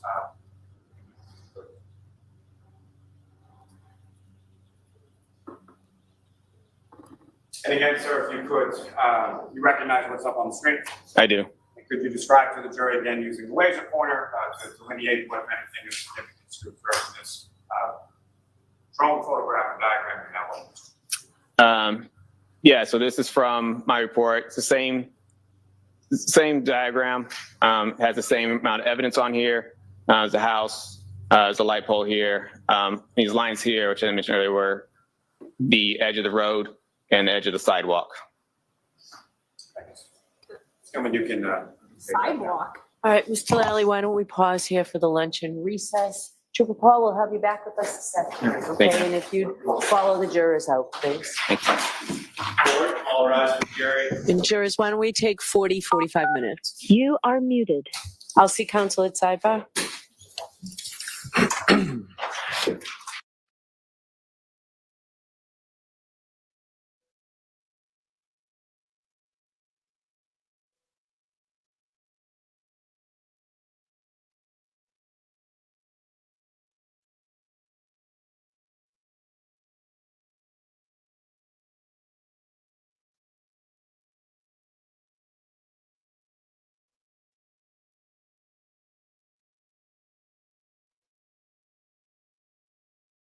Oh, wait, sorry, I was just muted. All right, so we're gonna find out about Joe Paul, starting back from the beginning. We're gonna find out about Joe Paul and where he got all this information from. He says that he met at Canton Police Department on February 1st, 2022, and he met there and met with Gallagher. Well, Canton was totally recused February 1st. Then he says, we're gonna see what evidence you guys have. What did y'all have on February 1st? What did y'all have on February 1st? What did Canton possibly have in their possession on February 1st? None of this makes any sense. Why would he be talking to Gallagher? Okay. Gallagher on February 1st. Why isn't he talking to none other than Trooper Proctor, Bukaki? Why would you be talking and being with Gallagher? That makes no sense. No sense. And if you think that it does, please state in the comments why.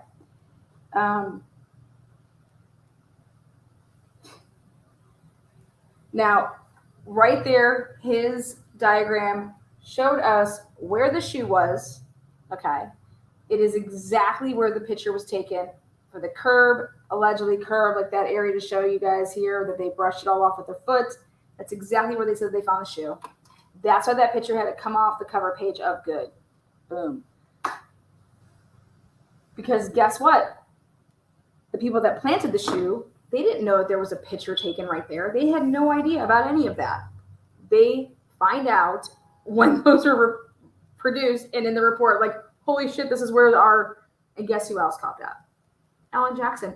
And if he didn't, I made sure that he did. But the shoe was planted in the same spot as where they cleared it off to take that picture on the 29th with the Canton people taking the picture. And when the Canton people took the picture, before anybody would have gotten there from CERT or anything like that to take the shoe picture, that area was already brushed all off, and it was 100% like no snow was there in that area when they took it, so they could show like where the curb was, where everything was. And then boom, they put a damn shoe there. What a bunch of morons. But that's why we're here, folks. We're here because they're morons. We're here because this is a setup. We're here because it's a frame job. But that picture was part of it was in the report, and it was the front cover page of Good's incident report. And then all of a sudden, taken down and exchanged out for a different photo.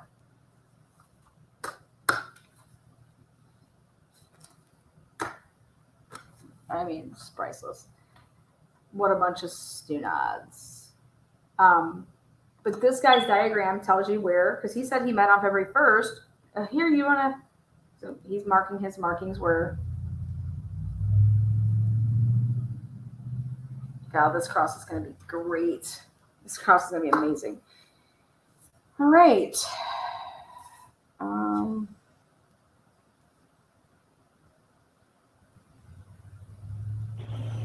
God, rally. Good. All rise. What stands for the luncheon recess? 45 minutes. Yes. Hey, what's up, Julie Baby? Hey there, Karen Reed, trial watchers. This is another law and crime legal alert. All right, love you there. Oh God, we have a new one. Gastroparesis or other. Stop. What is going on around here?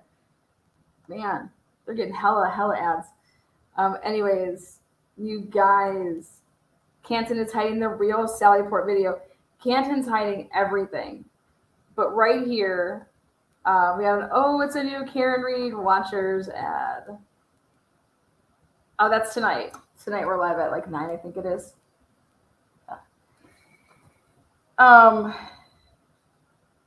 But his picture, you guys, his little diagram that he did is priceless. It proves my point. It proves what I said. When he does, let's zoom in one. Where does he get zoomed in? Look at right there. Look at that. Look at pedestrian shoe. Putting it right there up against. That is the same. That's your curb spot. Okay. I thought maybe they were going to say it was like down over here, you know what I mean? Or down like over here. No, pedestrian shoe right here. And that is right where they took their little pic. They took their pic to show that it was like, to signify the curb. And then they put the shoe there. Planting and not realizing that there was an actual picture taken of that spot by Canton Police Department just hours earlier.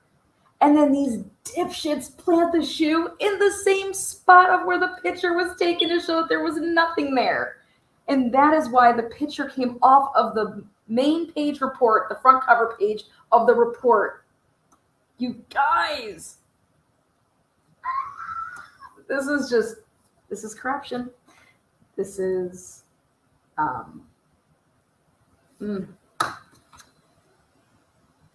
Can you imagine, though, if Karen Reed did not have a step of a defense, though? Anybody that would have been in Karen Reed's spot, they went with a public defender, okay, would have either pled out or would have been found guilty. That's the truth. And that's what needs to change with the justice system as far as, money cannot determine if somebody that is either factually guilty or factually innocent be proven the opposite. Like that's just, whoa. But Karen Reed doesn't have this type of a defense, it reminds me of another case that's going on right now. Can you imagine if, Richard Allen happened to score with some amazing public defenders, but here the judge in that case was trying to squeeze and hold the pay of those public defenders. Wild. People that are innocent of crimes plead every day because nobody has an issue with lying. Nobody has an issue with lying. And we, the people as jurors, think, oh, well, they're a police officer, they would never lie, or oh, they would never lie. And they do. And we need to stop. When you don't think that there's a motive why somebody could lie, like, check yourself. Tons of reasons. When somebody messes up a case so bad that you're asked to lie so that you don't lose the case, don't think that doesn't happen. And it's just, this case, a shame on anybody that's not picking up this case, mainstream media not talking about this case. This case should be blasted about. Everybody in every part of our country should be knowing about this case because it happens everywhere. Period. This is corruption. And you have to ask yourself why, though. Why did this happen? Because somebody that thought they were above the law called in favors. That's why. Somebody that was above the law, something that went completely way too far, and maybe possibly was an accident, like no one was expecting, you weren't planning on killing somebody if you were fighting with somebody, So this happens every day. But if Karen Reed didn't have this type of a defense, nobody would be knowing probably about this, and Karen would probably be either pleading or would be found guilty. And that's what sucks. And Karen Reed should be the example. If it could happen to Karen Reed, it could happen to anybody. A very well-established white woman. Like, come on. So, Dancing Queen says, I can't wait to see JLR's aha moment. Well, I'll tell you what. I bet you he would apologize. I think that he would apologize. So, we'll see. Anyways, go get yourself some lunch. We'll be back here. She's going to say we're going to start back here at 1:40, and we'll see y'all then.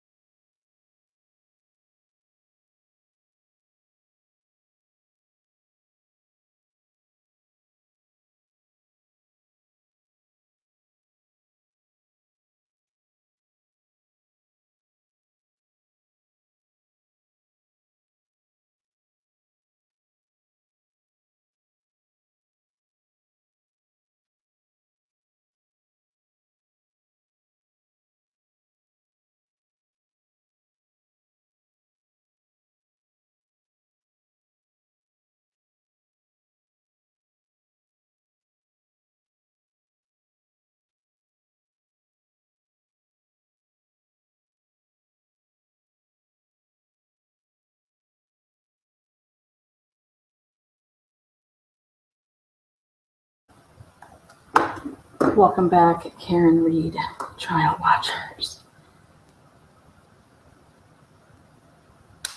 I'm gonna direct your guys' attention to something really important. Here we go, check it out. I'm gonna direct your attention to, this is Nicole Alberts. This is her interview with Sergeant Yuri Buchanek. He typed it up February 23rd, but it's from what date? What day did he end up interviewing her?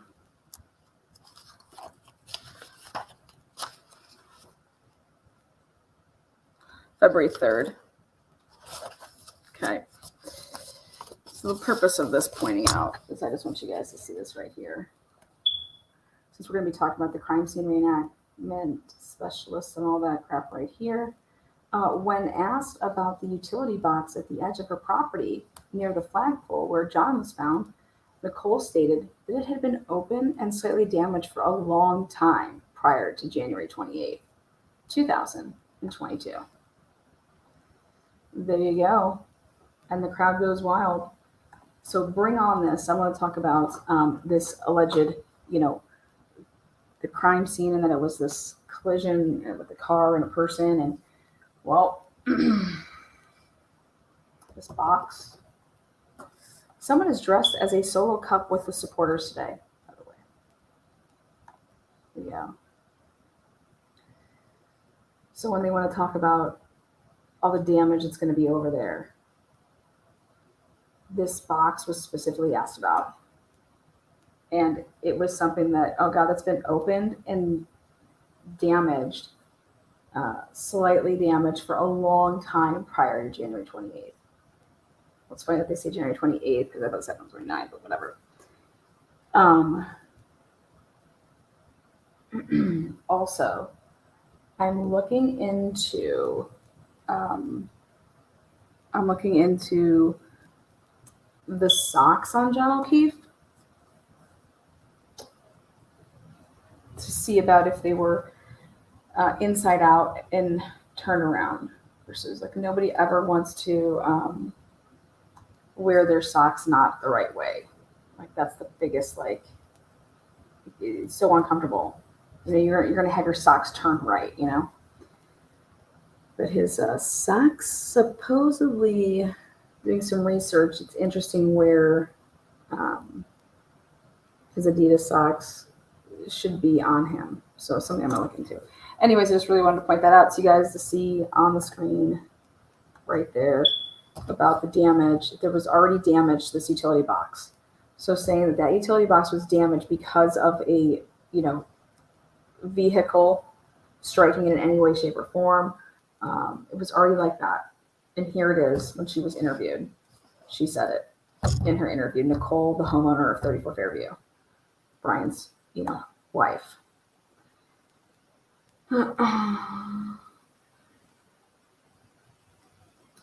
Also, you just have to go back to the common sense of like all these people left the house and they didn't see him. And we saw that there was no snow. You guys, come on. If, you're going to see him. There's no snow when y'all would have been leaving. Okay. So please spare me. Nobody saw him, right? Well, if they're going to even try to introduce here that any damage to that green box, electrical box, is from any of this, well, here you go. Right there. Nicole said that it had been open and slightly damaged for a long time prior to January 28th. Like,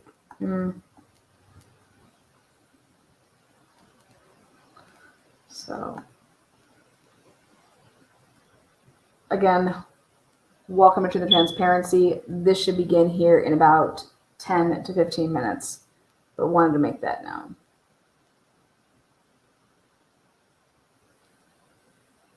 Mark B is in court today. Is he? Is Mark B in court today? Like court as in like here? Court?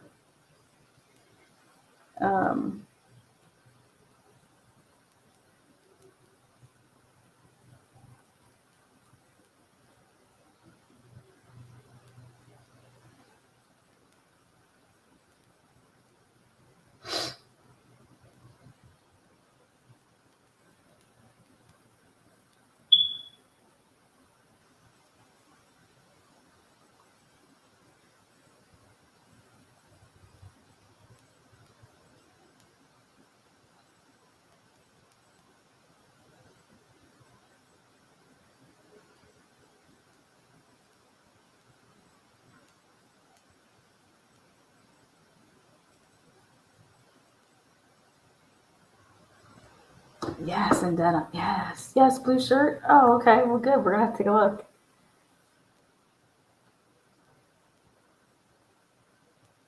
Aw, Kenny Smith says Mark and Melanie look like Ben and Donna together at court.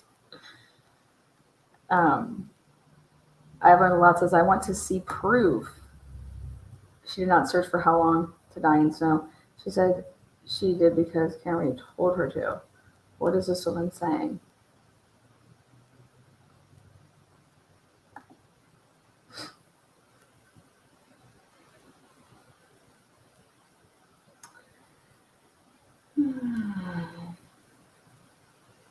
Yeah.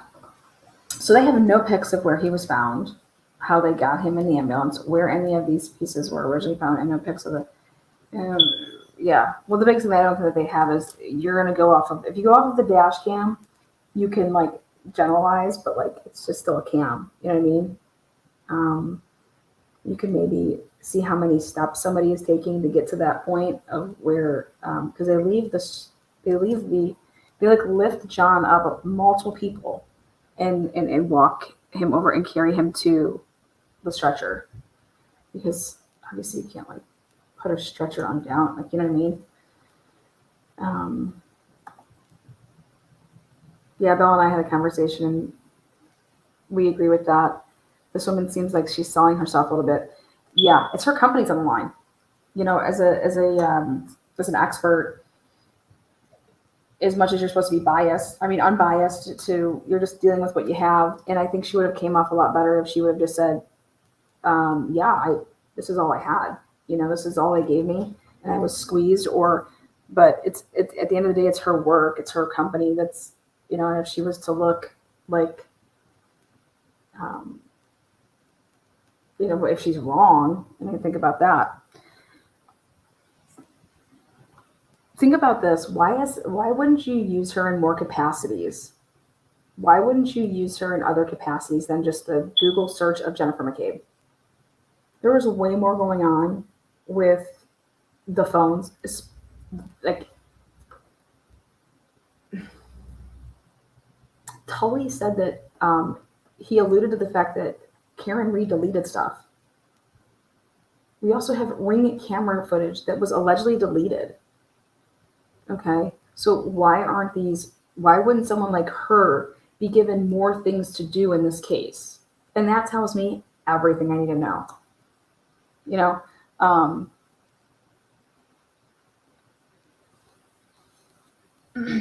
many people did the prosecution reach out to before they picked her? You know, before they went ahead and signed a contract.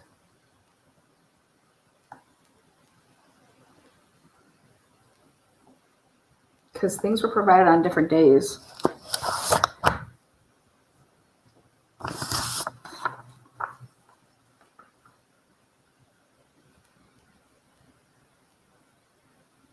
She was contacted on May 9th, began on May 10th, but was given the copy of the drive file on May 10th.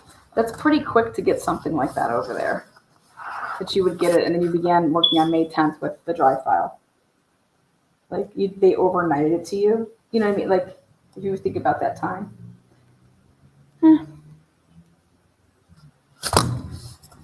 So.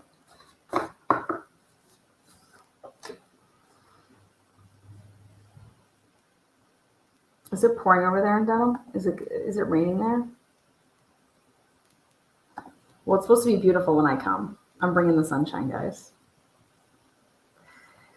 I think it's interesting that you would have somebody like her and you would only contract her to look at such a very, very limited area. So yeah, it's 100% what they did. They carried him. Did you guys see that, right? I'll replay it again, but you can see it in the dash cam. I think it looks like that. Yeah, everybody was involved in, whatever it looks like they picked him up, but they didn't put him on a backboard, do that. I don't know. I wasn't there. I'm just going based off of the footage. It looks very, very wonky. But I can tell you who was not there to help in that process was not Carrie Roberts. She was not there to see that, his phone was right underneath his shoulder and laying there when he was picked up off the ground. So then she scooped it up. That's not what happened. I can tell you that that's not what happened, as she testified to. And I'm going to be like this. The defense calls Carrie Roberts to the stand. Oh shit, girl. I think Karen Reed. I'd have more qualms with Carrie Roberts. Lana, do you think it means anything that they changed chair seating today or no? It's been asked a couple times. I will address it. I noticed that the people that actually moved the chairs first, let's go back to I'm going to answer this the right way. If you go back to the earlier days in court, the way that everybody was seated as far as the family of John O'Keefe, the people that changed seats first was actually Paul.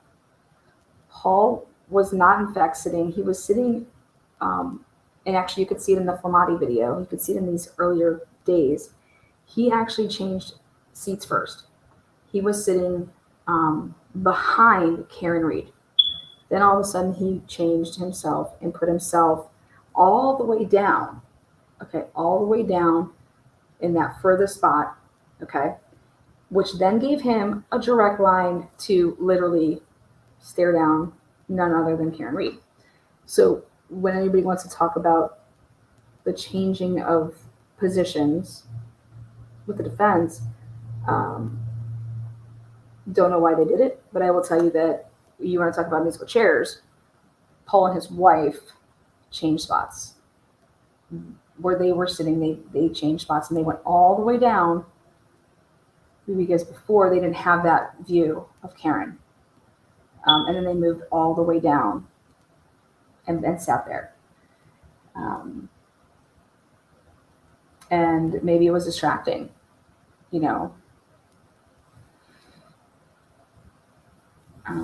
I'd also want to take a look and see if people are right-handed and left-handed.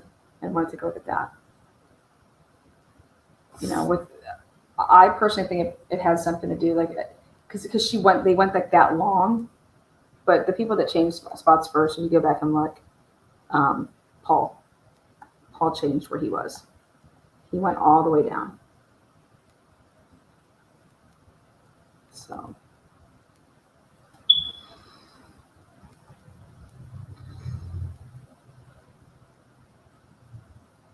So I'm sure that they talked about wherever they're sitting. I guess maybe Karen is sick of it because she likes to look behind and talk. Side boss, she's completely exposed to. Yeah, I don't think that has anything to do with. I don't think that she moved because of anything to do with the O'Keefe family. Because if that was the case, she would have moved after Paul moved. Okay. So I don't think that her move was for that. But I think that Paul's move was for that. So I think Paul moved himself where he did so that he could look at Karen Reed 100%.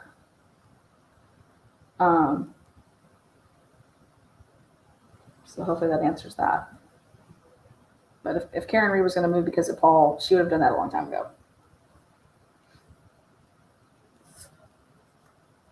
Again, that's my opinion. I don't have any facts to back that up. I just have my brain. Logic would tell me that Karen would have made a move way sooner. I'm sure there's going to be news going crazy about whatever went down with the juror. How many jurors are we down? Are we down 2? That's what I have. Like I said, if this was my family member, like, I wouldn't be able to get past what they did as far as an investigation. Like, I wouldn't, it'd be hard. It'd be hard for me to even, I'd be pissed because I feel like I couldn't get anybody. I wouldn't be able to prosecute anybody because you guys royally so badly effed this up that anybody that did do this to my brother, I wouldn't, how are they going to be ever held accountable? So, and then for none of that, from nobody addressing John O'Keefe as Officer O'Keefe, like, come on. There's nobody coming in here like, you know, and then everybody's shaving their heads. I don't think that's a coincidence. I think that's like, I don't think you have to have your head shaved to be involved with the Massachusetts State Police. But I think that it's wild. Some of those freshly shaved, they look like freshly shaven baldies.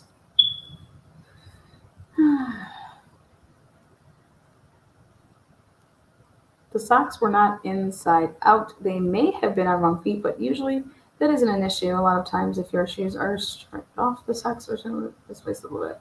Yeah, that's why I want to take a look at that. It looks like the Adidas part, though, is supposed to be on the bottom, like the 3 stripes. It should be on the bottom.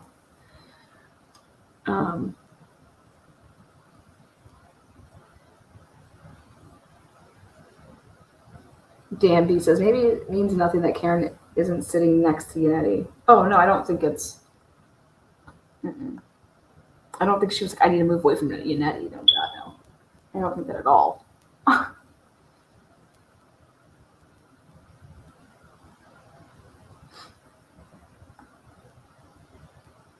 Paul will marry Karen.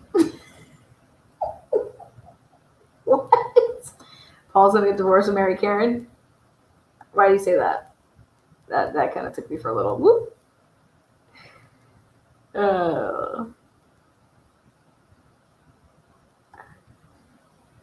I can't wait to kind of get there. And I can't wait to get to 34 Fairview. I want to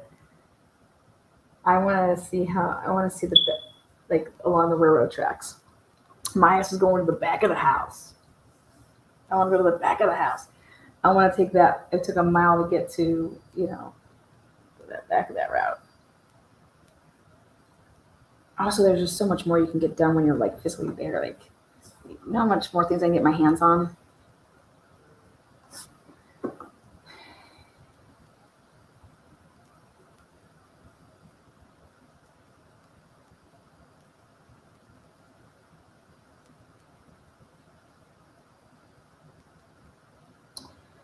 What big parade? Is there a big pride parade on Sunday?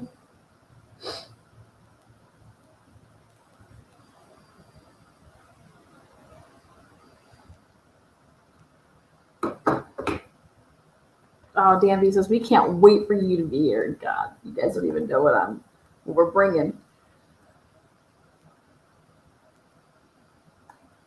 I swear if they try to shut us down. Restraining me. Restraining me.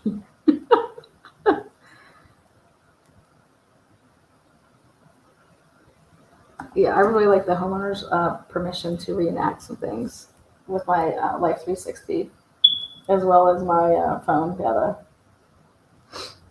Please go back and watch Proctor when he gets caught and is forced to admit that he does know the Alberts. He says reluctantly, okay, I know Julie, I know Chris, and Colin. Yeah, fucking Colin. Oh, wait till you see what we reveal tonight on this live. Lana, will you be going to Wildfire? Hell yeah. literally, I'm sending Sarah and Julie invites. I want to buy them claws or whatever, Mick Ultras. They can pick their poison. But at the end of the day, I think Sarah, I'm just so sorry that you got caught up in this. You just went out one night to like be there for your friend on his birthday. And then holy mother effer. You know, the poor Colakian says, Jesus, the one mom was like, I'm not going out. And the daughter's like, no, you never go out, just go. And then this happens. Like, wow. Talk about someone just like, I'm never going out again. Say hi to Roberta. Is that a homeowner?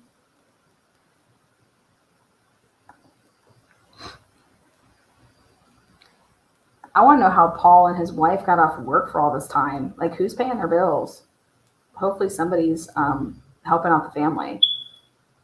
You know, they haven't been working. So hopefully whatever job they have that somebody's helping out, because I think that they should. I think that if you're able to get like sick days or like time off or whatever. Oh, the bartender, I thought. Oh, her name's Rebecca. Rebecca's the bartender. Buy a shot for Rebecca. You can come H-bag. The owner is Bridget. Well, hopefully Bridget says that. I just want to count some steps. Bring you over a 6-pack or whatever it is that fancies you.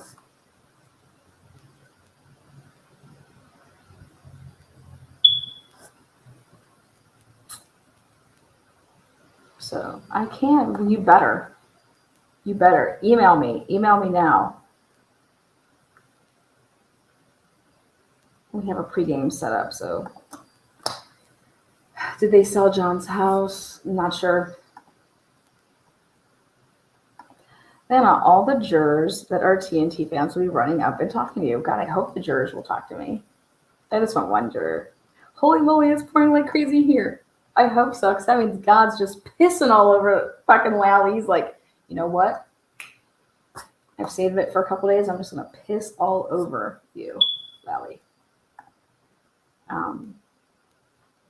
Dan B's a member. Oh, yeah. You guys, by the way, how great is this chat? Like, it's got the best mix of, like, literally, when we got to be serious, we're serious. When we got to shake our asses, we're shaking our asses. And the intelligence. There's so much intelligence in this chat. And I love it. So, again, Girl Ryan, thank you so much. Frankie's mom has got it going on. Well, we're bringing Solo Red Cups, don't worry. Dan B. Yeah. Julie S. Thank you. Shay. Shout out to your husband, too. Shay and husband. Blue Bayou Chick. Thank you. I'll take Lana Brains over Bev Bangs. Tina. I want to interview. Come on. Don't you think Bev would be awesome if I say, like, Bev, I named my bingo game after you. Come on, you have to come on my lap. Yo, what up, Jen? 15 months, make it rain. Lana, later, could you explain more clearly after her testimony first? Yeah, and actually, I went straight to Micah because I was like, I just had a couple questions about, like, it was kind of like where Unetti went with it. Like, if you don't know, if you're saying that search was that, like, how would you ever know what search tab, like, that doesn't make any sense to me. Yeah, so, have a steak today, baby. Nancy, Summer, Glimmer. Are they trying to say if you use an open tab? Yeah. Doesn't seem right? I know. It needs more clarity, but see, like, Lally asked just such stupid questions. Hoping for answers, yeah. I'm going to help us all try to break that down a little better, but I think for the most part, I think you guys got where she was going with it. Have a couple. This is Charlie Brown. Well, we're back, guys. Okay, I'm going to go back to this. Crime scene reenactment. Here we go. Bring our asses back. Thank you. You can see it. Close back. It's the facts of life. Like this. All right. We're back on. Just watch your step for me. Welcome everybody back to the transparency. Let's do this. Afternoon, Trooper.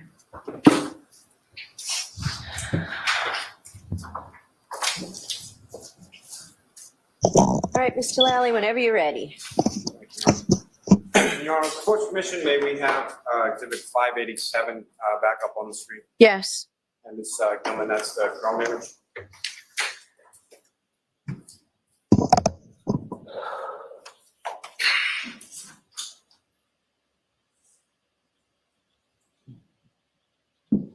Mr. Paul, direct your attention to what's up on the screen that's now been marked as exhibit 587. Again, this is the last set of 4 diagrams or drone images that I presented before you before, correct? Correct. Now, with respect to the evidence, specifically pieces of taillight that are depicted within this diagram, did you put every single piece of taillight that was recovered on January 29th in this diagram? No, I did not. Fair to say you did also not put every piece of taillight that you're aware was recovered over the course of this investigation and depicted in this particular diagram. That's correct.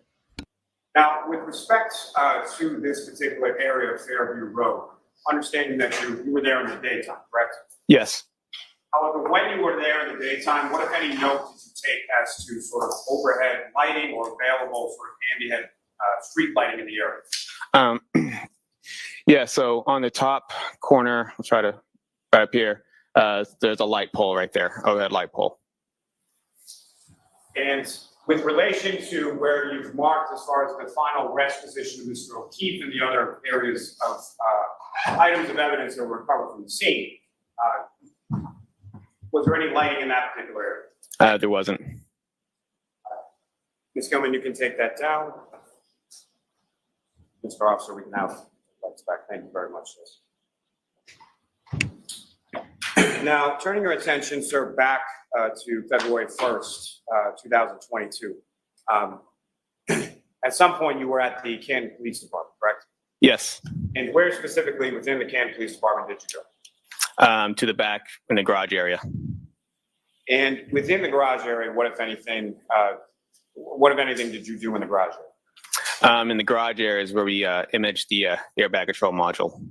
And so, I'm sorry, is it fair to say the vehicle, the defendant's vehicle was located in that garage area? That is correct. And you imaged that vehicle, and what, if anything else, did you do with respect to that vehicle that day? At that point, we just analyzed the damage to the vehicle.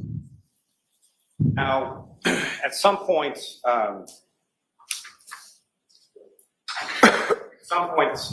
did you perform any sort of mechanical inspection of the vehicle?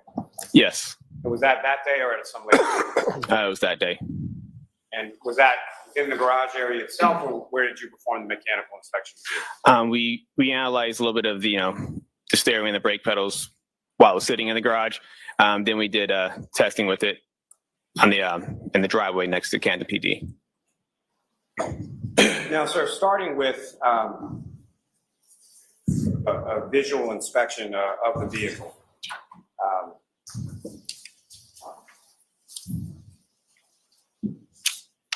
Your Honor, may I approach? Yes. All right, guys, we got some pictures. No way. We got photographs? Photographs? Maybe.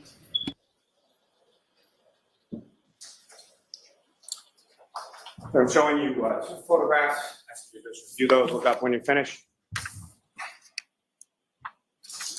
Do you recognize those? I do. And what do you recognize those to be? They are crime scene photos that I've attached to my report. Your Honor, the Commonwealth to seek to introduce and admit as the next 2 exhibits. Objection, Your Honor. Alan Jackson on the cross.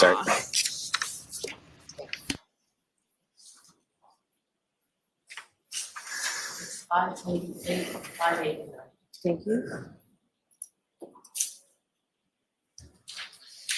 Your Honor, may I return those to the witness? Yes. And Your Honor, with the court's permission. Yes. Thank you.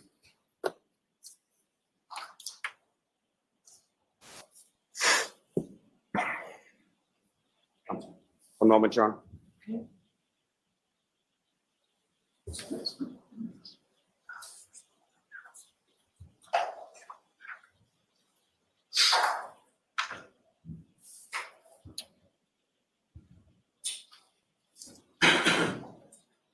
And Trooper Paul, do you recognize what's up on the screen right now? Yes, I do. And what do you recognize as? That's one of the crime scene photos that I attached to my report. And what's contained in this, is that a fair and accurate portrayal of sort of the front of this vehicle, looking at it from the passenger side? Yes. And I was wondering if I could have the next photograph, please. And Trooper, do you recognize what's up on the screen now? Yes, I do. What do you recognize that? That's a crime scene photo that I attached to my report with notations that I made on it.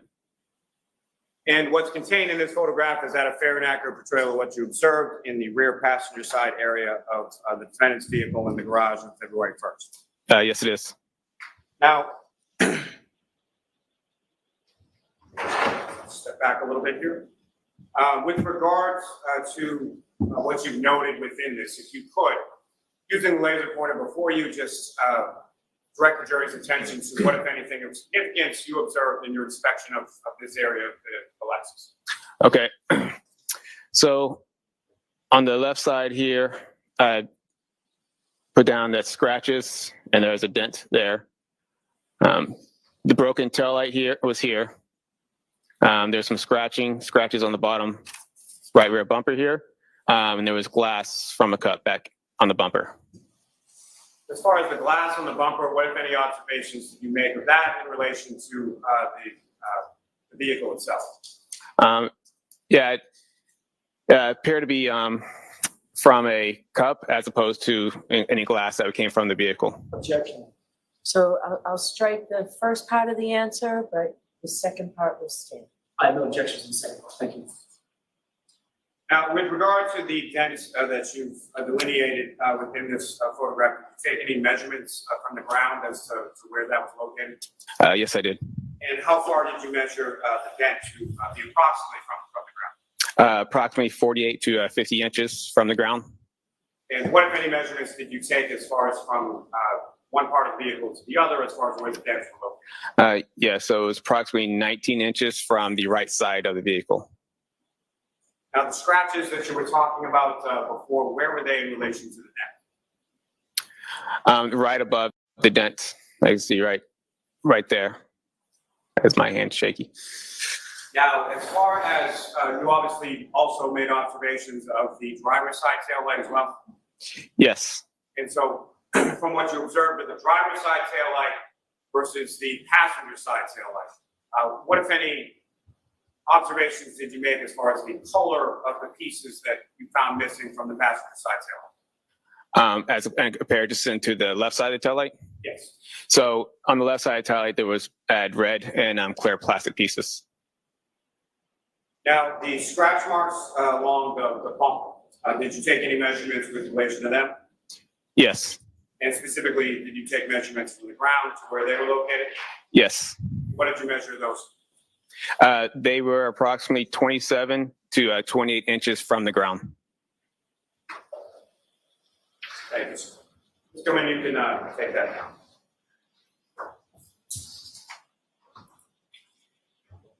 Now, Trooper Paul, we can talk about a mechanical inspection of a vehicle just first in general terms.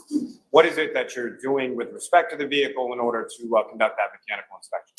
So when we do mechanical inspections, we're obviously checking the steering, make sure the steering moves properly, the brake pedals, make sure they are firm, make sure the accelerator pedal moves back and forth. It's just generally looking at the tires, make sure there's no issues with the vehicle. And what, if any, observations did you make of the vehicle itself as far as any defects or anything to do with the braking, the tires, or any of the other areas that you inspect? We didn't observe any mechanical defects with the vehicle. Now, with relation to the weight of the vehicle, what, if any, analysis, what, if anything, did you determine as to the weight of the Lexus? The weight of the Lexus, it was an analysis, was just based on I think I have the gross vehicle weighting for the vehicle. And how much did the vehicle weigh according to the gross weight? I think it was approximately 7,000 pounds. Now, with respect to the lights of the vehicle and being the tail lights and the headlights, what, if anything, did you determine those to be as far as what type of lights were they? They were LED. They were headlights and taillights were both LED. And if you could just expound a little as far as LED lights, what if any significance does that have to you, or what kind of lights are LED? How bright are LED lights? LED well, most comparison to what most people think in car and tail lights, where they have the bulbs, where they have the filaments. LED is more electronically controlled. There's a sensor that will light up, as opposed to a bulb type headlight and tail lights. Now, are you familiar with an organization called NHTSA? Yes. And what does NHTSA stand for? It's the National Highway Traffic Safety Administration. And what, if anything, did you do with regard to NHTSA in respect to this vehicle itself? We run the vehicle through NHTSA to see if there's any recalls on the vehicle. And what, if any, recalls did you discover when you ran this particular vehicle through NHTSA? There were no recalls. And to be specific, we're talking about this specific vehicle as opposed to just Lexuses in general, make and model, correct? Correct. Yeah, we put the VIN into the system, and it will tell you if this vehicle has any recalls to it. Now, you indicated on February 1st at some point you did some testing with the vehicle. Is that correct? Correct. And where was that testing done, and what did it consist of? It was done in the parking lot of Canton PD on the same day. We did a forward braking test, a reverse braking test, and a reverse acceleration test. Now, the parking lot of the Canton Police Station where you did this, what kind of roadway surface was that? It's an asphalt surface. Similar to the asphalt surface at 34 Fairview Road, is that correct? Correct. And what was the condition of the roadway as far as how dry or wet was the roadway? With Gallagher. These acceleration and braking tests. It was wet at the time.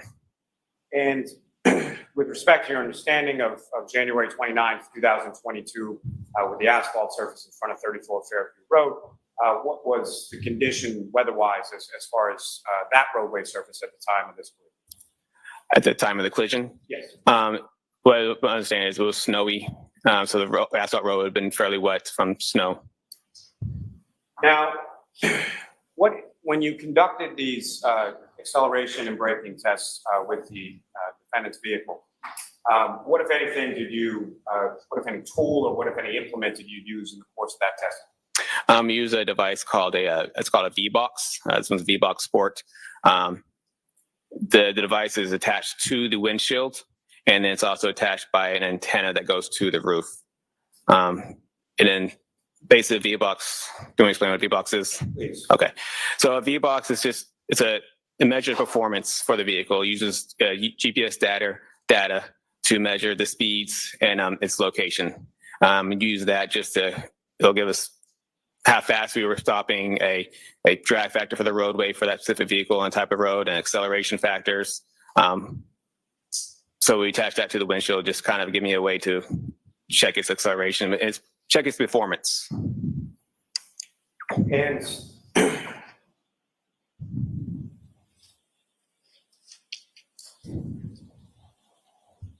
sorry, you're on one moment, please. Sure.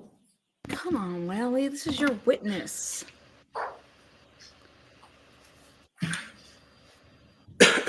Give me some facts. So the V-Box is attached to that vehicle, so it's what specifically is it measuring?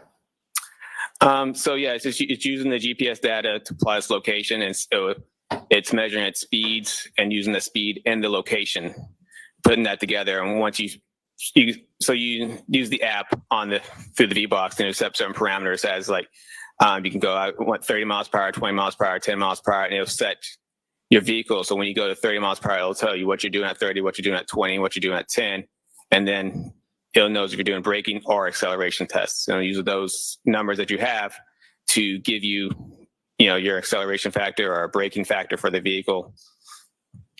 And so from the V-Box Sports device that you use, and you've received training as it applies to using that device? Yes, I have. And certification as well? It's usually just training on it.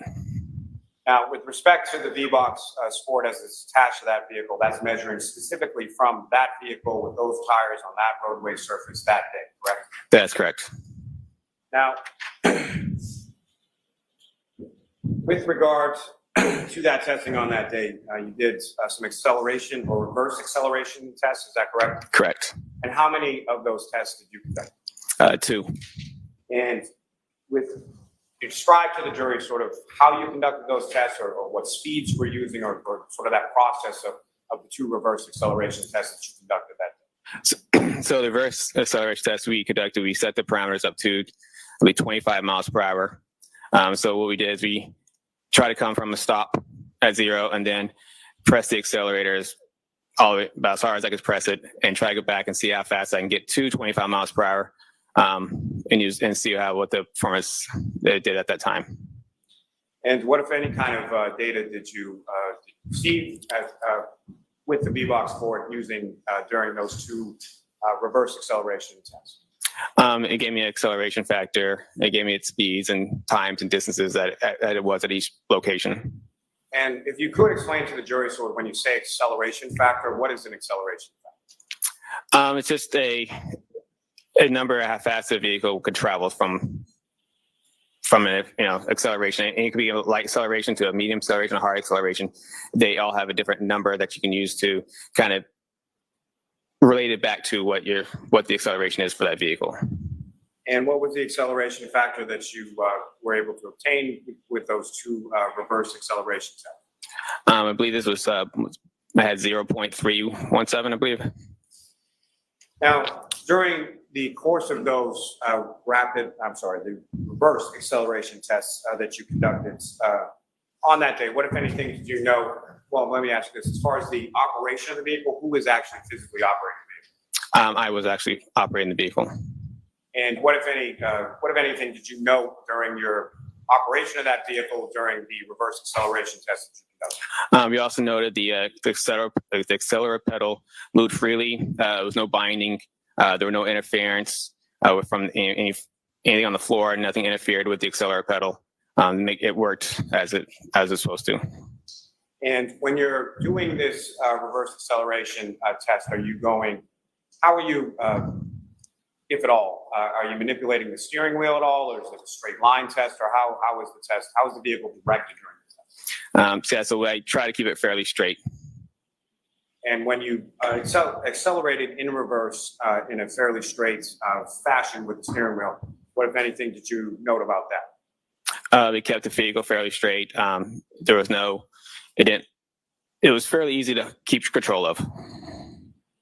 Now, in addition to the 2 reverse acceleration tests, what, if any, testing did you do with regard to reverse braking? Yeah, so we conducted 2 reverse braking tests. And again, similar, can you describe to the jury, this is also with the V-Box board attached, is that correct? Correct. So you're obtaining data from that as well? Yes. And during the course of the reverse braking test, what, if anything, first as far as data is concerned, how fast were these tests being conducted? What, if anything, was input, and what, if any, data did you receive from?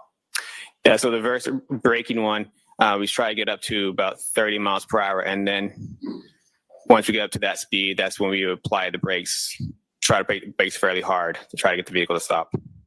And are you also familiar with the term known as a deceleration factor? Correct. And can you explain to the jury what that is? It's just essentially the opposite of what acceleration factor. This is a number for how fast the vehicle would slow down. And with regard to the deceleration factor from the 2 reverse braking tests that you conducted on that date, what, if any, figure did you receive from the instrument from the V-Box board? For the reverse braking? Yes. I believe this one was so it gets you a drag factor number for this vehicle too, and it's our deceleration factor, which is both are used the same way. This one, it was I think it was 7.1. Now, with regard, again, you're operating the vehicle during these 2 reverse braking tests, is that correct? Yes, I was. And what, if anything, did you note in regards to the operation of the vehicle when you were conducting these 2 reverse braking tests? Yeah, the brake pedal was firm. There was no pulsation from the brake. Now, in addition, sir, were you able to conduct some forward braking tests? Yes, I was. And similar again, could you describe to the jury as far as how you were operating the vehicle during the forward braking test? Yes, essentially the same thing as reverse. If I was going forward this time, I got up to 30 miles per hour, and I would just apply the brakes about as hard as I could apply them to the stops. And again, are you receiving from the instrument some sort of deceleration factor? Yes, I was. And do you recall what that was? Yeah, it was a .69. And during the course of your operation of the vehicle during the forward braking test, again, what, if anything, did you note in regard to the operation of the defendant's vehicle? Same as before, that brake pedal was firm. There was no pulsation, no issues. Now, you talked a little bit about an ACM or an airbag control module, correct? Correct. You indicated earlier in your testimony that you had downloaded information from that. Is that correct? Yes. Now, when you download that information, what, if anything, do you get from the vehicle, or what, if any, how are you able to sort of read or interpret that data? So in the airbag control model, it's equipped with a about 8-event data recorder on EDR. And then that data from the EDR, we will attach use the BOSS CDR software and will attach to the vehicle. And then that software will basically extract the information or image the information that's in the module. And so that information could range from getting us speeds, if there was braking, if there was, steering wheel movements, basically like looking for change of velocity, that type of, so there's a lot of, information around the vehicle. May I approach you? Yes.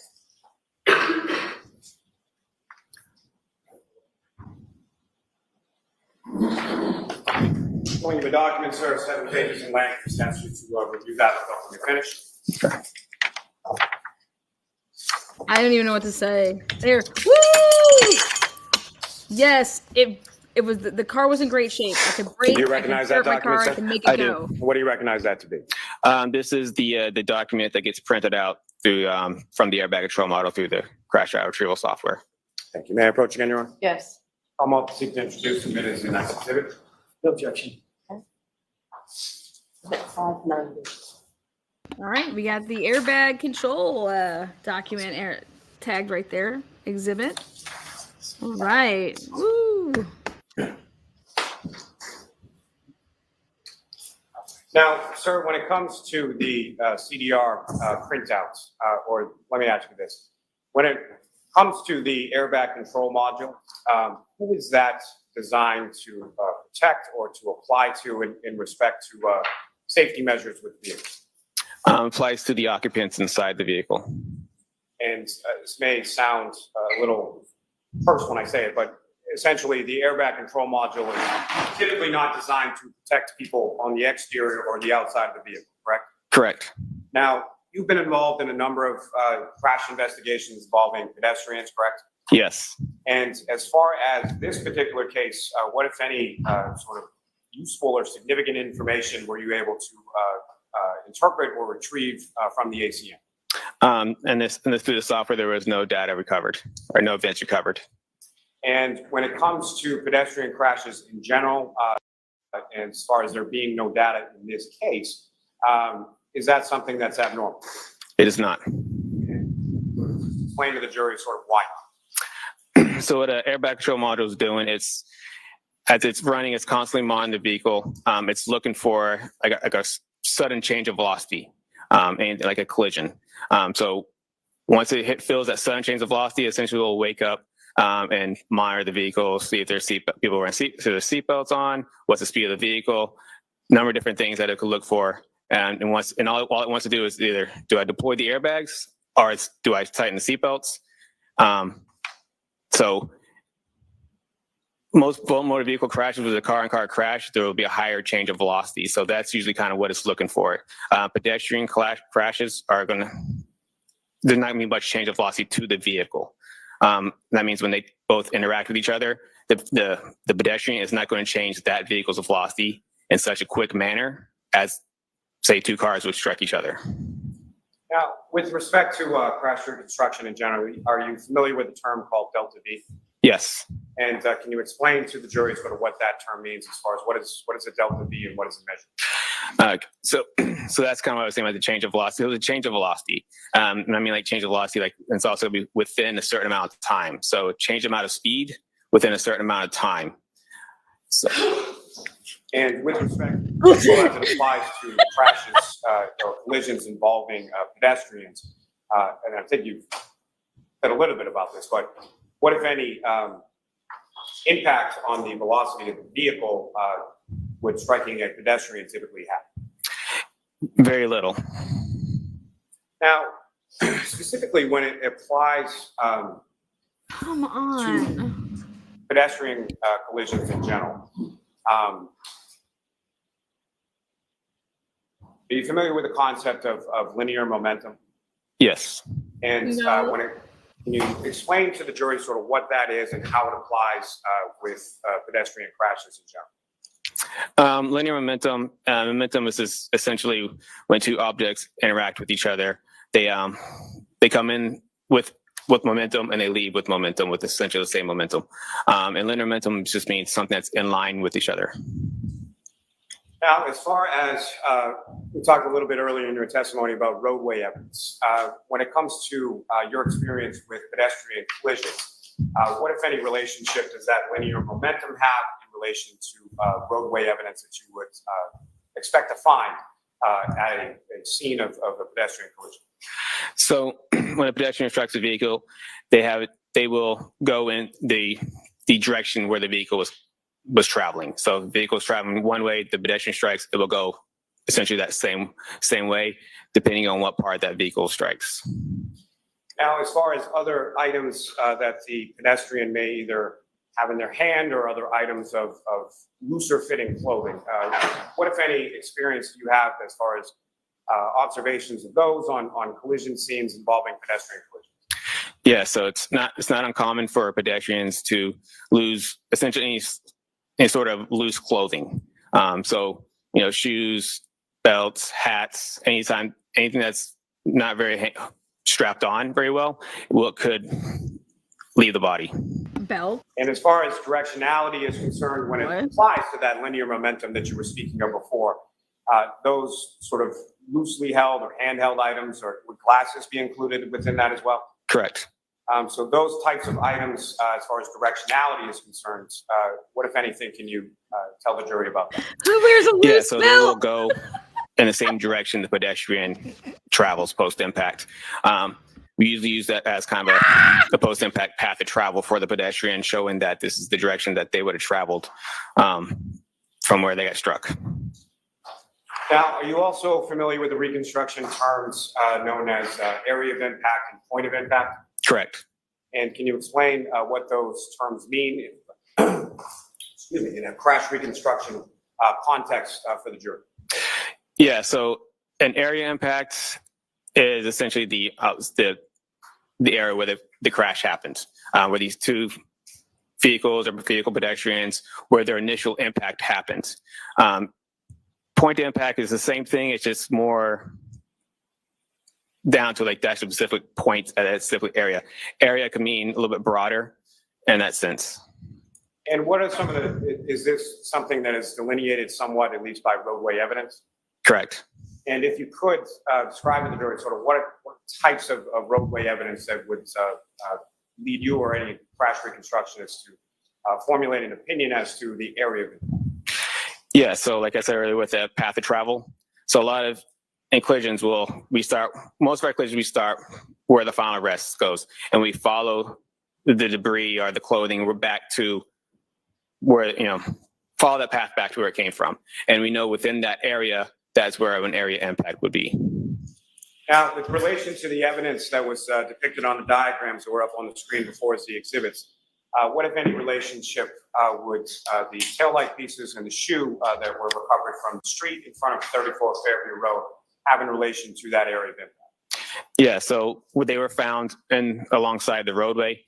So I know that they were found, the area impact had been somewhere within the roadway and probably somewhere at the beginning, just prior to the beginning of the first point of evidence that we found. So somewhere towards the first point of evidence contained within that debris field, is that correct? Correct. Now,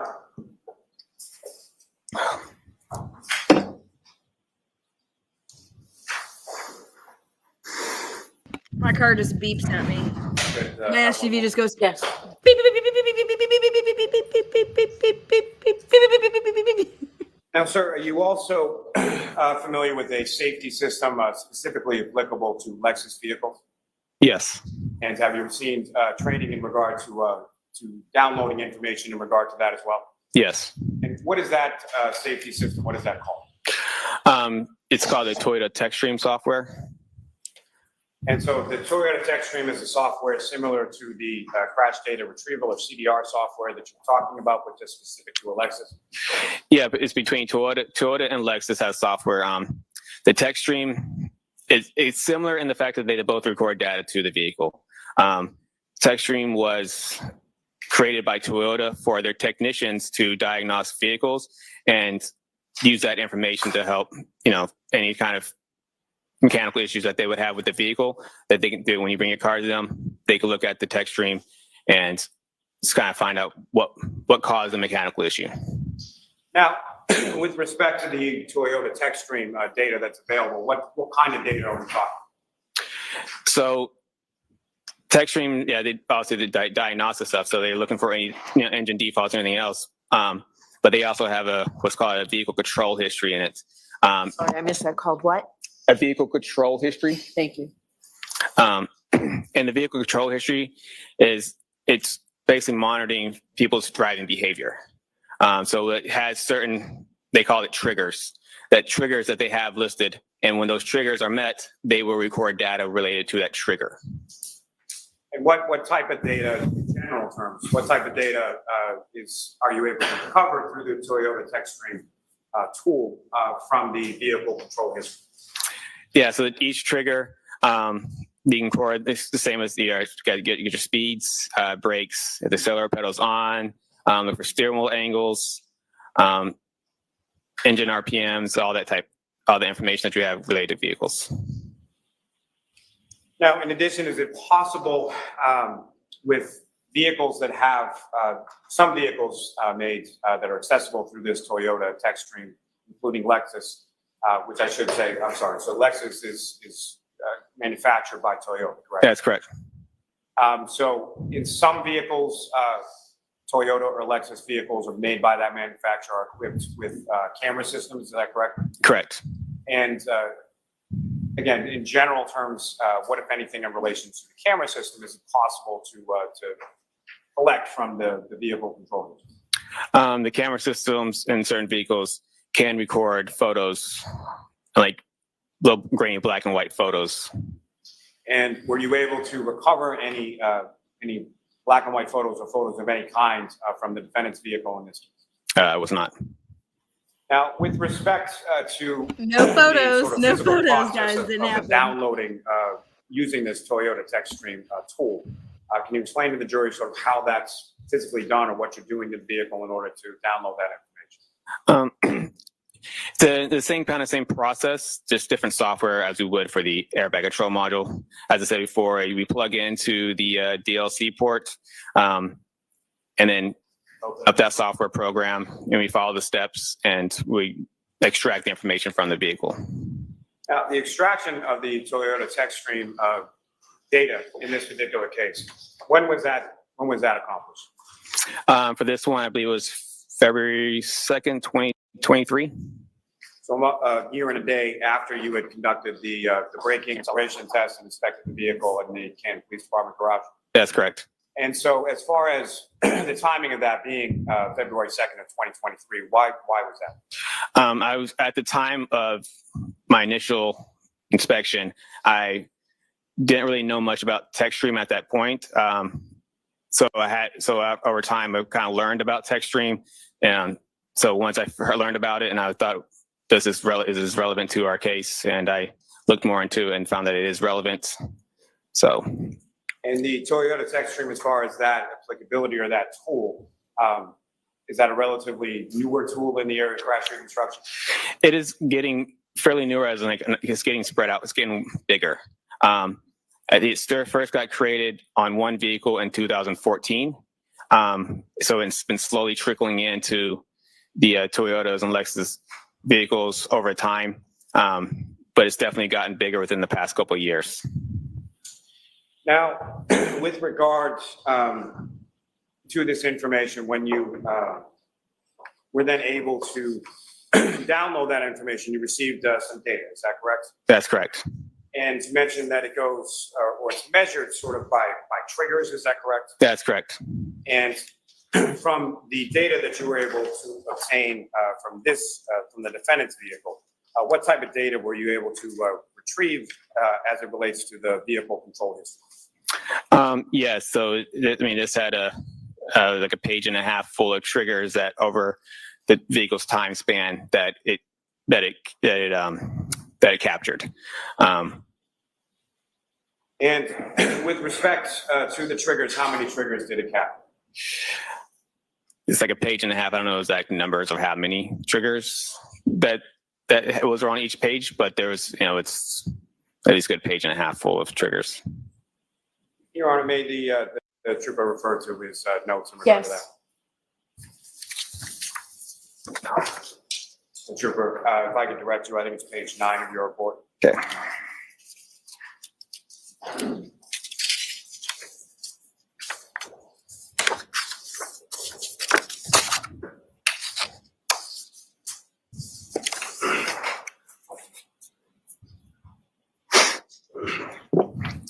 And how many triggers was it, sir? Can we count them? Does he have to count them, Mr. Lally? No, I don't think he has to count them. Sir, if I could direct you to paragraph 23. The page isn't numbered? Oh, yeah, so 22 separate triggers.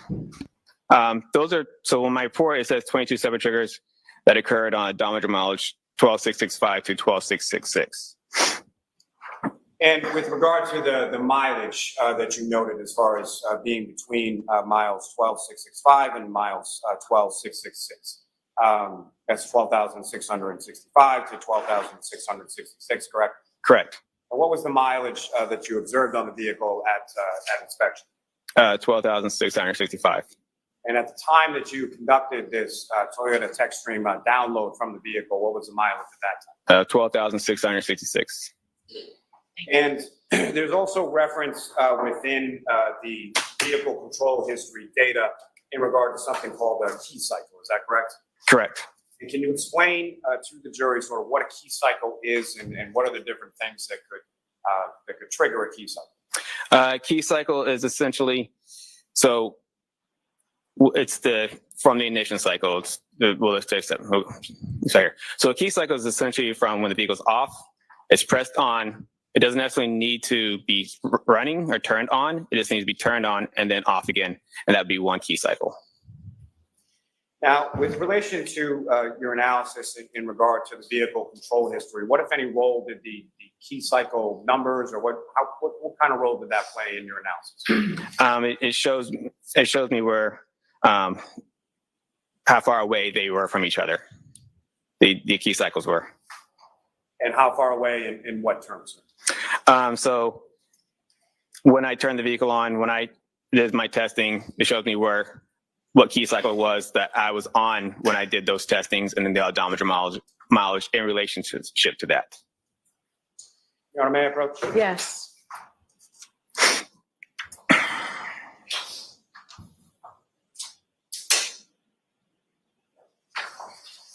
Sir, I'm showing you the documents. He's asked you to look at that. Look up. Finished? I thought he didn't have this though until 2023. So.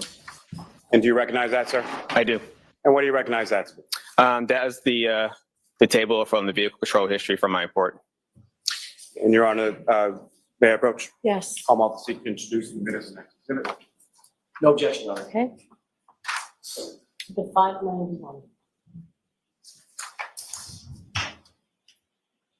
Your Honor, may I have a moment and then return it to the witness? Yes.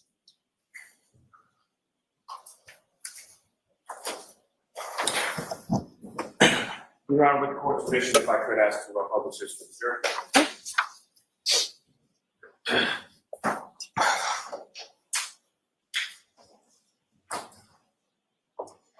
Trooper Paul, what's up on the screen? Is that the exhibit that you have before you? Yes, it is. Now, if you could, using the ways pointed before you, just direct the jury's attention to what we're looking at in this exhibit and what type of information where it's located within this exhibit. Okay, so here we go. Here's the data. This is the vehicle control history. Every single point here, this is where the triggers are. This is the labels for each trigger. Odometer mileage is on this label here. You see elapsed time and key cycles. I have noted through arrows here, these were when the vehicle was with us, and a lot of this is related to my testing with the vehicle. And these right before that were the triggers that were prior to those testings. Now, from the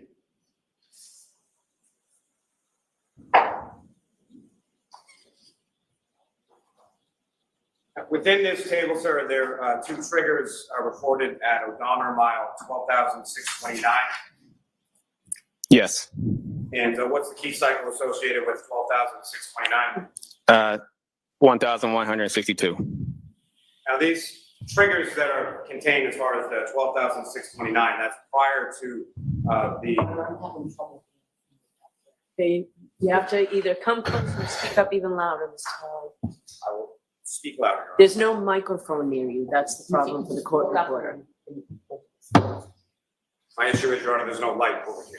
All right, so let's turn the light on and then you can ask your question, then we'll turn the light right back off, please. Thank you, Your Honor. My apologies. So that odometer mile, as far as two triggering events, at 12,629, correct? Yes. And that occurs prior to the 12,665, 12,666 during the course of your braking and acceleration test, correct? Correct. And the mileage difference between those two, did you do that math?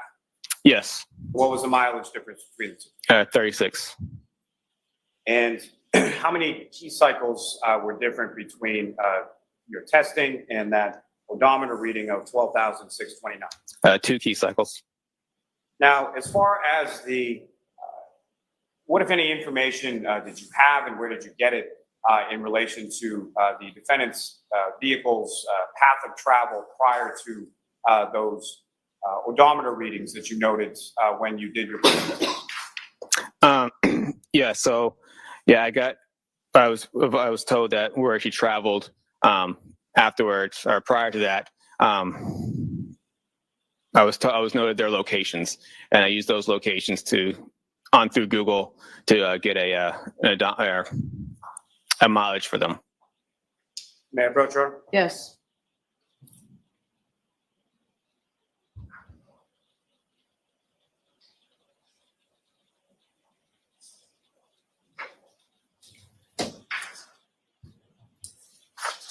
Oh, you another document, sir? Do you recognize that? I do. And what do you recognize that to be? Those are the Google directions. I put them in a table and put in my report. And may I approach her? Yes. I want to introduce the witness next. No objection. Thank you. All right, I have 1 minute, Sean. Yes. There's a lot of key cycles between the May I return to the 1082 witness, and sir? 111. And Your Honor, with court's permission, if I could publish it to the jury. Okay.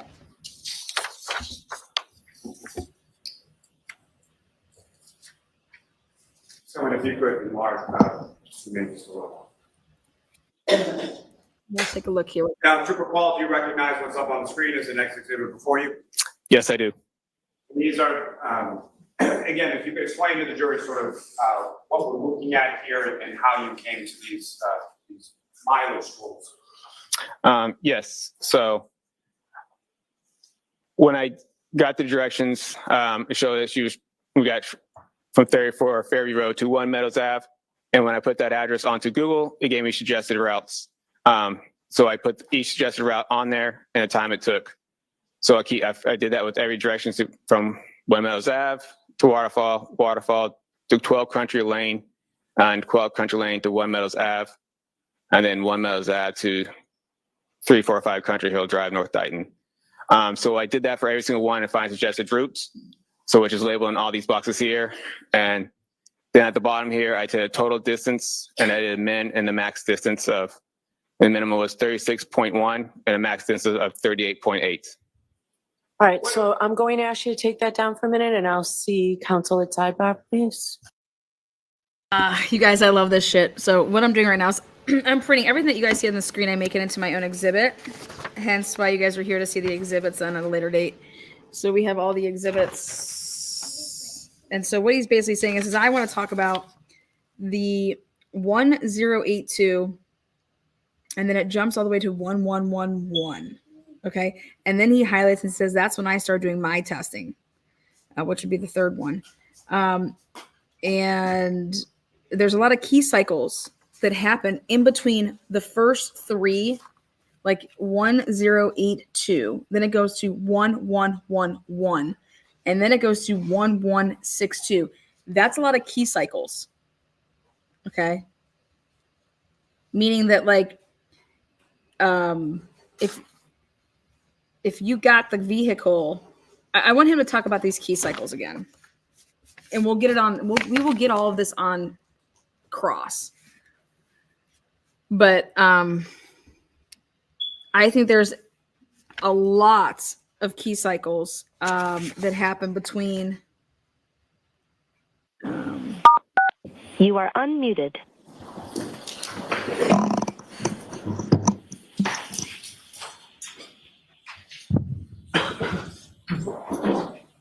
The odometer. Now, in addition to those distances there depicted in that exhibit, sir,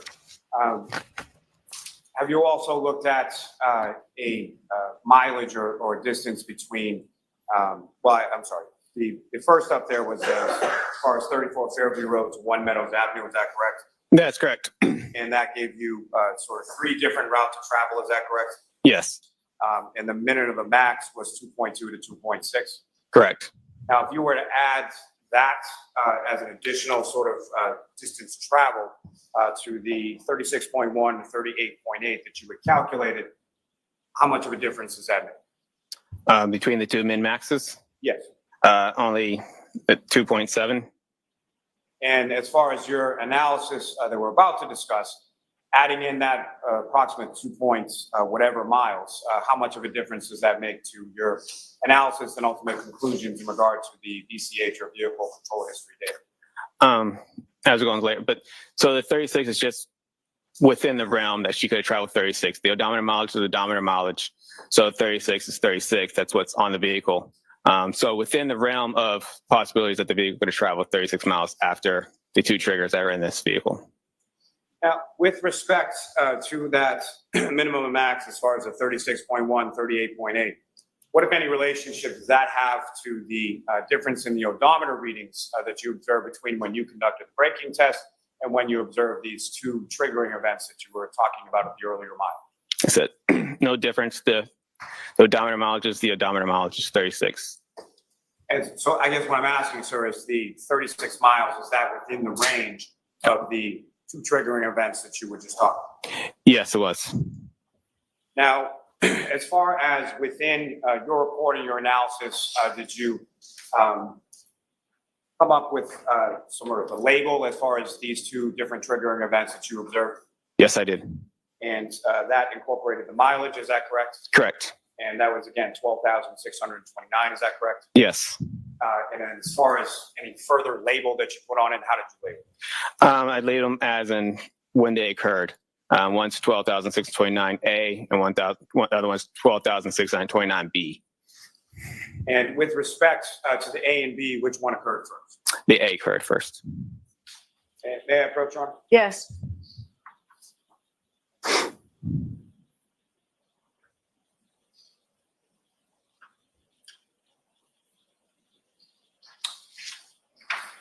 First, showing you another document asking you to review that finish.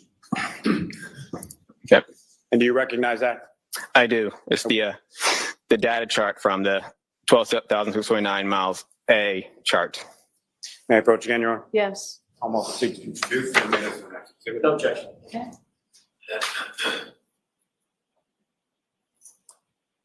The 593.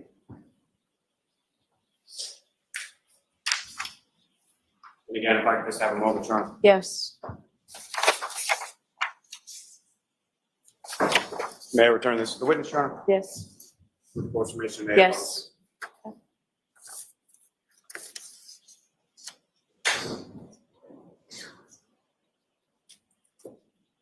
Okay, so with the document before you, what's now up on the screen, do you recognize that as what's now been marked as the next exhibit? I do. Is if you could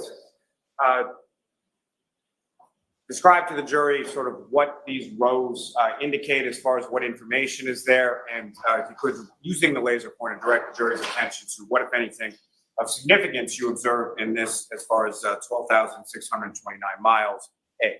Okay. So each row, starting from the top, is the vehicle control history time, which is the time that's recorded in the module itself, or in the software that gets recorded as each time, and it's recorded as seconds. This time is the time from the start of the key cycle. So it starts off with 652.8, and each one is incremented in approximately half-second increments up to, let me show it, right here where the trigger, this is what's called where the trigger happened. So right here is where it kind of goes from 4.5 to 4.6, then it goes up to 5, then everything after that is about half-second increments from each other. Recorded 10 seconds of time, which is labeled in this one, total time of 10 seconds. And I'll put time from trigger, just kind of label it back to, here's the trigger right here, and that's the time between each one. Sorry if I can read this right. So and right here, this is the vehicle speeds.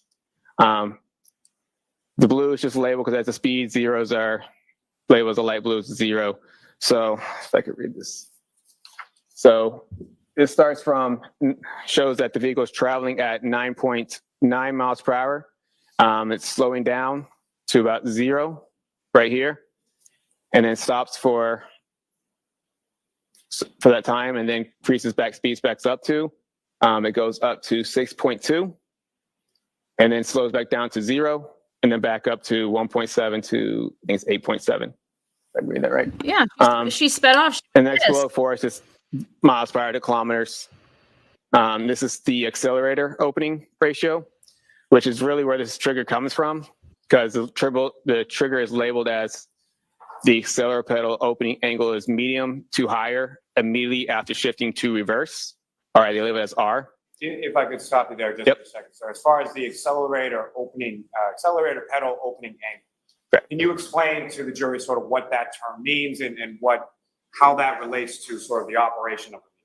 So the accelerator pedal is, the part where everybody puts the foot on and gets the vehicle to go. So the pedal, so this is what's showing how far the pedal was actually pressed by the operator of the vehicle. And that gives you a percentage of that. So if it was, if zero's not pressed, then 100% it's all the way down. So they label the trigger, I think 30% is medium to higher. In this way Toyota labels it. So then that's where you'll see the trigger is around 31.5%. And it also shows from the beginning, goes from 0 and increases up to 50.5%, and that's 5 seconds. That's only, a little over a second past the trigger. And so up to 50% and then back off, and then back onto the accelerator again, up to 34%. Now, as far as this data is concerned for the VCH data from the Toyota tech stream, what, if any, information are you able to glean as far as directionality, as far as forward, reverse, left, right, things like that from this data? So on this label right here, so it shows the shift position signal. 1 is forward and 2 is reverse. So this right here is showing the vehicle was in drive and going forward, and then the vehicle got shifted into reverse, and then back to drive again. For the 3-point turn? Now, from your experience and from your training when it comes to interpreting this type of data. To turn around? Do you have any opinion as to sort of what type of maneuver or what type of actions the vehicle was taking during the course of this triggering event? Yes, this appears the vehicle was slowing down and making a U-turn. Because also the other thing into it, it shows steering signal. And the steering wheel showed that she was driving left and then right and the back left again. And also when she's on the brake switch. Thanks. Ms. Gilman, you can take that down. And Your Honor, may I approach? Yes.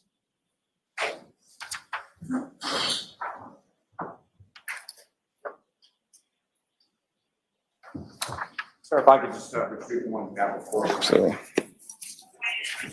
Yep. A document that I just handed you now, do you recognize that?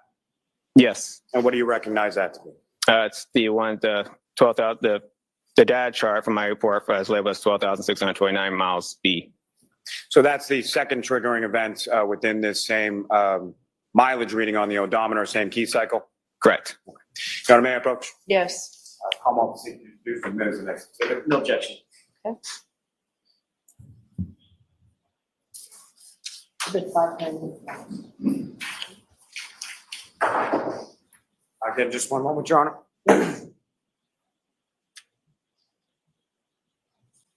Oh, Alan's gonna Yeah, mess go them ahead. up on, I see where Yes, there's, and for the sake of taking the best use of our time, if they're in evidence for the rest of this afternoon, both of you can then just ask to, just go ahead and put them up and not ask for permission Thank this you. time. And Ms. Gilman, if I could.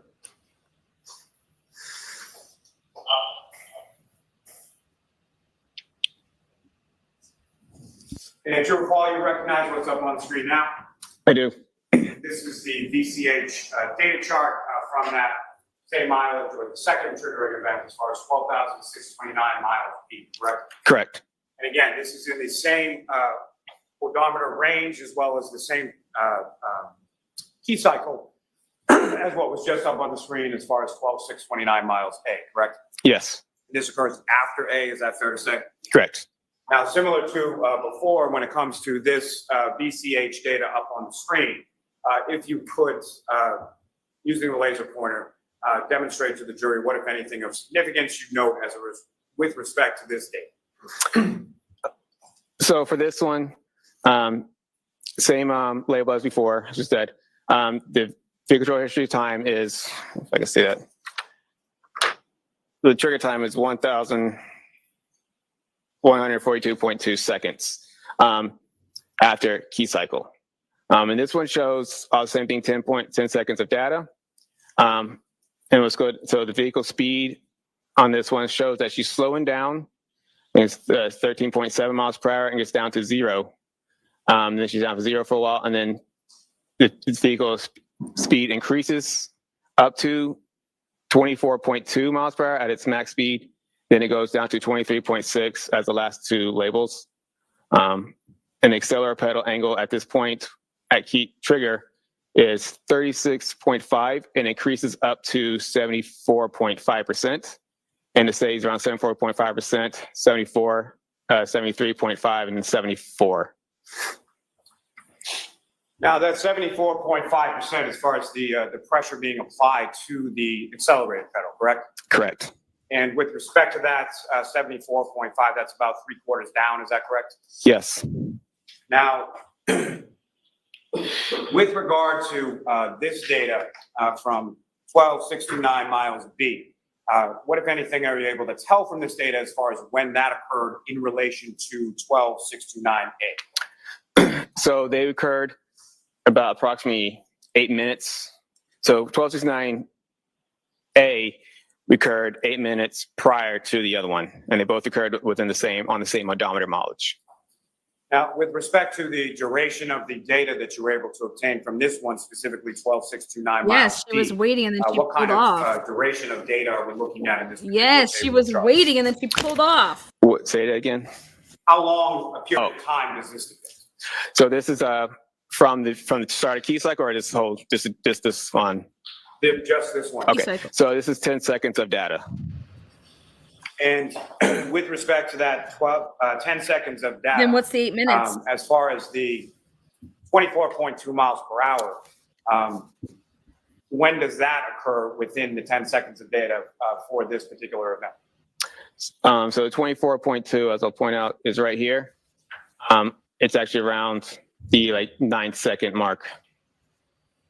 Now, similar to the other charts for A that was up on the screen a moment before, is there an indication as far as the accelerator pedal opening angle?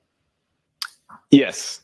And what, if any, significance does that have, or what, if anything, does that indicate to you from this data on the screen? It shows that the accelerator pedal angle went up to 74.5%. So as out of 100%, it went up to 74.5%. Now, with respect to directionality, for this? What, if any, data is contained within this chart in respect to that?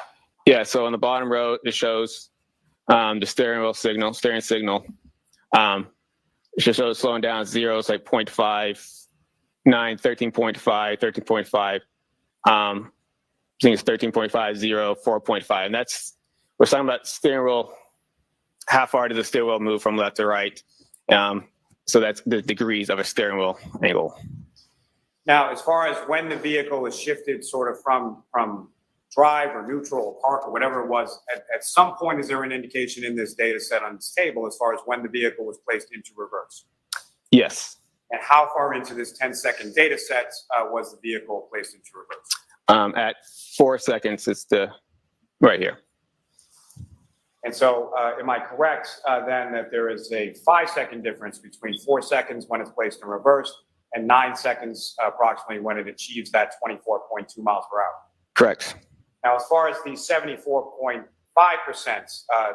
pressure that's placed on the accelerator pedal, when is that recorded in seconds in relation to the 10-second data set in this table? 74.5 starts at the 8 second.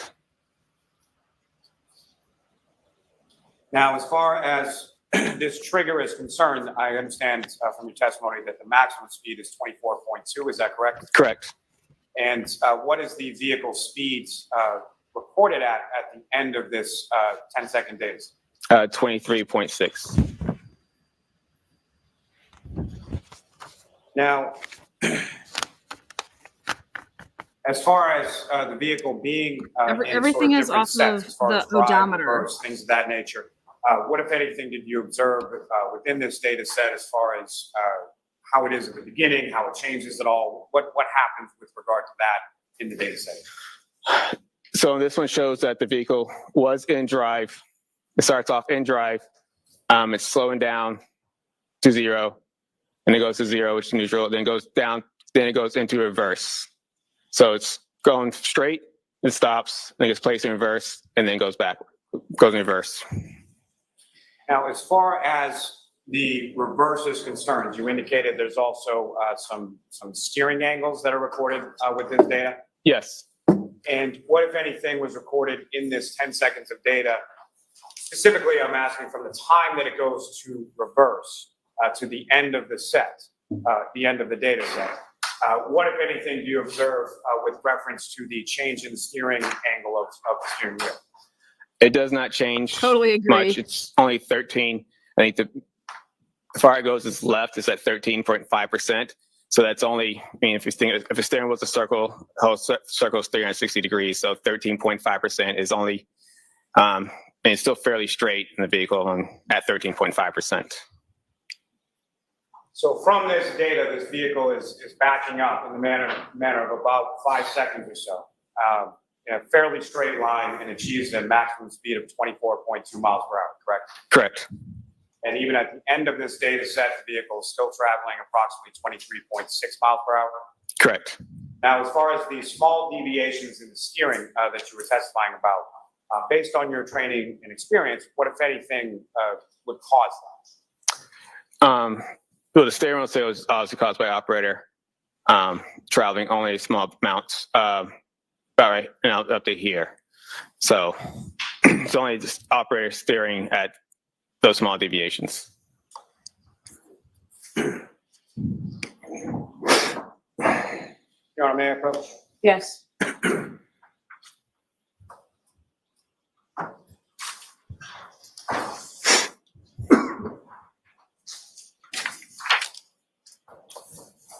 Grab that one. There you go.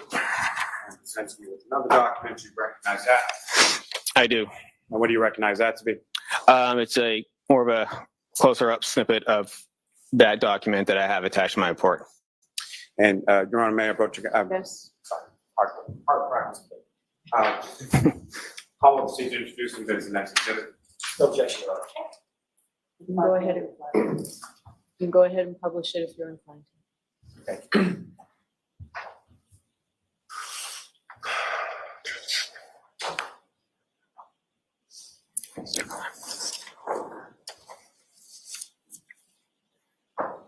Trooper Paul, from what's depicted up on the screen as this next exhibits, if you could, using the laser pointer, just direct the jurors' attention to what, if anything, of significance you observe in this portion of the data. Yeah, so I circled in here the drop from 24.2 to 23.6, and also the steering wheel signal went from a left at 4.5 to a right 4.5, so positive to a negative. And also the same thing with the accelerator opening ratio kind of stays consistent at 74%. May I approach again, Your Honor? Yes.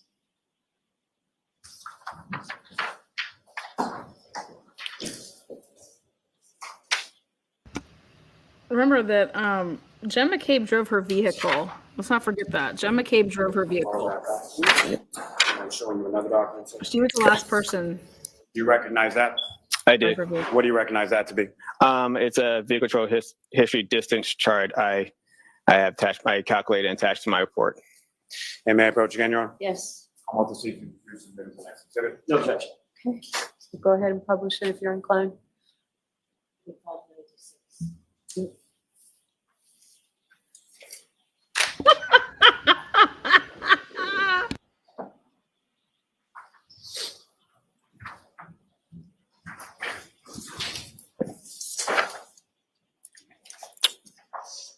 Paul, do you recognize what's up on the screen? It has now been marked as exhibit 596. I do. And again, if you could, using the laser pointer, let me ask you this first. As far as this table and this information up on the screen, I should have asked this before. How was this table created, and what, if anything, does this illustrate? Yeah, so this illustrates from the chart of 12,629B. I started from when the vehicle was placed into reverse, and when it immediately goes from 0 and travels up to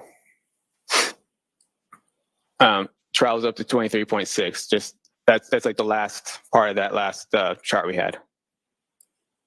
And what, if anything, were you able to do as far as distance travel, and how were you able to determine that?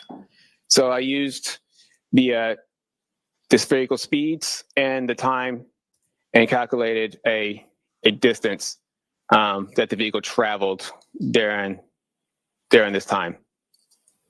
And as far as the total distance traveled from the 0 to the 23.6 at the end, what was the total distance there? 97.35 feet.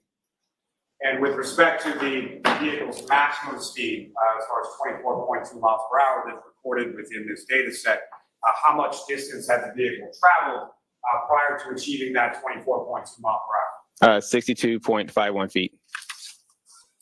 Thanks. I approach this to retrieve, Your Honor? Yes.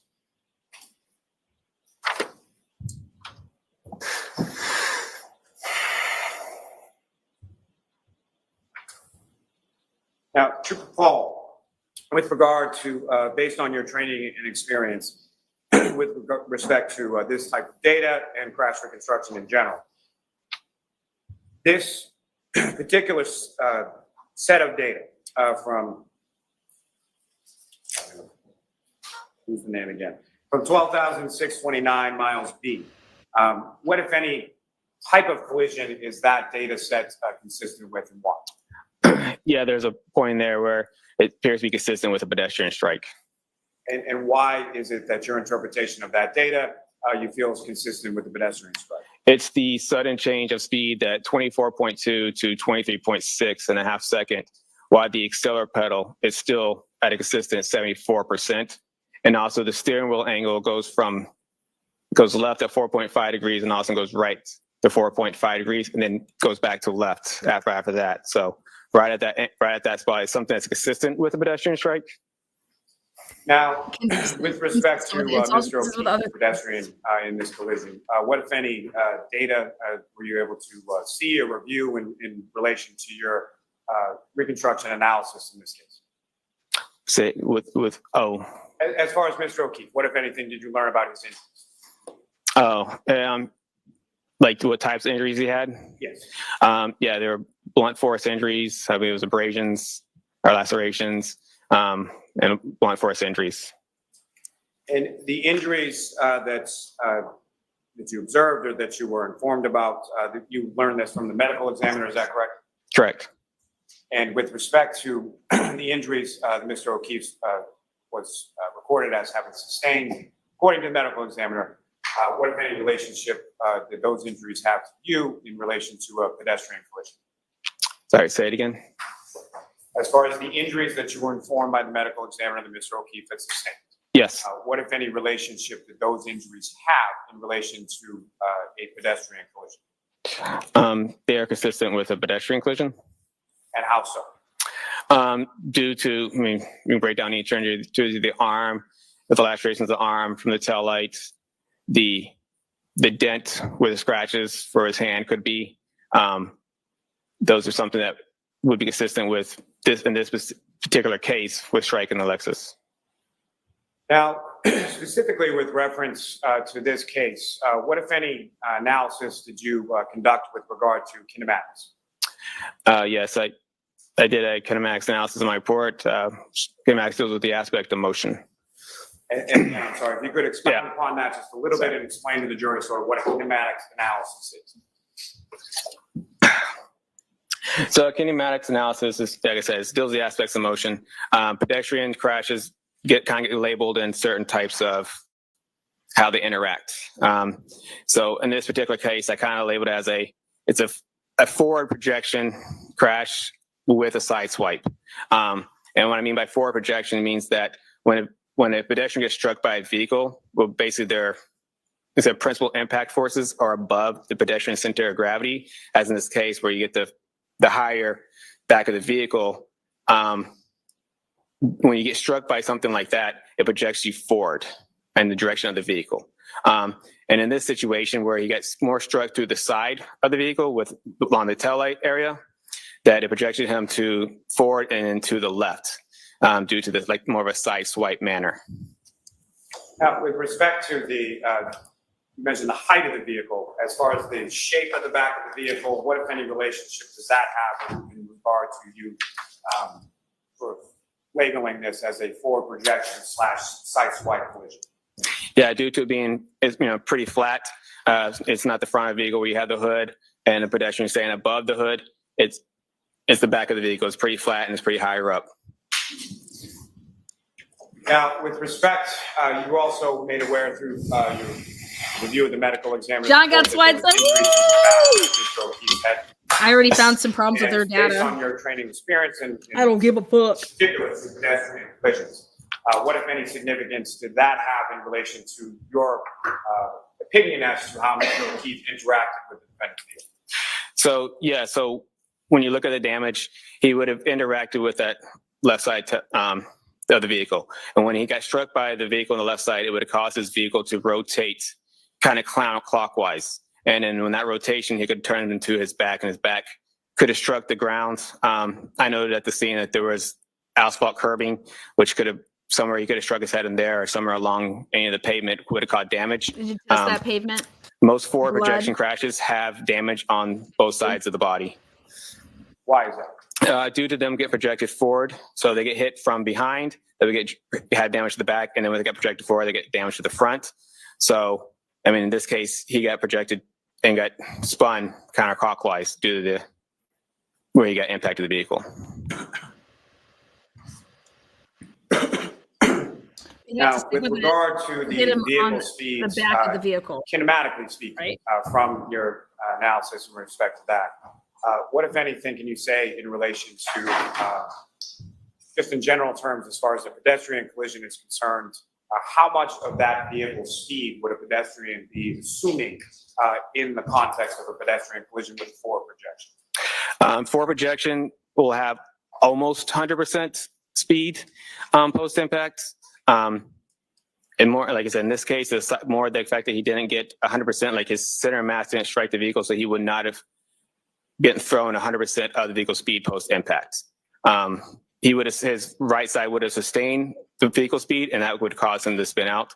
So as opposed to traditional forward projection, if he was right there in the middle of the vehicle, he would have got projected forward, and he would have sustained, his full body would have sustained the vehicle speed.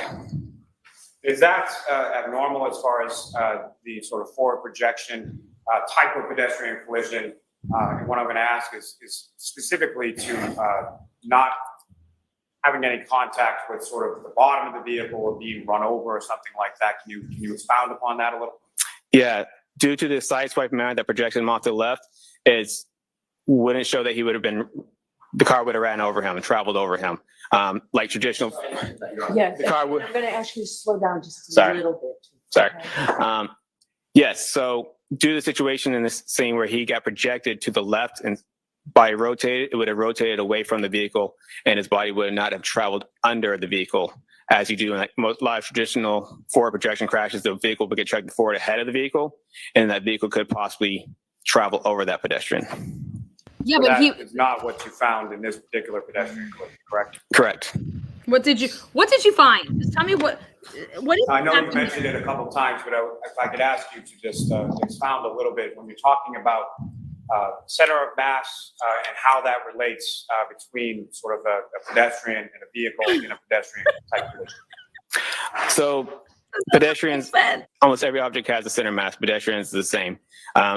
So if a pedestrian center mass is essentially obviously the half the body, and you would also put down is around the chest area, just below the chest area would be a center of mass for a pedestrian, and they all range based on height and body shape. And so where on someone's body typically would a center of mass be located? Usually just around the chest area or just below the chest area. Now, if I could turn your attention, Trooper Ball, back to February 1st of 2022, when you were at the Canton Police Department. You mentioned that, or you testified earlier at some point that you went outside to an asphalt roadway surface and conducted some forward acceleration and rear acceleration braking tests, correct? Correct. Now, in addition to that, what, if any, other testing did you do with respect to that vehicle on that particular date in that location? We checked the cameras and we did backup visibility analysis with the cameras in the vehicle. And again, if you could, just in general terms, first, just describe for the jury when you say visibility analysis, typically speaking, what are you doing in a visibility analysis? In the visibility analysis, we are trying to see what an operator would see in their vehicle. Looking for, in this particular case, we're trying to see if the operating vehicle would be able to see a pedestrian behind the vehicle. And also in this, where we have backup cameras, we're trying to look at the cameras and see what would the cameras pick up as we would go into reverse.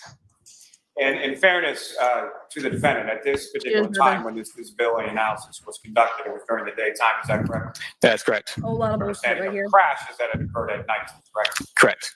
Now, as far as a visibility analysis, typically, would you be looking to recreate as close as you can to the conditions at the time that the collision occurred? In most typical cases, yes. And why were you not able to, were you able to do that in this case? We were not. Why? Due to was most, like I said, it's mostly done when we're trying to see what a pedestrian an operator would see a pedestrian. It's mostly done because it's an accident, but not at times when it's like an intentional act, visibility is not an issue in this situation. We were just want to make sure that the cameras worked and the backup sensors all worked in the vehicle. Now, as far as this particular visibility analysis that was conducted in this case, how, if at all, was that memorialized? It was recorded when the crime scenes, trooper recorded it. What did he just say there? Run that back at 16 to 40. Well, is he going to say no more further questions? If he says no more further questions. Before I get to that, sir. Oh, God, bless America. I can turn your attention just back to the text stream just for a moment. And Your Honor, may I approach? Yes. The trooper recorded what? That's what I said. Whoa, wait. Hey, guys, welcome to the transparency where anything goes today. Make sure you go and grab yourself a Bud Light. Get some popcorn out. This is special right here. Looks like he's never seen those before. So I'm showing you a series of 7 photographs to ask you to look at those. First, I'm just going to ask you generally if you recognize those. 7 photos. Oh, are these a crime scene? of the alleged crime scene photos.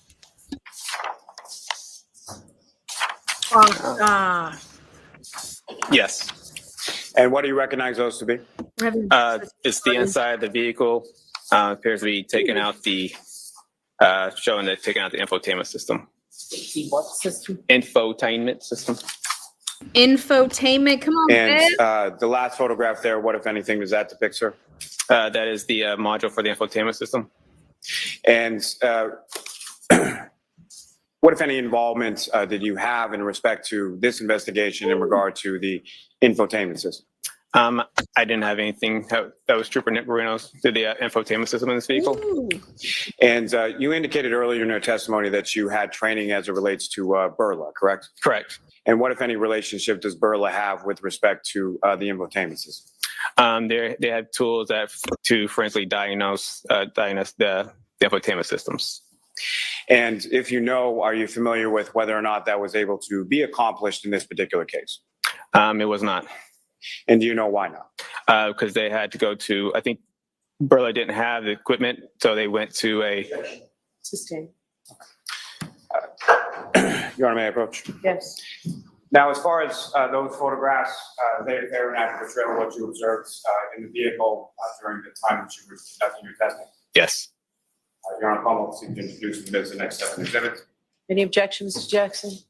I'm sorry, I was writing a note. What are those 5 photographs? 7. 7. No objection.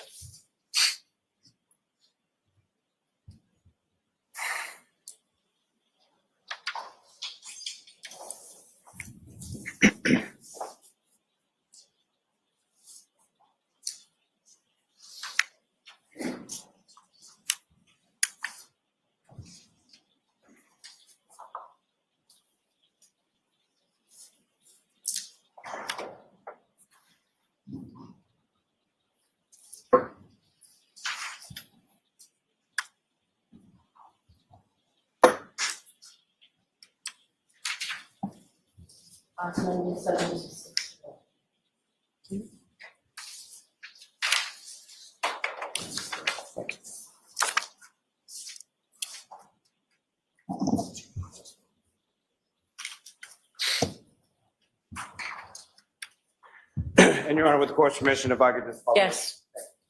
Now, Ms. Gilman, if I could have the photograph labeled BEP2. And Trooper Paul, do you recognize what's up on the screen? It is now been marked as exhibit 597. Yes. And what part of the vehicle are we looking at in this photograph? That's the steering wheel. And Ms. Gilman, if I could have BEP3. And Trooper Paul, do you recognize what's now up on the screen and is marked as exhibit 598? Yes, I do. And if you could, using the laser pointer, direct the jury's attention to what, if anything, of significance you observed in this part of the photograph. That is the infotainment system. And as far as the infotainment system, when you were operating that vehicle, what, if anything, was displayed on that screen within the infotainment system? If you were in drive, it just had, the radio What's up, navigation Farmer? stuff. But if you're in reverse, that's Love you, where man. the backup cameras and sensors would be. And Ms. Gilman, if I could have BEP4, sorry. And Trooper Paul, do you recognize what's up on the screen as exhibit 599? Yes, I do. And what, if anything, are we looking at in this? That's the push button start, the ignition. So that's how this vehicle is started and stopped, essentially, as a push button start, is that correct? Correct. Ms. Gilman, if I could have BEP22. And Trooper Paul, do you recognize what's up on the screen as now marked as exhibit 601? Yes. If you could, using the laser pointer, direct the jury's attention to what, if anything, you observe of significance in this. Yes, that's the infotainment system. It's on, shows satellite here. Looks like it's the navigation. Thank you. Ms. Gilman, you can take that down.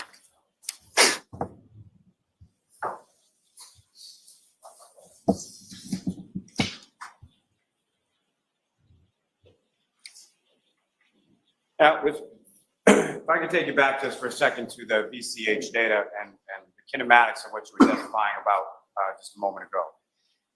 You had mentioned that with respect to the injury to the back of Mr. O'Keefe's head, that is consistent or could have been caused by striking his head on part of the pavement or the curbing. Is that correct? Correct.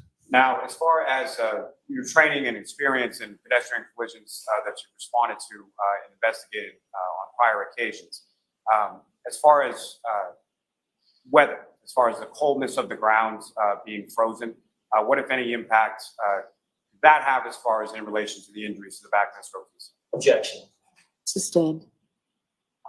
Now, as far as the visibility analysis that you were conducting on February 1st, you mentioned that that was memorialized with photographs as well as video. Is that correct? Correct. And the video that was taken, sir, was that in the interior of the vehicle, exterior of the vehicle, or both?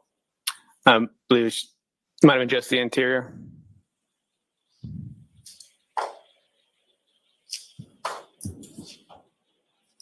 May I approach, Your Honor? Yes. You guys, what the fuck is going on? This just went way south. All right. Whoa. Sir, I'm showing you two discs. Do you recognize those? Yes. And those are the recordings of the visibility or the braking and acceleration tests from February 1st, both interior of the vehicle, exterior of the vehicle. Is that correct? Yes. May I approach again, Your Honor? Yes. I'm also introducing the next exhibits. No objection, sir. I'm just spitting stuff out like they're spitting stuff out. So I'm just writing whatever and seeing if it sticks. We're bringing strippers to Canton. We're bringing bald-headed strippers to Canton. So flawless. Before we get to those videos, Trooper, may I approach again, Your Honor? Yes.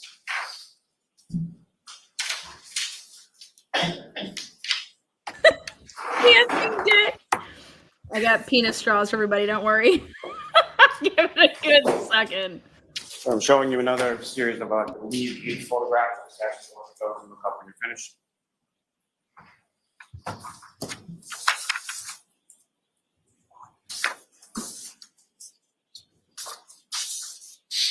Pull up, bitch. We're pulling up. Wild. This is absolute wildness here. And do you recognize what's depicted in those photographs, Trooper? Yes, I do. And what do you recognize those to be? Those are photos from the backup cameras and sensor tests. May I approach again, Your Honor? Yes. I want to seek to introduce the minutes and next exhibits. Okay. No objection. Things.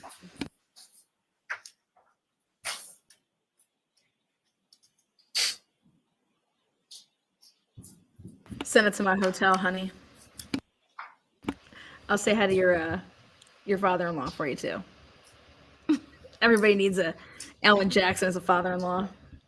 Tell me you wouldn't want to kick it with him all the time. Shit.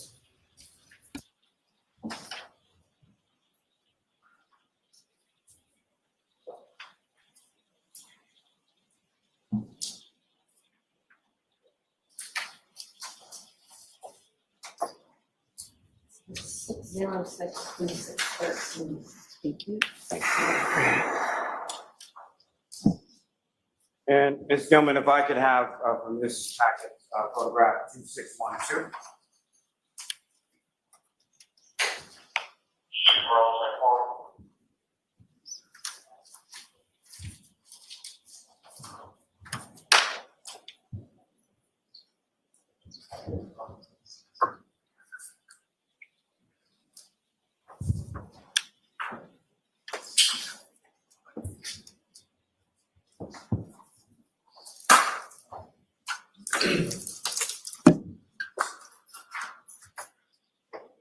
Trooper, if you could, please describe to the jury. He's always had a bald head. In this photograph, it's not been marked. Oh, he's always had a bald head. Yes, this is the view from the operator as they would turn around and look to the back of the vehicle.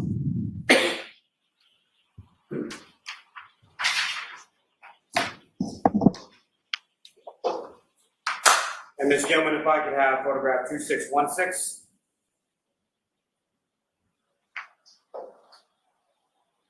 And Trooper Paul, do you recognize what's up on the screen and has now been marked as Exhibit 610? Yes. Oh my God, Please describe this is the jury drive what test. we're looking at here. Yes, that's the view inside the vehicle, showing the infotainment system No and gloves. backup cameras on it.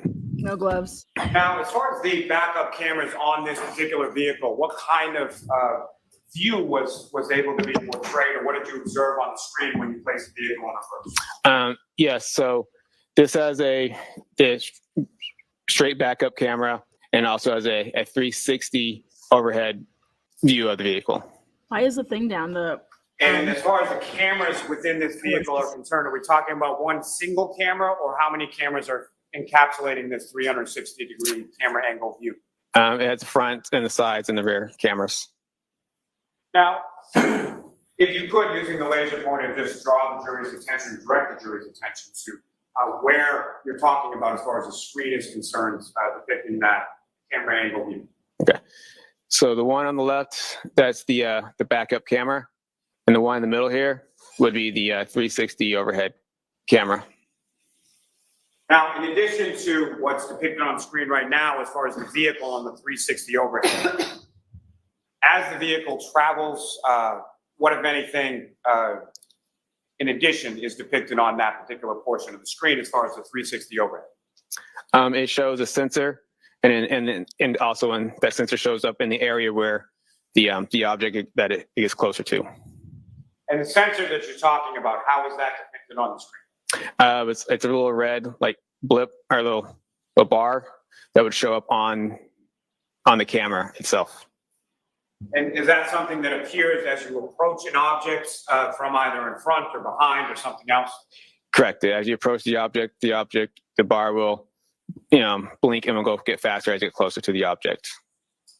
Now, with respect to the system overall, in addition to the visual cues depicted up on the screen, what, if any, auditory cues are also part of this system? It will beep at you, and it will, as you get closer to the object, it will beep faster as you get closer to it. And as far as getting closer to an object, the beeping that you're talking about, it increases in speed or rapidity, is that correct?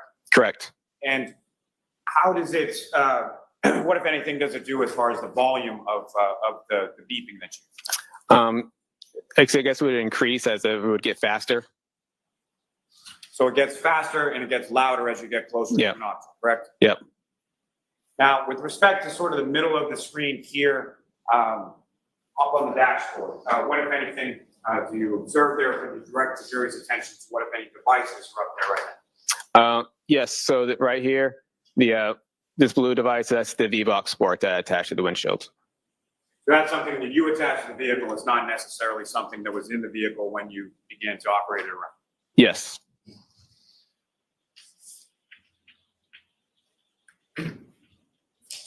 Ms. Gelman, if I could have photograph 2618.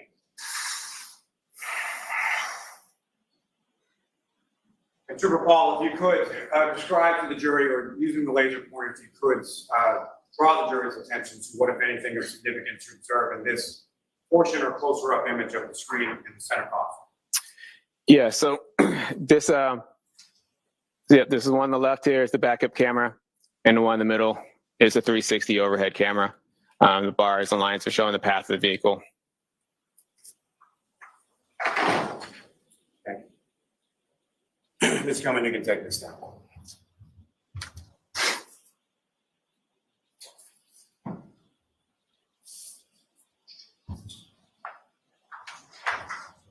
I may have a moment, John. Yes. Oh my God, this may be a conclusion. He may be done. Now, Trooper Paul. Oh God. As far as during this visibility analysis that you conducted, look at Alan. He's like, testified earlier that God. you were primarily concerned with sort of whether or not the cameras and the auditory and visual cues worked properly with this vehicle and this system, correct? Yes. And during the course of your running these sort of forward and back reverse acceleration braking tests, as well as the visibility analysis, what, if anything, did you observe with relation to the functionality of the cameras and the visual and auditory cues? Everything seemed to be working properly. Now, when you were operating the vehicle on February 1st and you shifted the vehicle into reverse, what what would then sort of occur with the screen in the center of the data? It would change from the navigation to the backup cameras. And how long a period of time did that take as far as you shifted from drive to reverse on a number of different occasions while you were conducting your test, correct? Yes. And so how long a period of time are we talking about between the time that you shift the vehicle from drive or another gear to reverse for those screens to then display both the rear backup camera and the 360 overhead view? It's fairly instantaneous, very quick. Now, at some point during the course of the visibility analysis specifically, what, if anything, did you place behind the vehicle during your visibility analysis? It was like a punching bag dummy. And where did you place that in relation to the vehicle? Along the right rear. And as far as that punching bag dummy was concerned, about how far up off the ground was the top of that? I'm not exactly sure the exact height of it. Maybe my height or taller. And with respect, your height, sir, how tall are you? 5'6". So it was at least 5'6", if not taller. Is that correct? Correct. And with respect to that, John is placing it behind the vehicle, after it was placed behind the vehicle, at some point, were you inside of the vehicle? Yes. And when you were inside of the vehicle and that was outside of the vehicle, what, if any, visual observations were you able to make with respect to its placement? And it's in the right rear passenger side of the vehicle, is that correct? Correct. But what, if any, observations were you able to make with respect to that item or exemplar that was placed out there? It would have been invisible in the cameras. Now, with respect to the visibility analysis that was conducted with respect to that, let me ask you this first. When I say exemplar, so exemplar pedestrian, can you explain sort of what that term means and how it relates to a visibility analysis? So an exemplar pedestrian is, just like you said, we used a punch bag dummy. It was something that we used in place of a pedestrian to act like a pedestrian. Now, when that exemplar pedestrian was placed in the rear passenger side area of the vehicle, what, if any, obstructions did you observe as far as just from a visual perspective, sort of turning your head or looking or cameras or anything else as far as where that exemplar was placed? There were no obstructions. Now, if that exemplar was placed directly next to the vehicle versus feet away from the vehicle, what, if any, difference did you note as far as the visibility was concerned? Yeah, so if it was placed right next to the vehicle, it'd be blocked by the back pillar of the vehicle. If you place it like 5 feet away, you would be able to see the dummy in the cameras and also in the side mirrors. So at a distance of at least 5 feet, it was fully visible from where you sat in the vehicle? Does Larry not know how to read a room? You're losing your jury. All of this Your shit. Honor, with the court's permission, if we could, I would ask, and I'm sorry, I'm not sure what exhibit numbers they are, but those are videos that were just. Oh, we have videos. Okay. Great. And Ms. Gilman, if I could have. Oh God, you guys, come on. Video Woo! first. Get the popcorn out, baby. We got a video. Give me some Twizzies. Give me some Twizzlers. Oh God, here we go.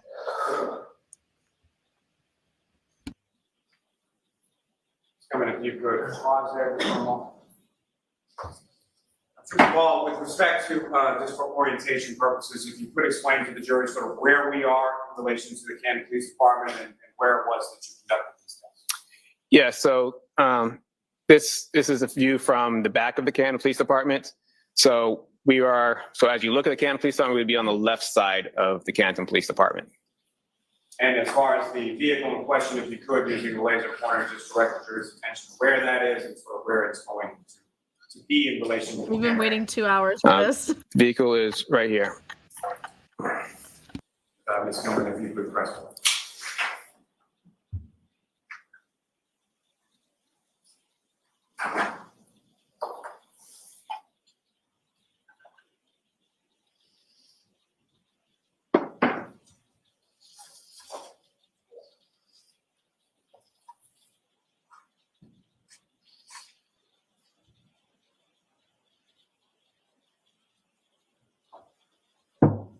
Wait, here's Alexis. What's it going? What's it doing?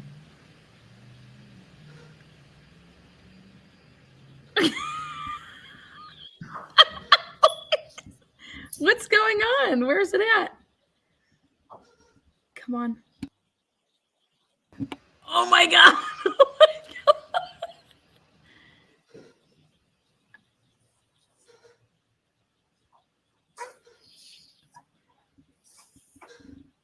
Oh my god.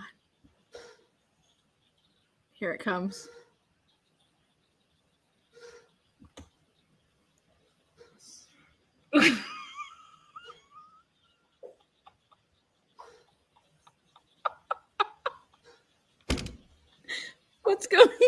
What's going on? Come on, let's go. Reverse this fucker at 30 miles an hour. Come on. What are you doing? You have to wait 8 minutes? Oh, here she comes. What are you doing?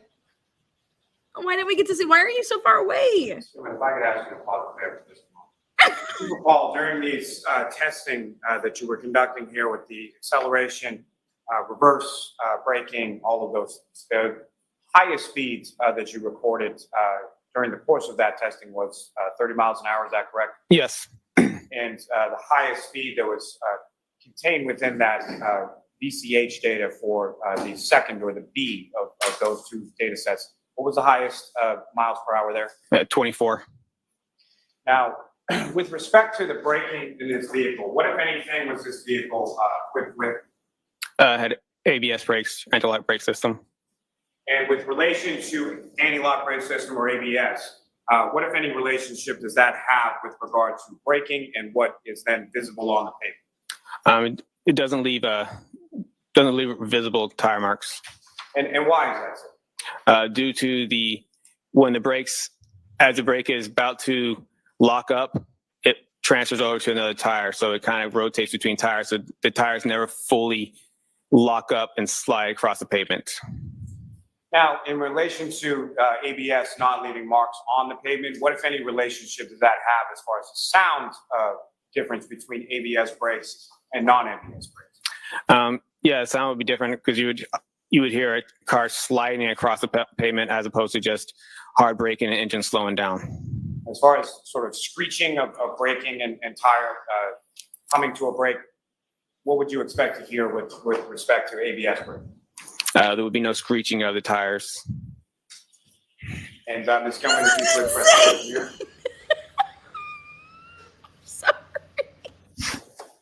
Oh, test number 2. All right, we're back at it. Come on. Where's the dummy? Where's the person?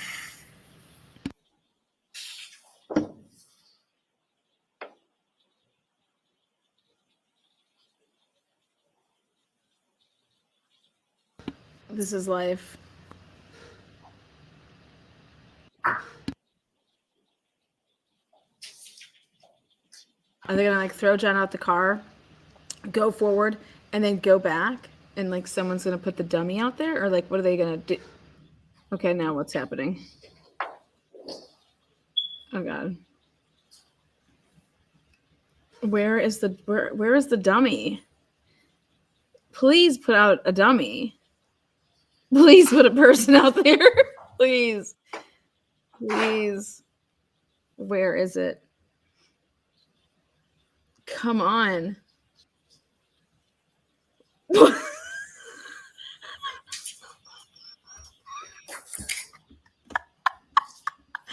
they doing? Where is John? What is this guy doing? Oh wait, what's that? Is that the dummy in the front seat? Who's in the front seat with him? You're weighing down the car wrong. Who is that? A female with her little hair pulled back? Look at what are they doing? Where's this dummy? Oh god. What is this? What are they showing?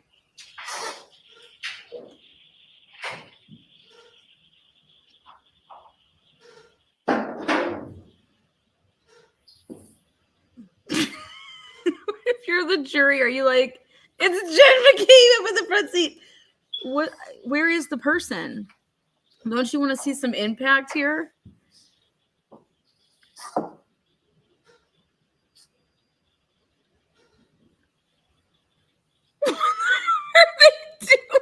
Oh, there you go.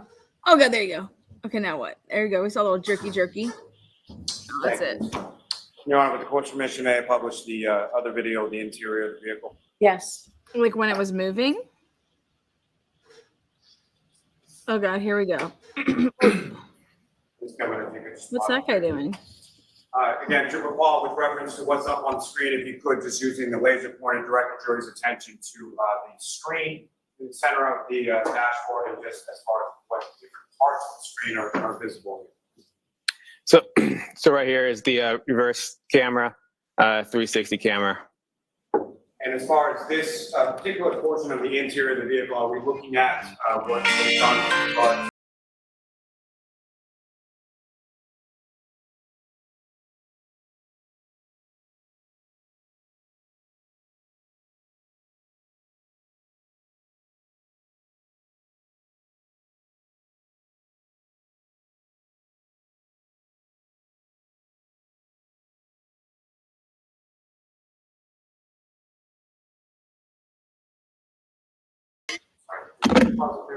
I could ask you to just bring it back to the focus.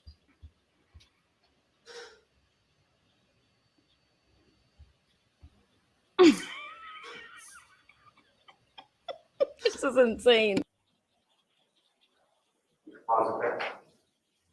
Trooper Paul, as far as the, this is a closer up image of the screen that was visible in the center of the dash of the vehicle, is that correct? Yes. And if you could, using the laser pointer, this may be a little difficult to see. If you could, using the laser pointer, direct the jury's attention to what, if anything, you observe on this screen while the vehicle's in reverse now, correct? Correct.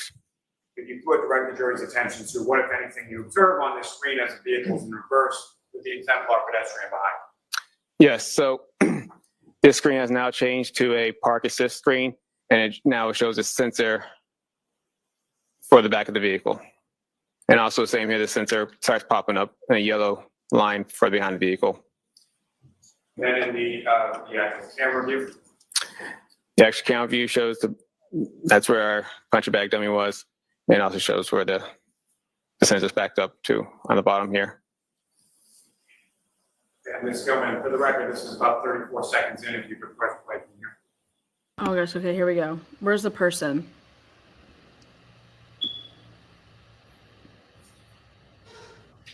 Why are all those on? What is all those lights on for?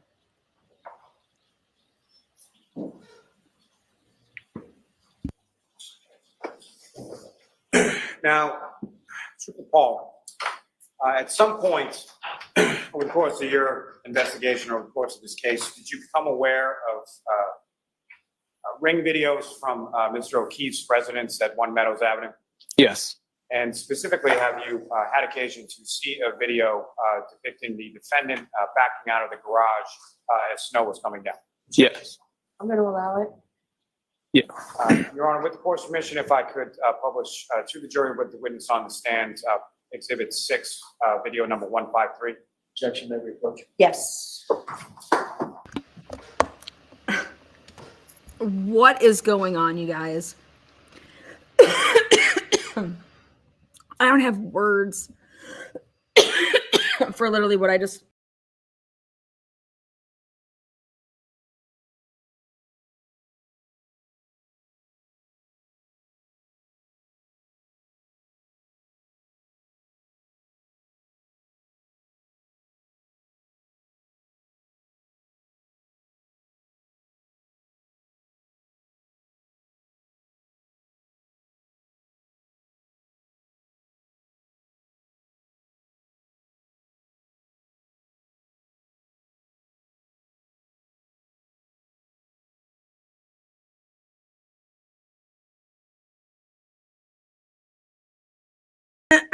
Again, welcome. Friday is here. I don't even know what to say. I have no words for these mofos. None. I have no, I mean, I want, why wouldn't this be out by the house? Why wouldn't they have a dummy? Why wouldn't they smash into this dummy? I mean, I don't understand. You guys know what that's from, right? It's called Crash Test Dummies, and it's called Download it today. Jam out to it in your car. I want to see everything you just said that you said happened. Usually, you can reenact some of that. So smash into a dummy like that. I don't know. You guys didn't get a 3D crime scene specialist? Like, where's a Scott Roeder here? What are they doing? This is what they are showing. You guys, it is 2024, and this is what they're showing. They're showing a car driving, boom, stops, then goes back. And then we're just supposed to believe that's what he went and got up to 24 miles an hour. That's just, I mean, do we have any where's the camera that would have been inside showing the speedometer backing up? I just I would think that we would see that this guy got up to 24 miles an hour backing up, or however fast he said he was going. But also you have to ask yourself how much space was over there. You have cars that are parked. You have allegedly a Jeep parked there. Then you have another vehicle that's pulling up. I mean, but all these cars were there, and Karen Reed's just flying at 24 miles an hour, just ramming people, you know. And nobody saw John getting spun. We're on a sidebar here. Alan Jackson is clearly not having him show any ring camera. I mean,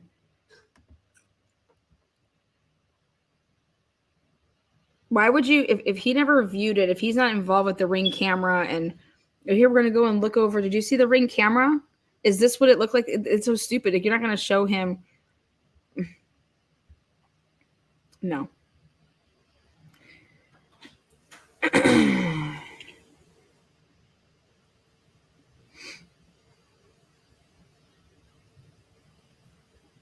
You guys know there's dummies that you can buy for stuff like this. You can fill them up with pig blood. It costs a lot of money to get these mannequins.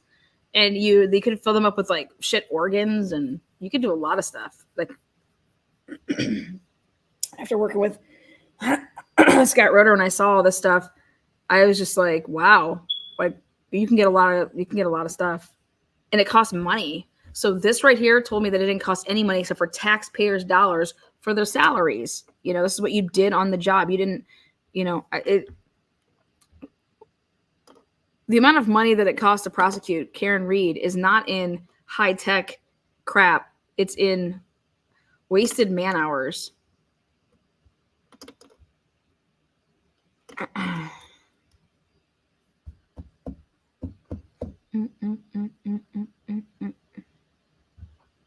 We use pig lungs in nursing school. See, there you go.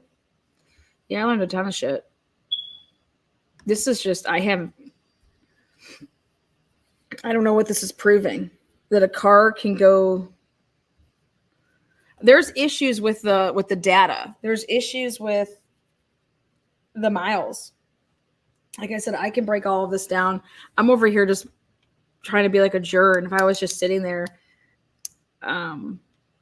I don't know who could keep following along and following along and following along.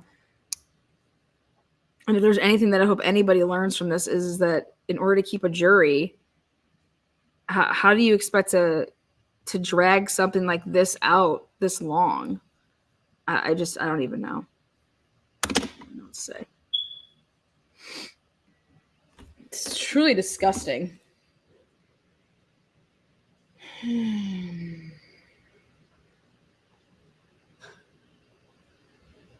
Nobody, when they went ahead and did this reenactment, nobody from the defense was there. They did it right away, but then they do the reenactment on a street that isn't covered with snow, like they're trying to say that was covered with snow.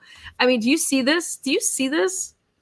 There's nothing even, you're not even reconstructing, like, not even on that road. I mean, this is just sick. I can't even believe, but you know what this just goes again? Why would Alan Jackson object to this being shown? He wouldn't. Does he probably have grounds for it? Absolutely, if you ask me, because this is not where this was. It's a demonstrative exhibit, right?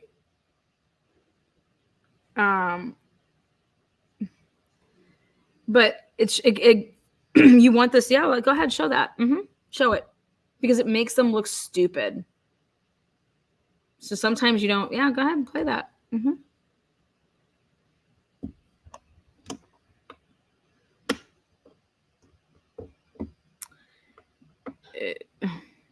Yeah. What, the weather doesn't matter now? It was a blizzard out there. We couldn't see anything. But here they do their reenactment. It's just, you know, oh, the ground was wet. Okay. Sounds good.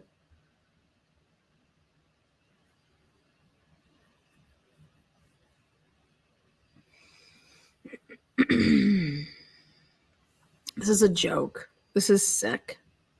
But this is what they spend all their time with. We have this great case against Karen Reed. And this is what a guy had no idea how to do any of this stuff, right? And then decides, you know, a year later, hey, I did some research and I basically taught myself, and I think we can get this stuff and it will help our case. But you're going to have to prove a lot of things, which is the odometer being one of them. But the odometer has to match up, and that's where I see problems. I see problems in that. I'll show you what I mean by it. Again, not today. I'm just trying to get through this.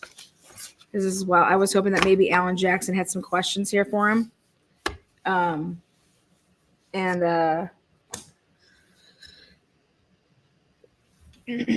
we'd get a little bit of it.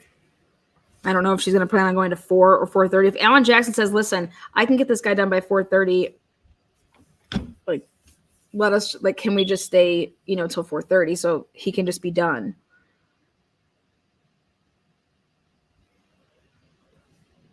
I can't see Cross taking that long.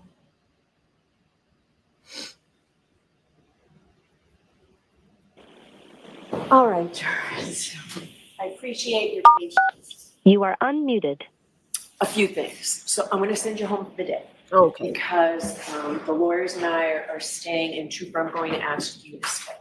Sometimes when we take these breaks, when I talk to the lawyers and then don't schedule you, it's because we have to do things in the case to facilitate getting this case to you now as efficiently as possible.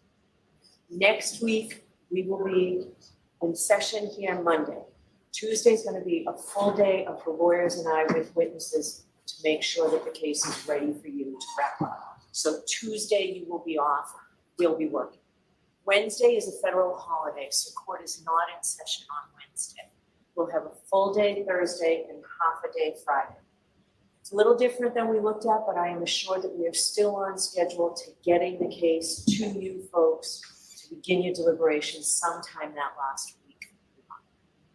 Okay, so we appreciate everybody's patience. I appreciate the lawyers now really trying to work to get this case to you as efficiently as possible. So those cautions: do not discuss this case with anyone. Don't do any independent research or investigation into this case. If you happen to see, hear, read anything about this case, please disregard it and let us know. We will see you on Monday. Monday will be a full day. Have a great weekend. Thank you very much. All rise to the court, please. All right, let's see. You are muted. Okay, wait, why is she muting? Here, follow me, please. She's keeping the trooper there. I think that maybe there's a little voir dire coming on. I don't know. I'm curious as to what's going on here.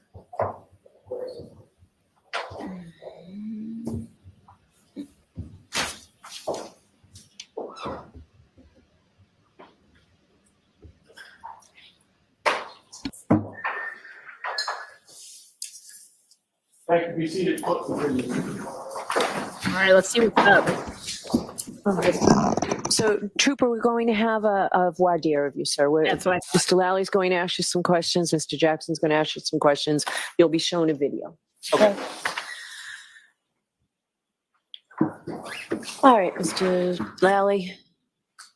Now, Trooper Paul, as I was asking you before, with respect to, have you had occasion to see a ring video from Mr. O'Keefe's house on One Meadows Avenue depicting a defendant or the defendant's vehicle backing out of a garage while snow was falling? Yes. Now, in addition to that, as you've already testified to, you made observations of the defendant's vehicle in the Canton Police Department garage on February 1st. Is that correct? Yes. And Your Honor, with the court's permission, may we play the video at this time? Yes. Your Honor, to save time, I'll stipulate to the video. I want to see it for purposes of this voir dire. And in fact, I'd like to see the version that the defendants have with the focusing in on the tire. Understood.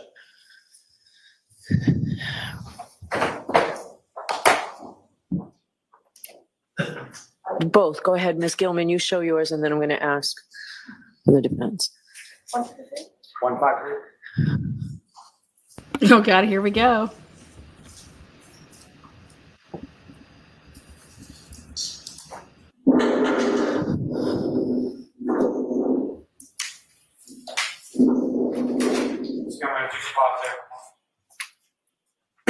Now, Trooper, from your observations from this video, at some point, this vehicle either comes close or makes contact with Mr. O'Keefe's vehicle. Is that correct? Yes.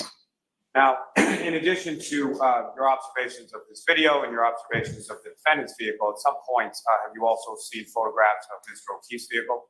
Yes. And is your understanding that those photographs of Mr. O'Keefe's vehicle were taken by State Police Crime Scene Services on February 3rd? Is that correct? Yes. Now, with reference to your observations in this vehicle, what I'm going to ask you is in regard to the significance that you observe, significance of the impact between the two vehicles. In respect to Mr. O'Keefe's vehicle, what, if anything, did you observe on his vehicle at that time? At the photos or now? Right now. Oh, right now. There was snow on the vehicle. And then with respect to the contact between the defendant's vehicle and victim Mr. O'Keefe's vehicle, what, if anything, did you observe to occur with relation to the snow based on the significance of the impact between the two? The snow doesn't move. And Ms. Gilman, if you could press play at this time. Totally still just nails it. That's on the plane. All right. Can I see the other video? Please.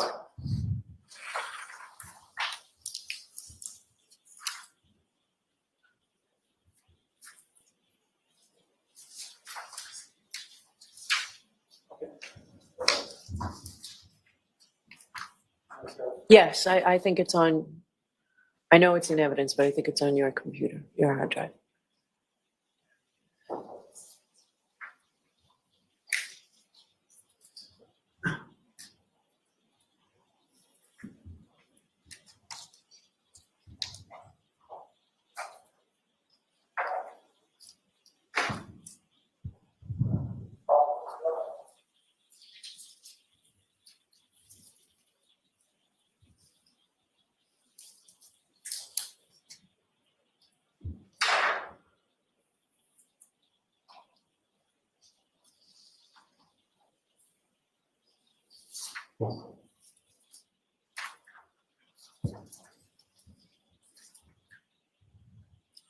All right.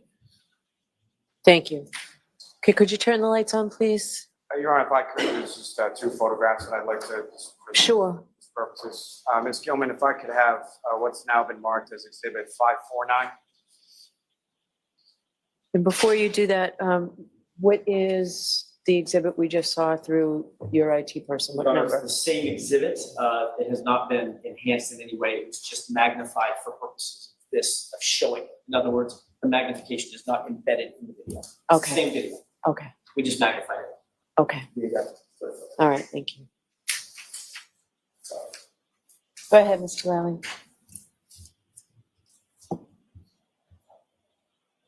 And Trooper, do you recognize what's up on the screen now? Yes. And what are we looking at, and which area of the vehicle are we looking at? It's the rear, sorry, John O'Keefe's car. The driver's side, is that correct? Yes. And what, if any, relationship does this portion of the vehicle we're looking at here have in relation to the video that we just watched? It was faced, well, kind of you see it Sorry, from. what was the answer? I It didn't was, hear. sorry, it was faced kind of the same way you see the back left rear corner of the vehicle as you do in this picture here. And Ms. Gilman, if I could have what's now been marked as Exhibit 559.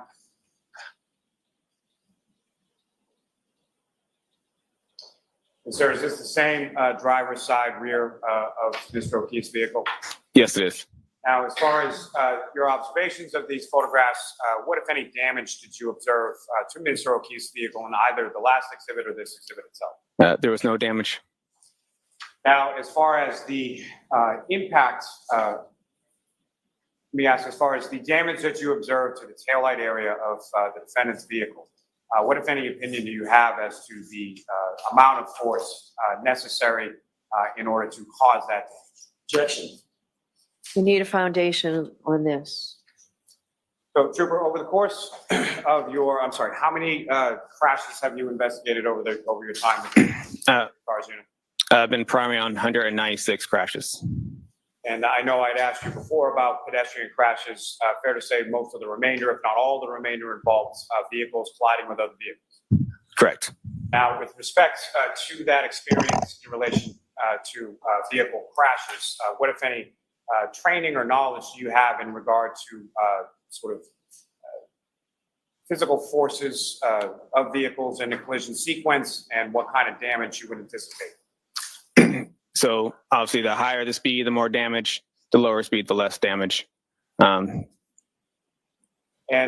what, if any, from the observation that you made in that video and the observations that you made of the defendant's vehicle, what you observed in the video, is that consistent with the damage that you observed to the defendant's vehicle? Objection. So I'm going to allow this for voir dire. I just need to hear this information. Understood, Your Honor.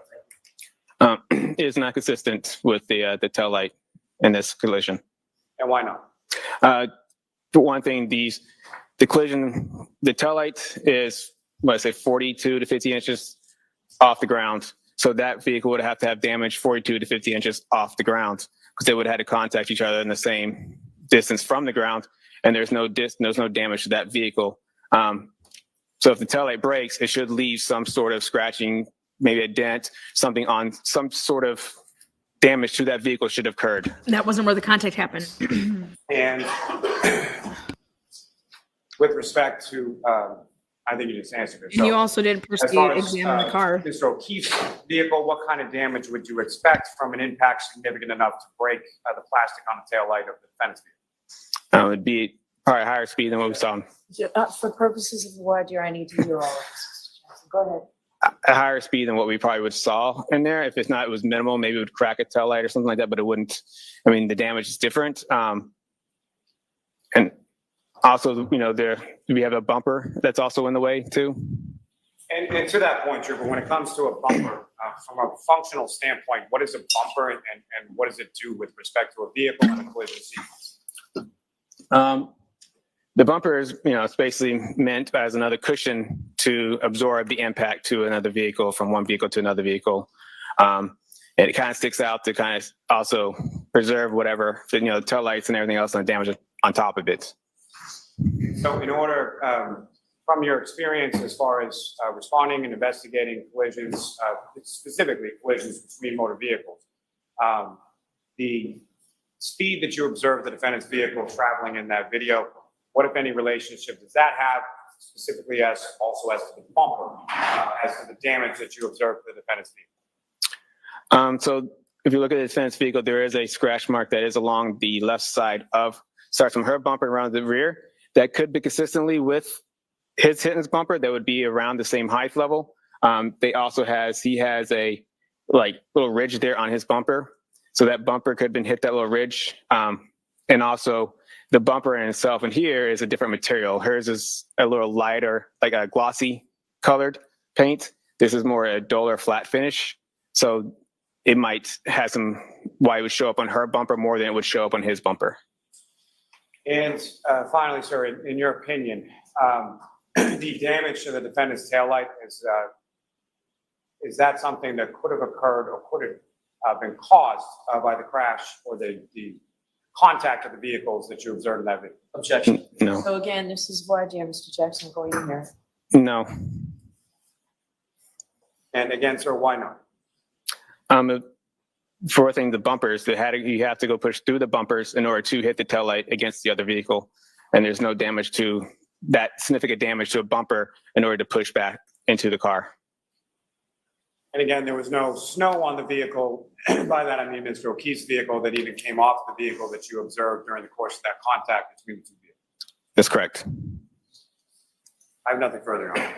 All right, Mr. Jackson? Did you ever put the two cars together? I did not. No, you didn't, did you? You never tested whether or not the SUV would match up with the Traverse, did you? What do you mean? You just said, oh, look, one of them has matte finish, one of them has glossy finish, so it couldn't have happened, right? No, I'm confused by the question. I'm talking about the tail light. We're talking about the tail light. Yeah. Are we talking about tail light? Or are we talking about the bumper? Yeah, we were talking about the taillight. So one person at a time, you both are talking over each other. Love it, You Ellen. started talking about the bumpers. Yes. You said, well, one has matte finish and one has glossy finish, right? Yes. You said, well, you'd expect one of them to like slide off of each other, and they could have done this and they could have done that, right? Not slide off each other. You were suggesting that the two cars wouldn't match up such that the taillight could make contact with any part of the Traverse. That's what you were suggesting. I'm saying it didn't match up because there's no damage to the Traverse. You didn't test whether or not the lens, the right rear lens on the SUV could match up to any part of the Traverse, right? And make contact, physical contact. Right? Like When I measurements. see a picture of the Traverse, Yes or no? when I see the picture No, of the this Traverse, is a voir dire. I need the information, Mr. you asked me a Jackson. question. Yeah, And I said, when yes or no question, Trooper. I don't think so, but Mr. Jackson, just for, there's no jury here. This is for purposes of what I He's have heated. to He's rule fucking on. The heated. more information I have, the better off I Jackson am is in heated. being able to rule on. Let me take a breath. So this is you He trying to is keep the fucking- evidence out. So you want to give me the information. Understood.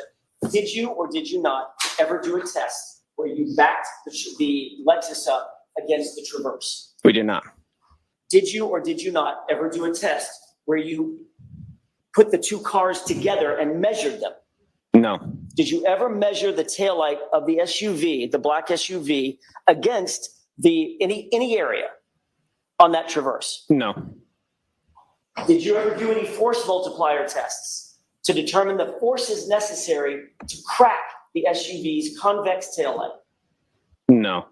Did you ever do any testing to determine whether or not a plastic taillight, under how much pressure a plastic taillight would need to be subjected before it would crack? No. Did you ever do any testing to determine whether or not if a plastic taillight came in contact with a metallic portion of another SUV, whether it would leave any mark? I haven't done any tests, and I've seen crashes where headlights not what have the struck fuck we other asked. vehicles. That's kind of where the experience comes from. Fair enough. But I'm guessing that those crashes are probably different speeds and higher speeds. Not this, right? I've had multiple crashes at different speeds. So have you ever had a yes. crash where you've investigated, the Massachusetts State Police has been brought in to investigate a crash where the car was going in reverse at about a half a mile an hour? Half a mile an hour? Whatever that was. Are you saying the SUV Lexus is going half a mile per hour? Well, you're the Reconstructionist. Give me an estimate of how fast you think that SUV was going at the point of contact with the Traverse. Maybe like 1-2 miles per hour? Okay, fair enough. Have you ever been called in to a crash, to investigate a crash, where the cars have collided at 1 mile an hour? I've had pedestrian crashes that have been at a very low speed. 1 mile. That wasn't my question. That wasn't quite my question. Okay. My question is, have you been called in to a crash involving two vehicles Yeah. that have made contact at about a mile an hour? I have seen testing for vehicles at low speeds. So next time I have been called to a crash, I go to fatality crashes, but I have seen testing for vehicles at low speed impacts. Okay. How low speed? Like just the bump. A bump. So like this? Yes. A bump. Did you see any damage? Yes. All right. Well, minimal Yes! damage. Right, in what circumstance? Minimal damage, like, I don't know, like a cracked taillight. No, like just a little bit of rub off on the paint. Or you might see nothing, right? Yes. You've certainly seen circumstances in which two cars come in contact and there's absolutely no physical damage to either car, nothing observable, right? Have I gone to crashes that I've seen no physical damage on a car? Or just in common sense, just everyday life, where one car backs into another car at the Jiffy Lube, At the makes grocery contact, store. drives away, and there's no damage. Not normally. It's usually something with car and car What? impacts. Like, what's No, that's something? a lie. A crack or a paint, something chip, scratches. Right. Yeah. So if you put a piece of metal Okay, in so that then both those cars should scenario, have you something. put a piece of metal, steel, right, Uh-huh. against a piece of plastic, which one do you think is going to give way first? You'll still see some damage to both vehicles at a speed. Which one will give way Answer the first? question. Between metal, depends what speeds. And what we're talking about, you're just saying plastic and metal. You're giving a pretty general, broad plastic and metal analysis here. You admit, you got to agree with me, that there are circumstances in which low speed, very, very low speed contact between two cars can certainly leave damage on one and not damage on the other, damage on both, or no damage on either one. Observe. Yes, I just said in that situation where the scratch on the side of her car had a scratch mark and his doesn't appear to have anything. And you said under questioning by Mr. Lally that certain circumstances like this could lead to a lens material, right, plastic material cracking, right? Say again, like on least. Just a few minutes ago, Mr. Lally. I'm trying to answer your question. Sorry, yes. Mr. Lally asked you a question a few minutes ago, and you indicated that something might show up on a bumper. He is biased as fuck. Something might, something might, like a taillight, might actually crack, correct? At a low speed impact. A taillight might crack in a low speed impact? Correct. Yeah, it might crack. Okay, now, Mr. Lally also said you saw this video where the cars come close to or make contact, right? That's how he worded the question. Remember that? Come close. Yeah. Which one is it? Did it come close or did it make contact? I said it might. I don't know if that scratch from the side is. It's something that's consistent with the height of the bumper. Like I said, I didn't measure them from side by side, but you can clearly see there's a scratch on the side, and that's something that looks like that would come back. So as I look at the bumper, and I see the bumper, and it has that little divot, and I look at her side of her car with that scratch mark, that kind of lines up a little bit of why that could be where that was from. I thought you said there was no damage on that car, on the Traverse. There is no damage, and that's why I went to why there's two different paint materials there, that why one could have showed up on her car because it's that flat, the glossy paint on there, and it could have scratched on it. While you have something that's a little more rougher texture with like a flat, flat color on there, that wouldn't leave on there. So you just described the circumstance in which two cars come in contact, you don't see any observable damage on one, and you do on the other. That's what Yeah, I suggested that when you asked me that a second ago. Yeah. With regard to the video, let's get back to the question that I asked, which was, in that video. There you go. Did the SUV come close to, or did it come in contact with the Traverse? Again, I don't know, because I'm saying based off the damage that is something consistent with that. We're asking about the video. Most likely it did come in contact with the bumper to bumper, but I don't know definitively because there is no damage to his car, but it's something that could explain why there's a scratch mark alongside the right rear side of his car, her car. Did you see the tire move, sir? Did you see the wheel on the Traverse move in that video? No, I couldn't see the wheel move. Play it. I beg your pardon? I didn't see it move. If I did, I didn't observe it moving. If it moved, it moved. I didn't observe it moving. I wasn't looking at the wheel. When was the first time you saw that video? I don't really know. It's been a little while. Well, I don't know what a little while means. Like a year ago, I think. Okay. So you saw that video a year ago. Did you put anything about that video in your report, which is wherever it is, right there? No wonder Alan is. I'm looking at your entire CARS report. Did you put anything in this CARS report about watching that video? No, because I watched the video like after the report was done, and I watched it first time on Court TV. So So who What? on court TV during this trial? Like, Prior here. no, when it was on TV at some point. When did you and Mr. Lally have a discussion about you testifying about this video? That was a couple weeks ago? I'm sorry, I couldn't understand. A couple of weeks ago? What's a couple of weeks ago? Is it 10 days ago? Days ago? 2 weeks ago? I mean, 2 weeks ago? Couple? Two? Where did you two meet? At the DA's office. Was that at your request or was that at Mr. Lally's request? It was a pre-conference hearing, or pre-trial hearing. Right. Well, those Or pre-trial conference, sorry. Done? What? So, We're talking over each other. I'm trying not to talk over each other. I'm trying not either. Let's both try harder. Okay. Who set up the meeting?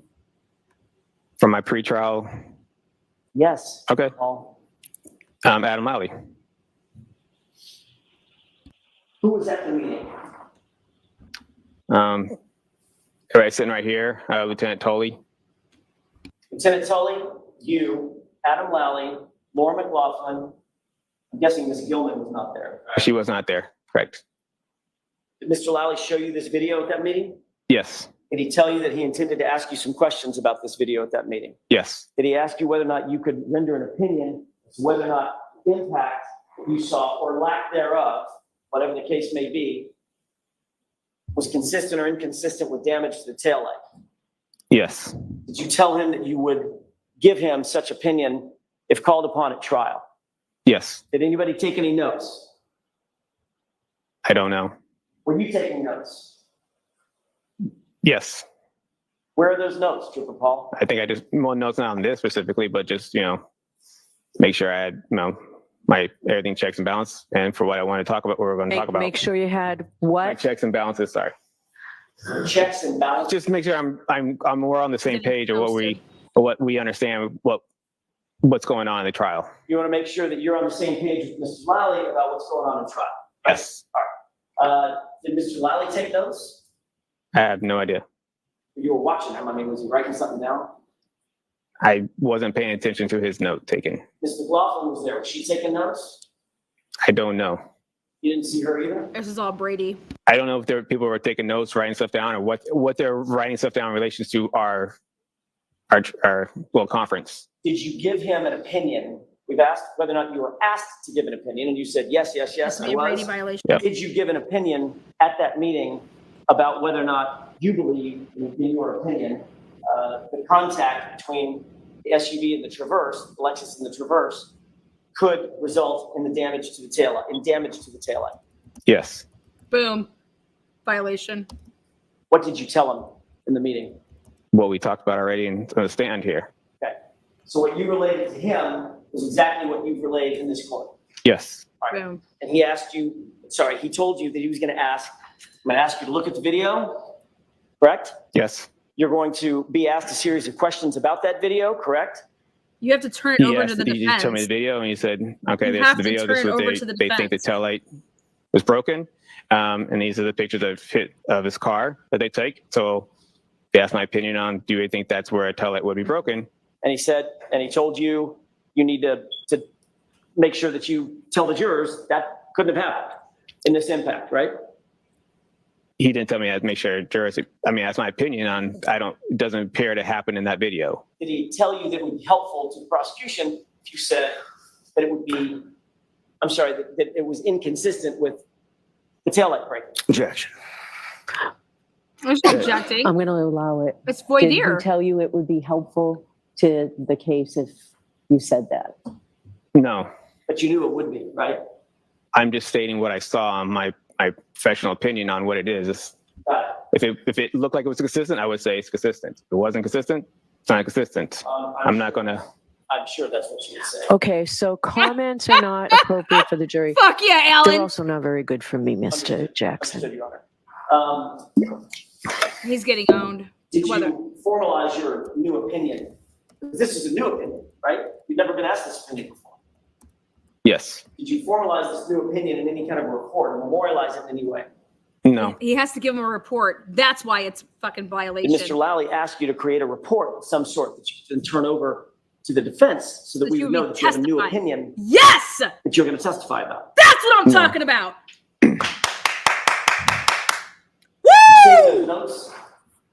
you, Lally. About making sure that you were on the same page as Mr. Lally? Yeah, I saved mine. Where are they? They're my report. What report? They're in your report? Yeah, as I was writing a report, I just kind of like highlighted stuff that I want to make sure I've memorized and remember my report. Okay, I'm talking about notes specifically about this video, seeing this video. He is testifying as an expert. He has to. About this video. There you go. No, I didn't have notes specifically about this video. I didn't write anything down saying I must do this on this video. No. Did you write anything down about the new opinion that you had come up with related to this video? No, I did not. I'm just moving on. Yep. It just needed to be turned over to the defense, And and your never opinion, was. ultimately, that you imparted to Mr. Lally in that meeting was that Sanction the his car ass. did not move and the snow did not move, correct? Correct. Correct. That's awesome. That's awesome. I think that's all I have. All right. Yeah, Did you want to follow baby! up at all, Mr. Lally? No, thank you, Your Honor. All Yeah. right. So, Trooper, you are Lally, all go set for take your today. fucking We will dick. see you Monday morning. Thank You you. a punk, Lally. Boom. This is a new opinion form. This is new stuff that he was going to talk about. This was never turned over to the defense. I don't care what any of these lawyers are out there yip yapping about. This is sick.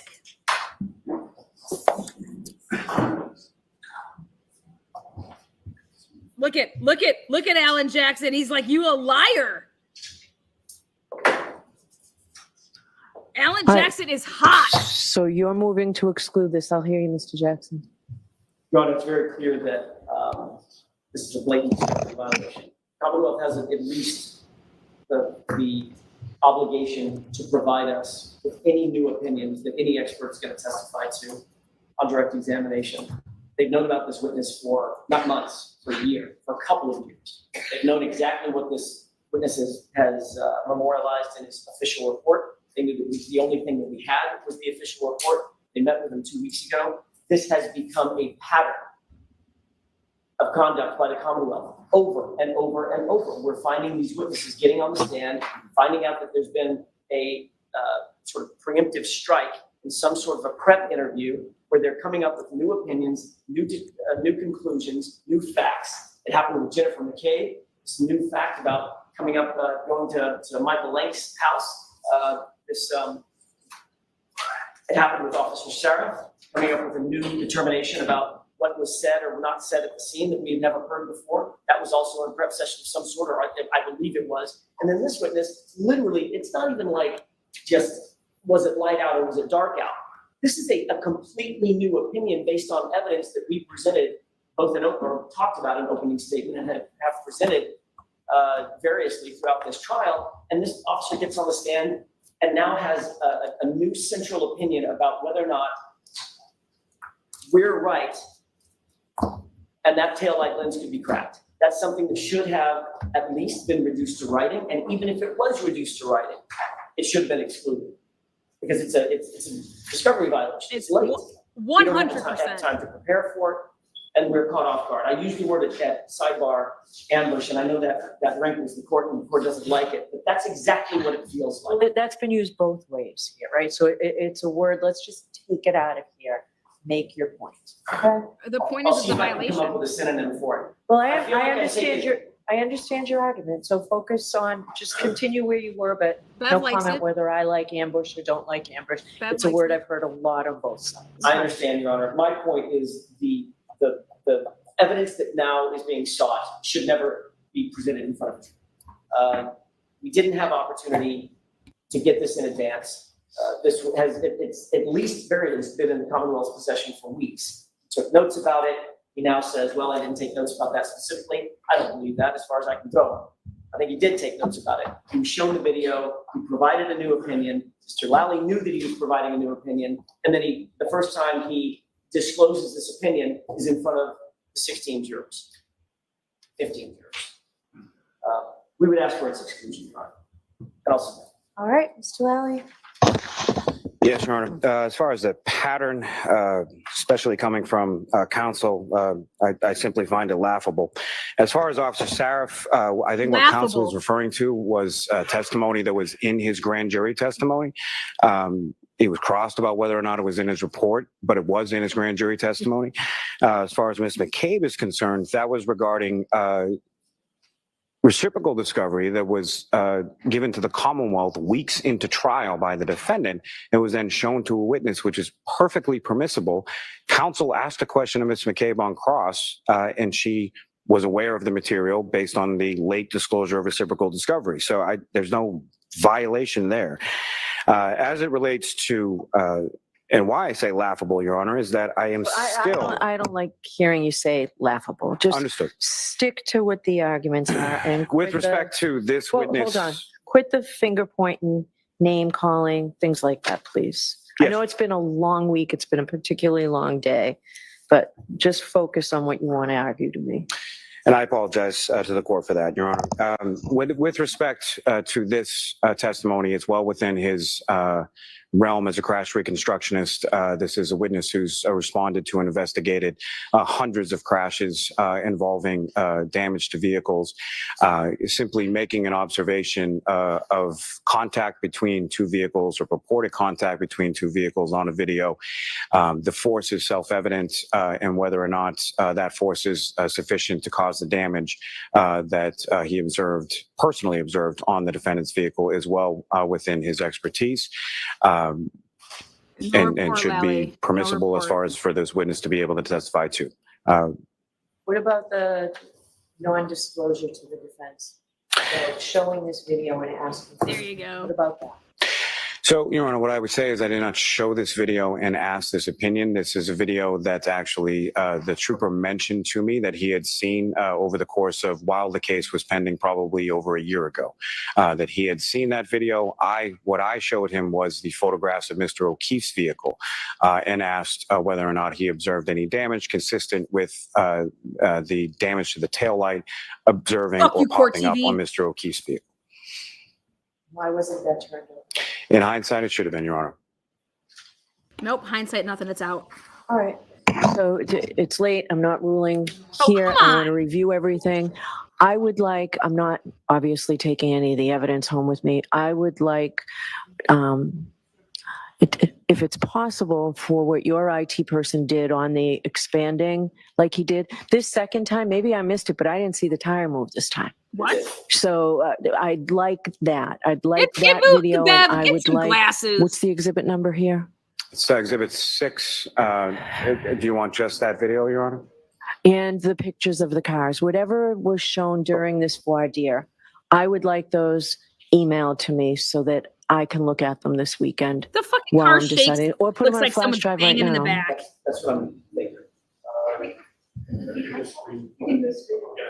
I'm sorry, I can't hear you. We'll do a screen record and get it to the court by email. We can do that. I just need an hour once we get back to home base. Okay. All right, Ms. Gilman, will you burn what you have for me before we leave somehow? Home base. No, if I could, I just want to close one loop. Okay. What I was referring to with Ms. McCabe, I want to make sure that this is clear because this has come up a couple of times. The only thing I was referring to, or what I was referring to, is not the only thing, but what I was referring to with Ms. McCabe is after Ms. McCabe testified, days and days and days after she testified and she was excused as a witness, then we got the report from Lieutenant Tully about the new information that she disclosed on the witness stand. In other words, she was cross-examined about it, etc. And then after she testified and was cross-examined and gone, then we got a report that predated her testimony that was in the possession of the Commonwealth, or at least in the possession of Lieutenant Tully. That's what I was talking about. I just want to make sure that that's clear. We don't need to go into it any further. Did you want to add anything to that, Mr. Lally? No, Your Honor. All right. So I'll see you Monday morning. So Lally just tried to take a cheap shot. Lally just tried to take a cheap shot. You are unmuted.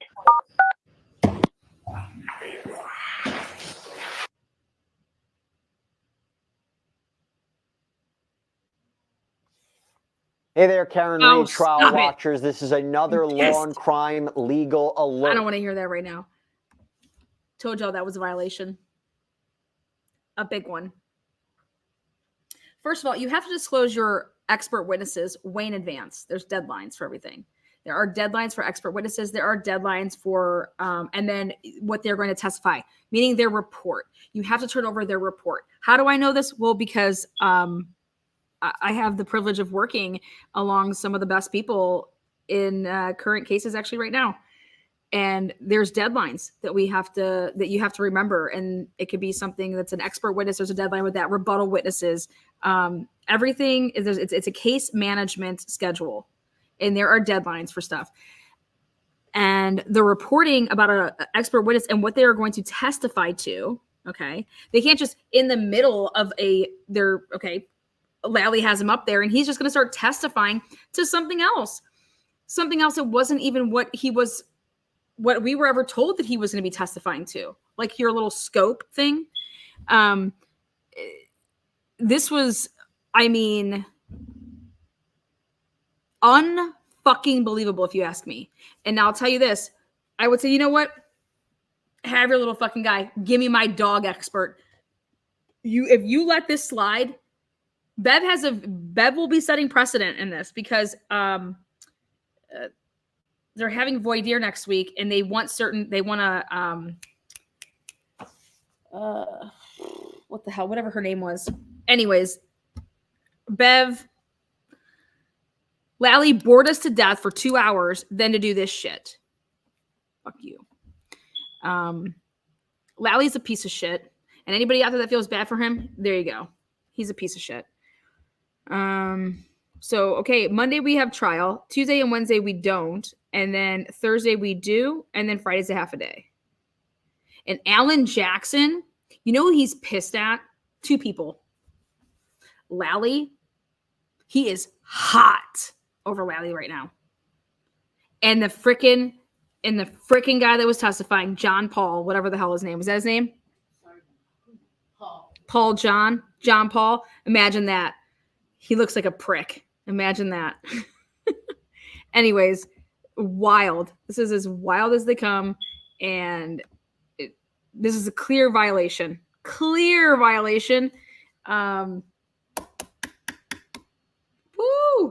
I don't believe he's going to be able to testify to it. And I think once she sees that it moves, you're going to sit here and you're going to say that it didn't move. Again, either way, do I think anything's going to come about it? Do I think the jury's going to be like, oh my God? No, the jury saw those 2 ridiculous videos of a car going back and forth in an area that's not 34 Fairview. Y'all look ridiculous. The Commonwealth is a bunch of kooks.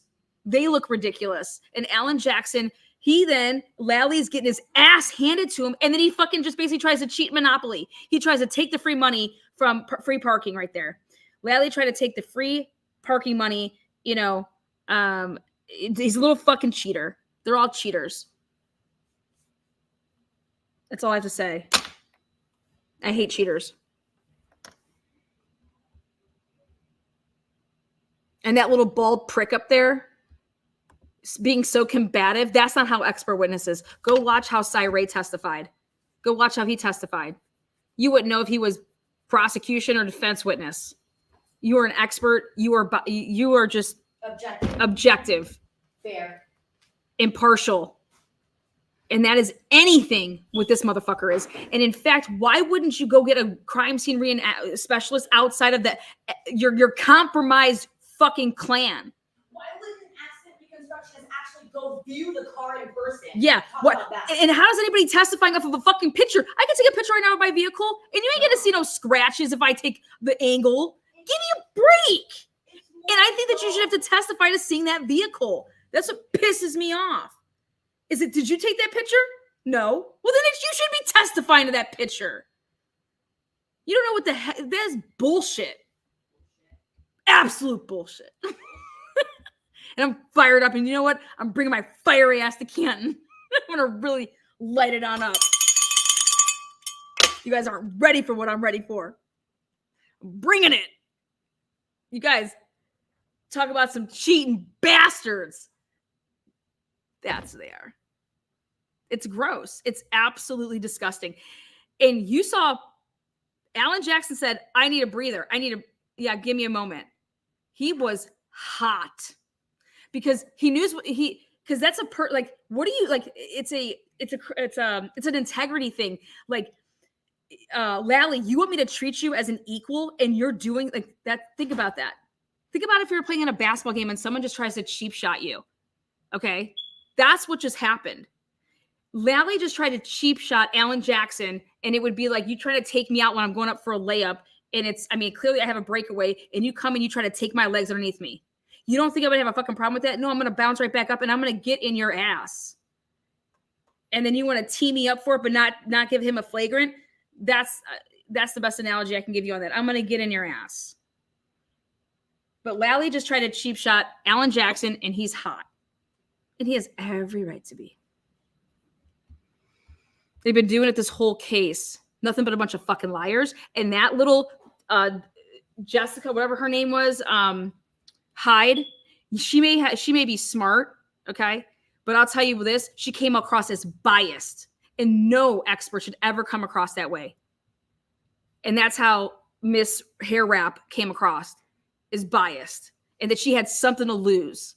Oh, what, maybe your freaking your company that you're repping to be here and saying that you have all these things. No, you came, just say the facts. Yeah, they squeezed me. They only gave me this. This is what they told me to look at. I didn't look at anything else. Well, that's pretty crazy that you wouldn't ask a digital forensic person to look at everything. You're going to leave it up. And Tully's in that meeting. Tully's in all these meetings, and that he comes and he testifies. And that was my only thing, was like, I wish Alan would have got in Tully's ass, and maybe he'll recall him. You know, maybe he'll recall. But all these people, shame on them. See you guys on the flip side.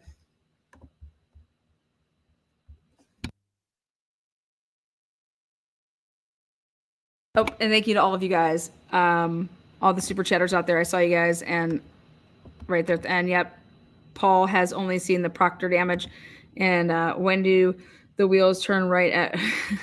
I'm going to go over all that data for you guys too. Yeah, this is a clear violation. And I mean, Bev gave him McLaughlin. You can't give him this. And I'll see you guys later tonight around like 9 or 9:30. All right, tonight. See you there. Be square.